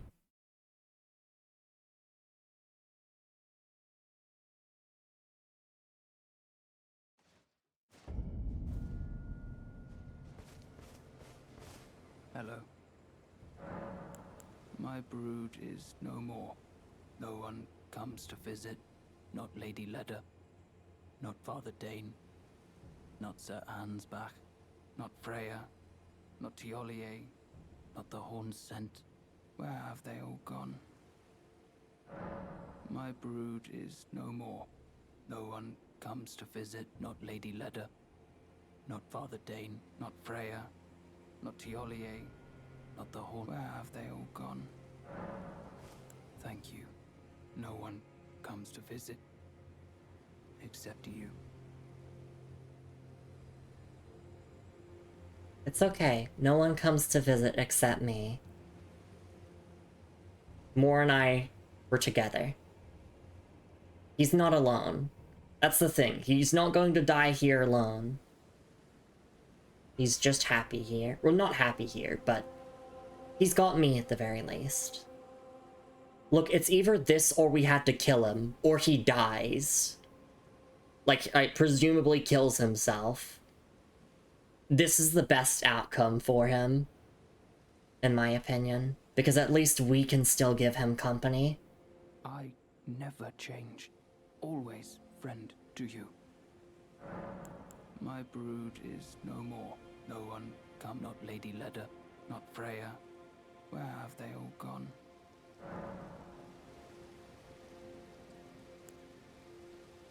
Thank you. No one comes to visit. Except you. I never change. Always friend to you. See, always friend to me. Having him in the fight is the pain because he throws giant pots at you. Fitz says I felt like I messed up real bad because he showed up to kill me. I don't blame you though, because you have three options in talking to him. It's either tell him to be sad forever, tell him to move on from his sadness, that's the option that causes him to fight you, or you say that you don't know. And if you say that you don't know, it doesn't progress his dialogue. He's just like, well, I don't know either. So I think a lot of people would see that and go like, oh, I have to pick one of the two options. I might as well tell him to move on from his sadness.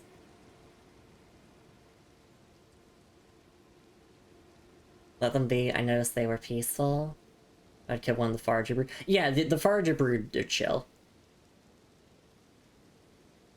Moore's questline is, yeah, probably like the way to get this ending is just to not say to him to get over his sadness or to be sad forever. You just have to tell him, I don't know. You just have to leave him be at a certain point in the story. You just gotta leave him alone. Which, that's sad. So there's sadness on his end, sadness on your end? Yeah. My brood is no more. No one comes to visit, not Lady Leda, not Father Dane, not Freya, not Tiolier. Where have they all gone? Thank you. No one comes to visit, except you. Alright. That's gonna be that for stream, but yes, next stream will be the finale of Elden Ring. I can't believe I'm saying that. The next stream is the final stream of Elden Ring. We will be doing the final boss of the base game. After the final boss, I will duplicate my save file, and then we will get every single ending in Elden Ring. Of course, we're gonna start with Ronnie. We gotta start with Ronnie. So that'll be exciting. Congrats, Lumi. Thank you. I did it. I beat Promised Consort Radon. Heard you won? I did. I did. You can see by the circlet on my character's head. You know what? How about we end our play session here just with more? We can just chill here with more. Hello. My brood is no more. No one, not Lady Leda, not Freya. Where have they? Till we meet again. I never change. Always friend to you. Till we meet again. I never change. Always friend to you. Thank you for the gifts of Rambo. I really do appreciate it. Enjoy your emotes, Creeper Cav. Right on here, part of the flesh of my body. I was wondering if the Mikola crosses would disappear upon finishing the DLC, but it seems as if that's not the case.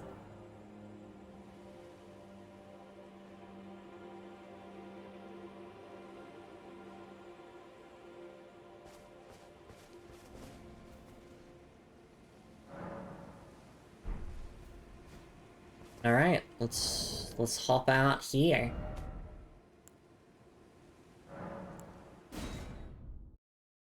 There we go, we even beat Promised Consort Radon in under 900 deaths. That's wild to me. We still died a lot, but I won, and that's all that matters. According to Steam, I have 310.5 hours of playtime. Alright, let's get things all properly wrapped up now.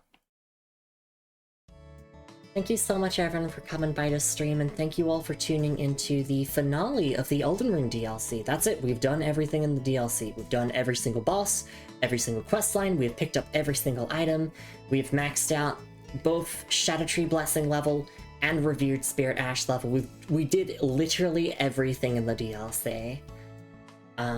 Which means that there's only one thing left to do, and that's the final boss of the base game. That's it. That's all that's left.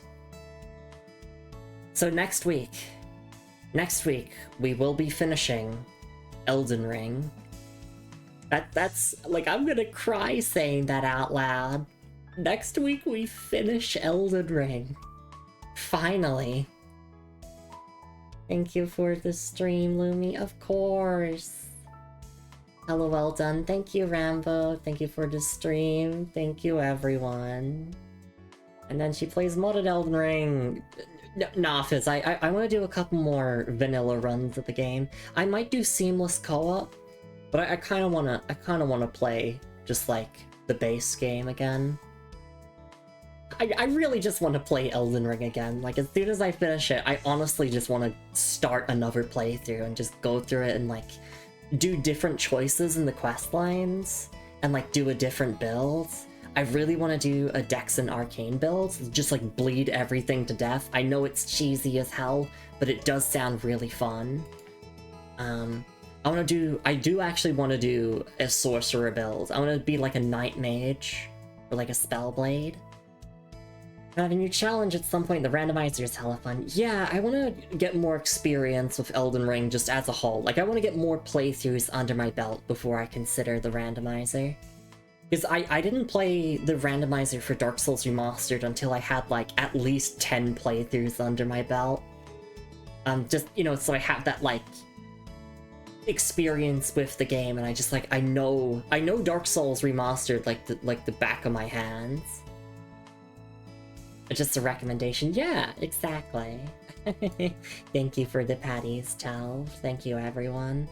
Alright, let me quickly promote the socials and the Discord server. I also want to catch up on the rest of chat. I'm sorry if I ignored messages. I wanted to focus on getting through the remaining item descriptions. Moon says that on her run, she pivoted to the Gay Man's Harpoon and the Ice Spear / Cold Infusion. I feel so strong. Also using the Celavis and Rani sorceries. Celavis is dead. Hell yeah. And Fizz also is theorizing here, was Malenia trying to get in the way of Miquella's plans to keep Miquella with her, or was Radahn hesitant to serve Miquella, and Miquella sent Malenia after him? My brain's shutting down from the back and forth of the names and trying to remember everything. I get it, Fizz. That's me every single Elden Ring stream, because I try to remember everything. Like, every single little detail I try to remember. Moon says, why is there a dragonkin soldier in the Lake of Rot? It's trained to be mean to you, exactly. And Rambo says that, yeah, the Consort Radahn swords are cool, they're just not very good. And Moon says, I remember a minute before thinking, oh, I can summon here, I wonder why. So true. But there we go, we did it! It says start your sorcerer's build like I did by stabbing the horseback knight in front of the tutorial for 2 hours. You'll do it faster. Yeah, because I fought Tree Sentinel multiple times at this point. Like, not only in Night Rain, but also like in Elden Ring, you fight like so many Tree Sentinels. There's even 2 of them in the DLC. But yeah, shoot, I'm trying to remember. Yes, my socials and Discord. You can... I post my stream schedule every single week on both Blue Sky and Discord, and I do also upload these Elden Ring VODs onto YouTube. So if you're watching the VOD on YouTube, thank you so much for tuning in till the end. I really do appreciate it. Yeah, I guess it might be a little bit hard for me to thank every single person who came by to stream since I'm absolutely exhausted. So instead, I'm just gonna focus on thanking, like, raids and whatnot. And I'll just say, thank you everyone for being here, whether you were here for a minute, an hour, the whole stream, you're just lurking or watching the VOD. I really do appreciate it. And then I want to give special thank you to... Oh my gosh, there's so many people here to thank. Hang on. I gotta thank you for the raid Werejess. Thank you so much for the raid Pokey. Thank you so much for the giant emote Pokey. Thank you so much for the gift sub, Pink Fluffy Rambo. And that's pretty much all the major stuff. But of course, thank you everyone for all the head pats. Thank you all for hanging out, even if it was just for a moment, even if you just popped in to say hi, and then you hopped into a lurk. It's very much all appreciated. Yeah, thank you everyone for supporting me so much, and I hope you'll all support me with the Elden Ring finale next week. I'm working on something behind the scenes for the finale. You know how I went all out with the Dark Souls 3 finale and I traumatized the entire community by doing a Gwyn flashback live on stream? Let's just say I'm cooking some good stuff. I'm cooking some good stuff for the finale. That's also part of the reason why we're not doing the finale now. Because I'm working on some things behind the scene. Wink wink, nudge nudge.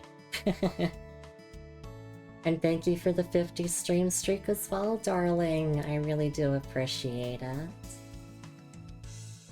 Alright, who can we raid off into? I feel like I'm gonna collapse from exhaustion. I'm so tired, but like I'm so happy. I'm so happy, but I'm also so sad. I'm really sad for Melania. Or yeah, I'm sad for Melania. And I'm also sad for Mikola. And I'm kind of sad for Radon. Like, yeah, I know. I'm sleepy. I'm sleepy, Talv. I always am. I'm sad. I'm sad for Saint Trina. I'm sad for Moore. I'm sad for Tielia and Unsfuck. I'm sad for everyone. I'm sad for everyone that perished along our journey here. Even if they were, like, an antagonist. Or, like, we were against them as part of the story.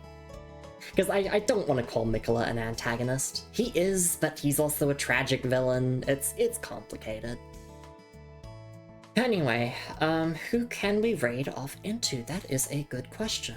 I need to decide. Let's raid into Female Clerk A, who just started a Team Fortress 2 stream, and then doing some Night Rain afterwards. She's always been asking me about my progress in Elden Ring, so I'll be able to tell her I finished the DLC and all I have left is just the final boss of the base game. And that's it. So let's get that raid up and going. Oh, also before then, tomorrow's stream. I might take tomorrow's stream off depending on how tired I am. Just because this stream has really pushed me a lot, but tomorrow's stream is supposed to be Monster Hunter Wilds. It's gonna be like open lobby. We're just gonna be doing some grinding, like 10-star monsters. I haven't really properly played the new update yet, so I want to do Arch-Tempered Archveld and everything. I want to do all of that, so that'll be nice. Moon will most likely be there. And I don't know, maybe Fizz will be there. We'll see, we'll see. But basically, yeah, Monster Hunter Wild stream, just to kind of relax and calm down after all of the hype moments and aura of this stream. Alright, there we go. That's all I wanted to add. And thank you for being here, Violet. Thanks for popping in at the end. Rest well, beautiful Lady Knight. Thank you. I will. I'm gonna get some food, I'm gonna lie down, and I'm gonna rest up as much as I can. Alright. Let's get that raid up and going. We're gonna raid into Female Clerk A. And of course I just said that what she was doing. So please have a lovely morning, afternoon, evening, wherever you are in the world, everyone.